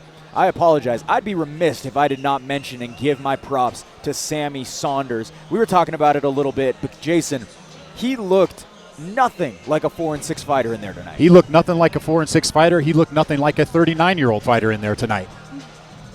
It looks like we are ready to go. We're going to kick it over to Jackson Hoops to bring out our co-main event. All right, thanks for your patience again as we wait for that Dr. Cabot Murdoch. Fierce fans, our co-main event is sponsored by Mountain Land Supply Company. They take pride in providing the best products to their customers, providing timely deliveries and always putting their customers' needs first. They look forward to the future as they constantly implement new systems and technologies to continue to grow and serve at Mountain Land Supply Company. Fierce fans, make some noise and welcome the next 2 fighters to the cage.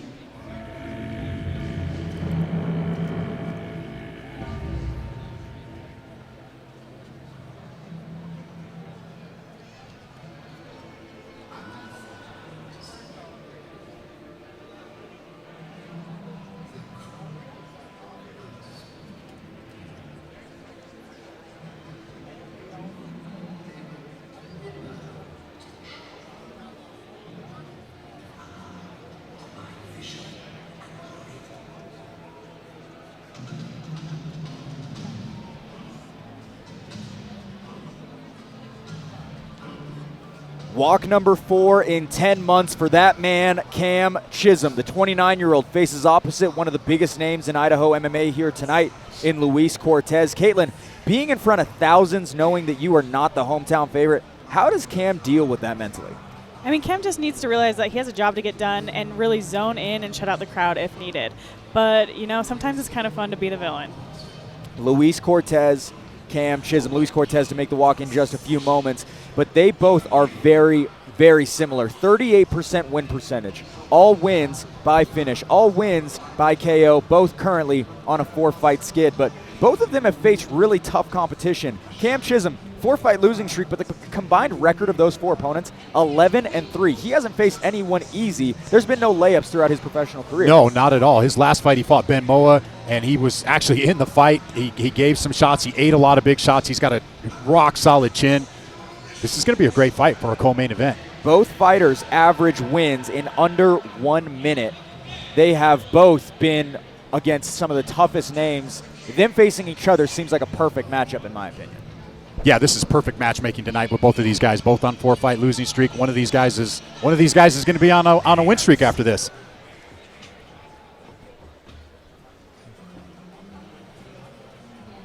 I think back to that fight with Ben Mo, and Cam took some big shots and just kept coming forward.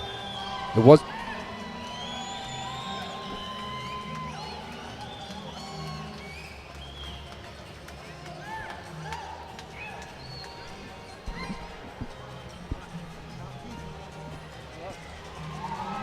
All right, back-to-back co-main events in his home state. He is Luis Cortez. The 35-year-old mainstay out of Ruthless MMA has been busy as of late. Jason, his third fight in 7 months, a main event, 2 co-main events, the most consistent he has been in his 11-year career. Yeah, he's not only been active with fighting, he's been active with coaching fighters as well, with his gym up and going. He's got fighters fighting tonight that have fought, and now he's in here on a co-main event. Luis Cortez currently similar to Cam Chisholm on a 4-fight losing streak, but his losses have been to no slouches similar to Cam. Tony Lopez, he's got 93 fights, 65-32. That is pretty unbelievable in this sport. Ben Moa, retired but the #1 heavyweight in the state of Utah. Kent Mafaleo, currently the Fierce FC heavyweight champion. Jack Buller, 4-0, recently winning a belt. Luis Cortez has never had a night off. No, he does not. He's had a laundry list of just tough guys night after night. He's fighting some of the best of the best. 2 of his last 4 opponents have been undefeated. The combined record of his last 4 opponents, 69-31. Luis Cortez making the walk against Cam Chisholm in what should be a fascinating heavyweight matchup. If we could bring up the tail of the tape, we got Luis Cortez, 35 years of age, to Cam Chisholm, 6 years younger at 29 years old. Both fighters weighing in under that heavyweight limit of 265 pounds. Both fighters identical in height at 6 feet tall. Cortez a little bit more experience under his belt, 5-8 to Cam Chisholm's 3-5. But Jason, I think you do bring up a very interesting point. Cam Chisholm took some of the toughest shots from Ben Moa and would not go away. Yeah, it wasn't until Ben caught him with that teep kick to the stomach that really hurt him. Other than that, he was just, taking everything Ben could give him. One of these fighters will snap their losing streak here tonight. Something to look forward to, without a doubt. And Jackson Hoops is just about ready to introduce them into the cage.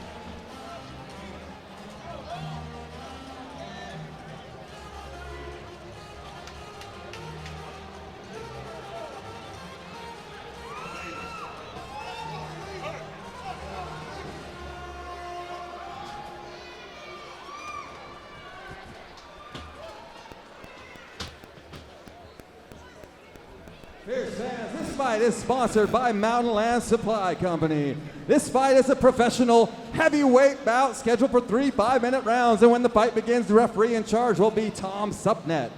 Introducing the first fighter, fighting out of the blue corner, holding a professional record of 3 wins and 5 losses. He stands 6 feet tall and weighed in at 263 pounds. Fighting out of Team Vicious MMA and Broad Street Kickboxing, hailing from Williamsport, Pennsylvania. Fierce fans, make some noise for Cameron Dark Shark Chisholm Brungard. And introducing his opponent, fighting out of the red corner, holding a professional record of 5 wins and 8 losses. He stands 6 feet tall and weighed in at 262 pounds. Fighting out of Ruthless MMA, hailing from Idaho Falls, Idaho. Fierce fans, make some noise for Luis, the Mexican Hawk Cortez. Hometown hero Luis Cortez in the red gloves, visiting Cam Chisholm in the blue. This professional heavyweight bout is brought to you by Clean Juice, the newest place for a healthy juice. Clean Juice, an official sponsor of Fierce FC.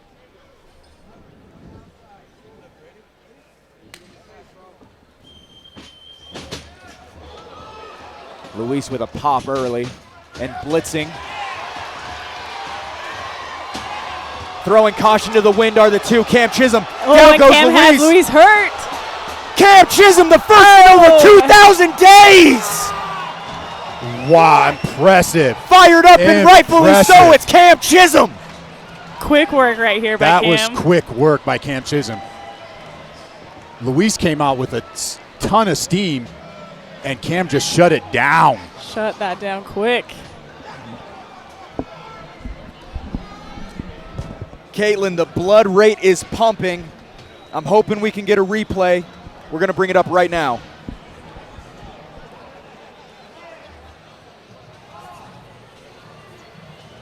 All right, Cam's just throwing wild hooks, drops Luis.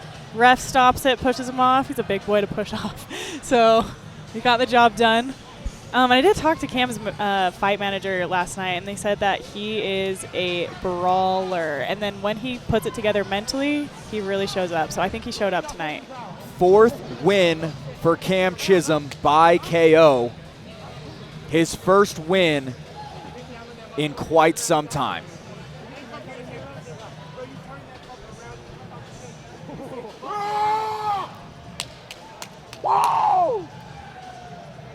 I actually do need to apologize. Cam Chisholm winning his last fight in May of last year. It has been a lot shorter than 2,000 days. Nonetheless, Cam Chisholm able to get it done here tonight and snap that 4-fight losing streak.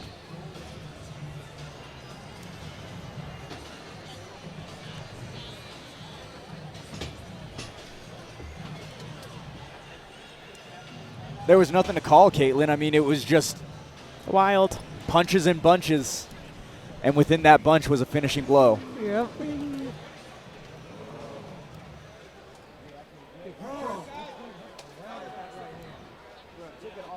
All right, we're going to make it official with Jackson Hoops. Fierce fans, referee Tom Sutnet has called a stop to this contest at 14 seconds of the very first round, declaring the winner by TKO. What?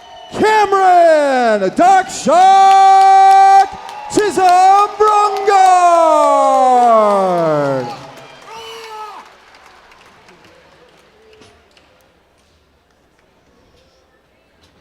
Cameron, come on over here, man.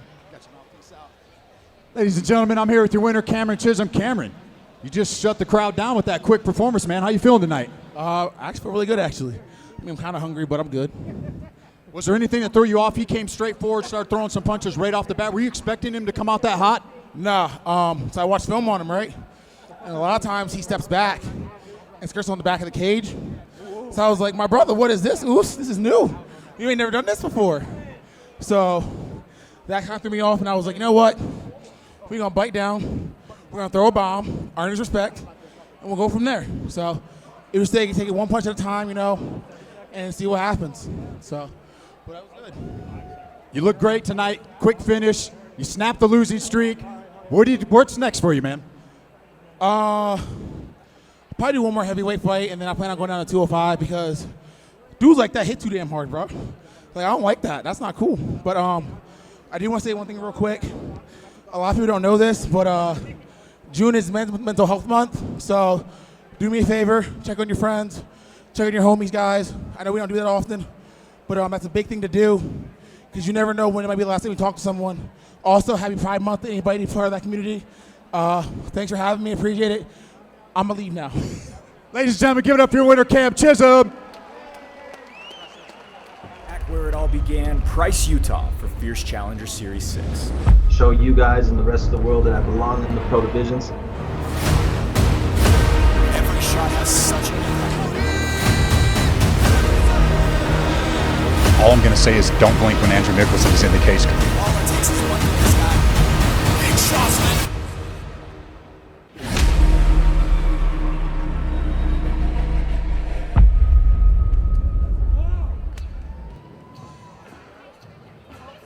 Well, we are back in Price, Utah, where it all began in just 2 weeks. Marco Sanchez, Cross Hughes, and Fierce FC amateur middleweight champion Andrew Mickelson looks to defend his title against former foe Chris Chu. For tickets, head over to fiercefightingchampionship.com. All right, well, welcome back into the Glow Pop broadcast booth. Blake O'Rulean alongside Caitlin Neal and Jason Laporte. That was a very, very fun but fast fight. Caitlin, your thoughts on Cam Chisholm? I mean, he was so chill at weigh-ins, and he was very chill before the fight, so it was fun to see his personality come out a little bit more during his post-fight speech. Super likable guy. I mean, he's so fun to talk to. Yeah, very likable guy. And like I said in the post-fight interview, he shut the crowd down pretty quick. Cortez came out with a ton of steam, and Cameron shut it down. No doubt about it. We have got a treat for us in our main event. Kent Mafaleo, Rudy Shafroth, the return of the heavyweight champ. We haven't seen him since January. Everyone at Fierce has been missing him and wanting to see him back. Yeah, I am really excited for this fight. This is probably one of the most anticipated fights on the card. It's gonna cement where Kent is in Utah MMA. Huge proving ground, right? Huge proving ground. You've seen him evolve leaps and bounds since he first got in. He's the heavyweight champ now. He's riding a lot of high right now, and now he's getting in there with a tough guy. Well, why don't we bring him out right now? Jackson Hoops is ready for it. We got our main event on our hands right now.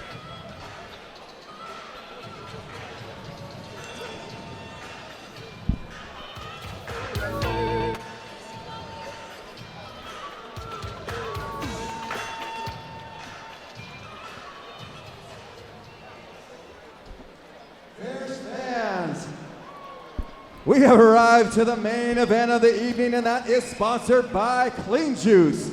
Food made right the way it was intended to be. Their organic juice and food bar are handcrafted with the highest quality ingredients that are safe for you and your family, making Clean Juice a juice and a food bar that you can trust. Your health journey starts right here at Clean Juice. Fierce fans, make some noise and welcome the last two fighters to the cage. And I heard, as it were, the noise of thunder. One of the four beasts saying, "Come and see."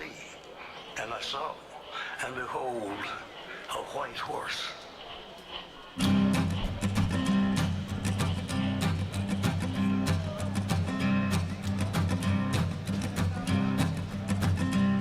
There's a man.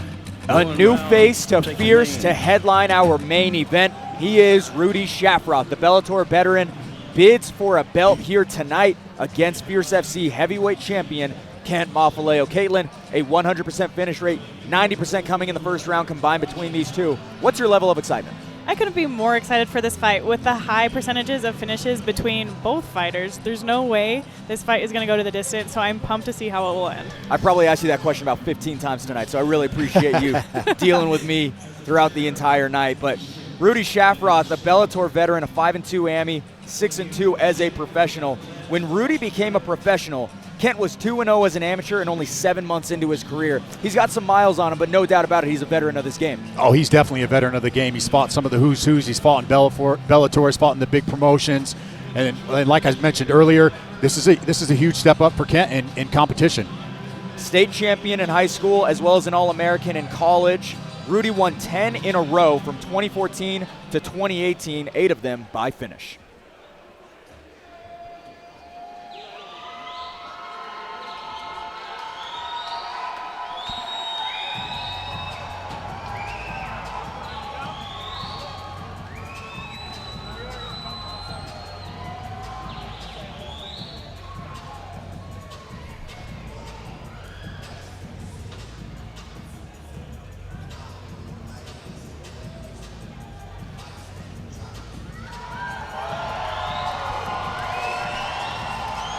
A man on a mission in our main event. Enter Fierce FC heavyweight champion Kent Mafaleo. Jason, back-to-back first-round TKOs for the undefeated heavyweight propels him into the toughest test of his career so far. But over the years, a dialed-in Kent Mafaleo has grown leaps and bounds as he believes he will get it done here tonight. Oh, yeah, he's full of confidence. He's all smiles walking into the cage, but I promise you, once he steps inside that cage door, he's not going to be smiling. He's going to be all about business. What a corner he's got. Marco Sanchez headlining our card in just 2 weeks in Price, Utah. Dominico Salas, who we have seen on many a Fierce card. Talon Carvalho getting the win earlier tonight. Julian Ruiz, one of the top fighters in the entire state as well. No shortage of talent with Kent Mafaleo's camp. I mean, they're the hot gym in Utah right now. You got Julian Ruiz, you got Kent Mafaleo, you got Talon Carvalho.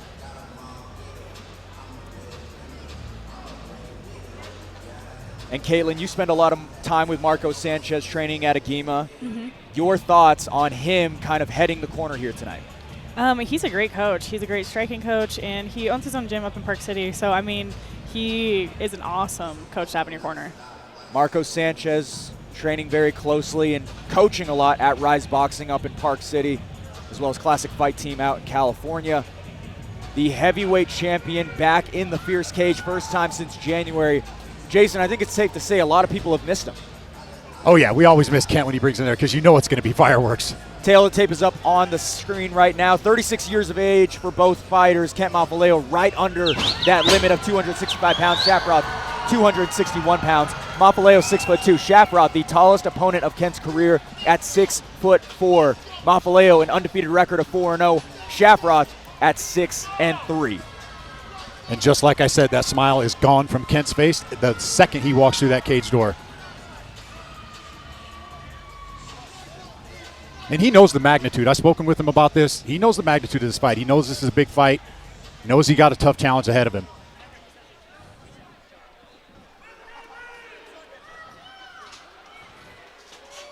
Fierce fans, this is your main event. This fight is sponsored by Clean Juice.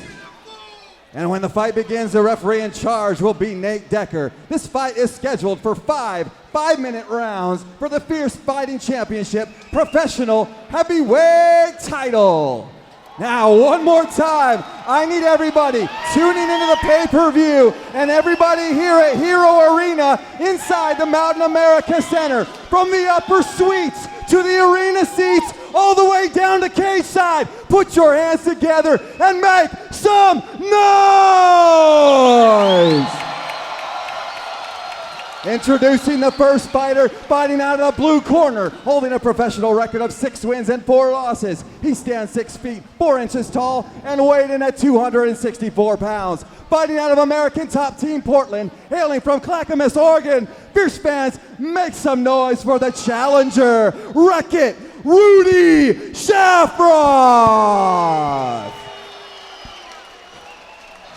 And introducing his opponent, fighting out of the red corner, holding an undefeated professional record of 4 wins and 0 losses. He stands 6 feet 2 inches tall and weighed in at 261 pounds. Fighting out of Rise Boxing and Classic Fight Team, hailing from Salt Lake City, Utah. Fierce fans, make some noise for the reigning, defending, undisputed heavyweight champion, Kent Mafaleo! Fierce FC heavyweight champion Kent Mafaleo in the red gloves. ATT Portland's Rudy Shafroth counters in the blue. This heavyweight title bout is brought to you by Mountain Land Supply Company. Let's have a good, clean fight. Touch gloves and let's go. Providing the best products and meeting customers' needs first. Mountain Land Supply Company, an official sponsor of Fierce FC.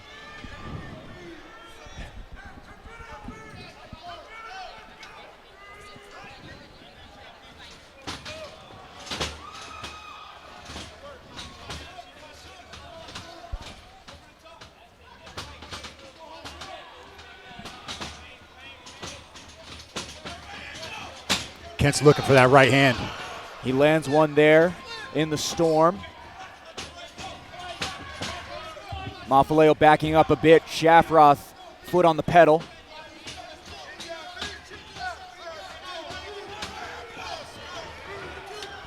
Kent throwing heavy. Unable to land anything too clean in that exchange.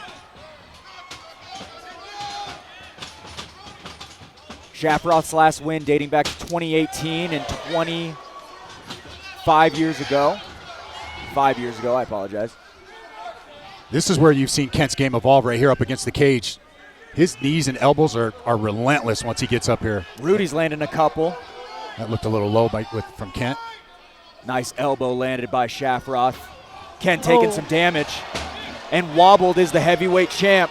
Shafroth doesn't follow him. Yeah, he had Kent hurt there for a second. And Rudy's just throwing punches, landing a bunch. It looks like he has Kent hurt a little bit. Yeah, Kent's a little dazed right now to get his wits about him. It's a good call by Kent to hold on to the clinch, kind of gain his composure back. Just 90 seconds into this fight, we have seen the tides turn a bit in favor of Shafroth. Mafaleo with a mean elbow. I kind of don't think Rudy realized how hurt he did have Kent. Yeah, I don't think he realized it at all.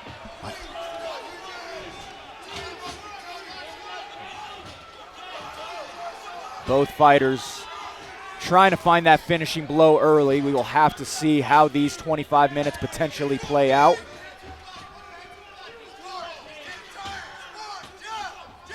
Like to see Kent set up that right hand a little bit.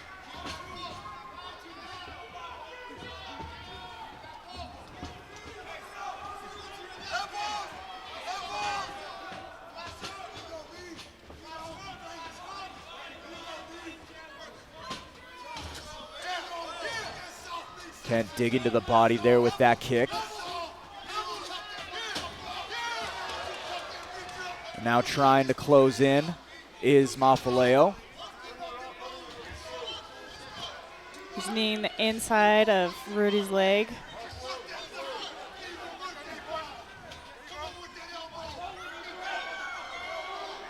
Every shot afflicts so much damage for both fighters at this weight. It's just anything could go.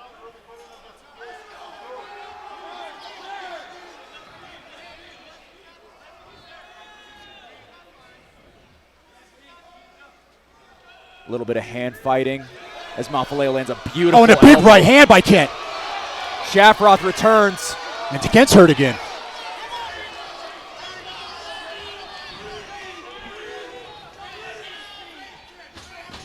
Kent might be getting a little confidence now, landing that big elbow and a big overhand. Shooting in for the takedown. Mafaleo unable to get it done. Shafroth able to get it back. Kent. Another mean elbow Two. over the top. Going back to the well that he found against Sam Sprower in the finish. Big knee to the Nice belly. knee up the middle. Oh, and Oh, big elbows by Kent. And you can see Rudy really grimace on that elbow. Oh, mean knee to the head. Kent throwing to close the show. And Rudy is done. Woo! At home with the best in the West, it's Kent Mafaleo.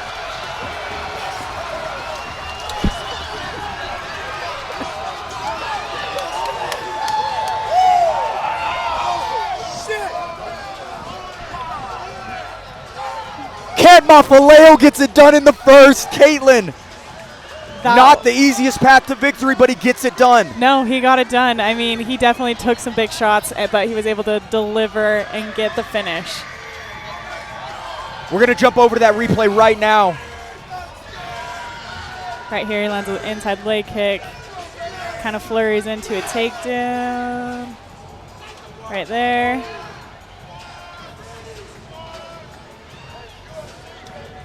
Good head position in the clinch. Lands this mean elbow over the top again and again. It comes with this nasty elbow that really hurts him right here. Oh, that's the elbow. And then Rudy just doesn't really have much of an answer. Beautiful clinch work by Rudy. Was able to just drop him with the elbow. Rudy threw in the towel, and the ref pulls him off. This has to feel so awesome for Kent right now. A huge win, his biggest test of his career yet.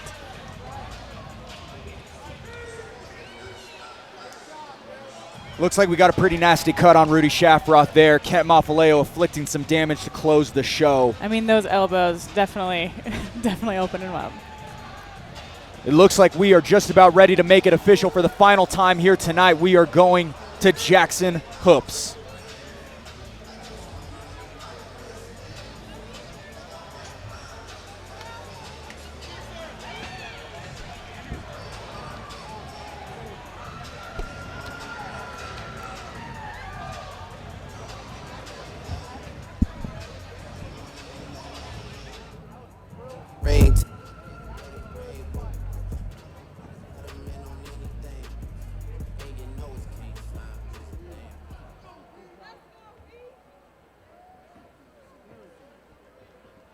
Fierce fans, Referee Nate Decker has called a stop to this contest at 3 minutes 58 seconds of the very first round, declaring the winner by TKO and still the undefeated, undisputed heavyweight champion, Coons Mafaleo.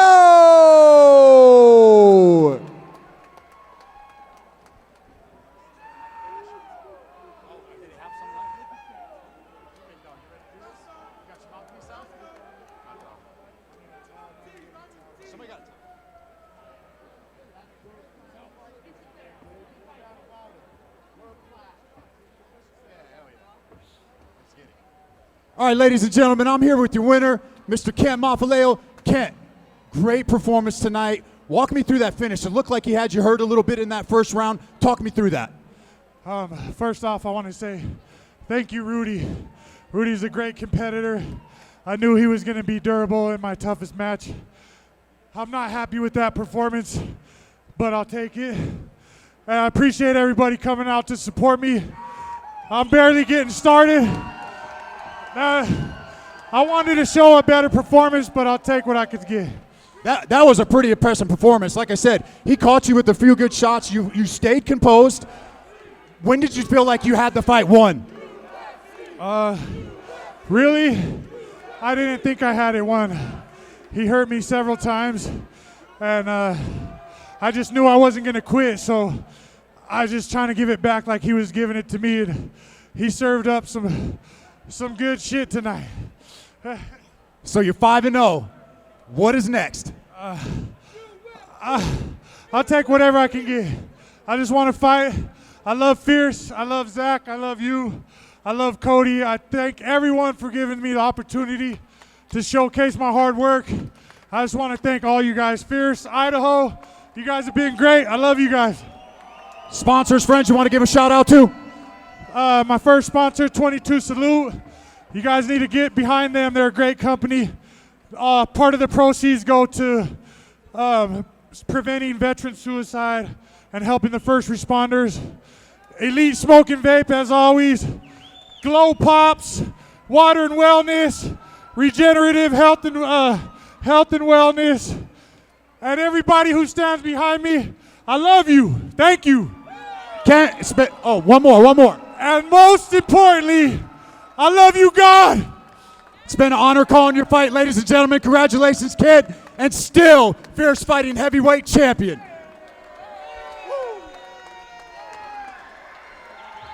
Welcome back into the Glow Pop broadcast booth. Caitlin, Kent Mafaleo caps off the night, closes the show. 5-0, still undisputed, still undefeated.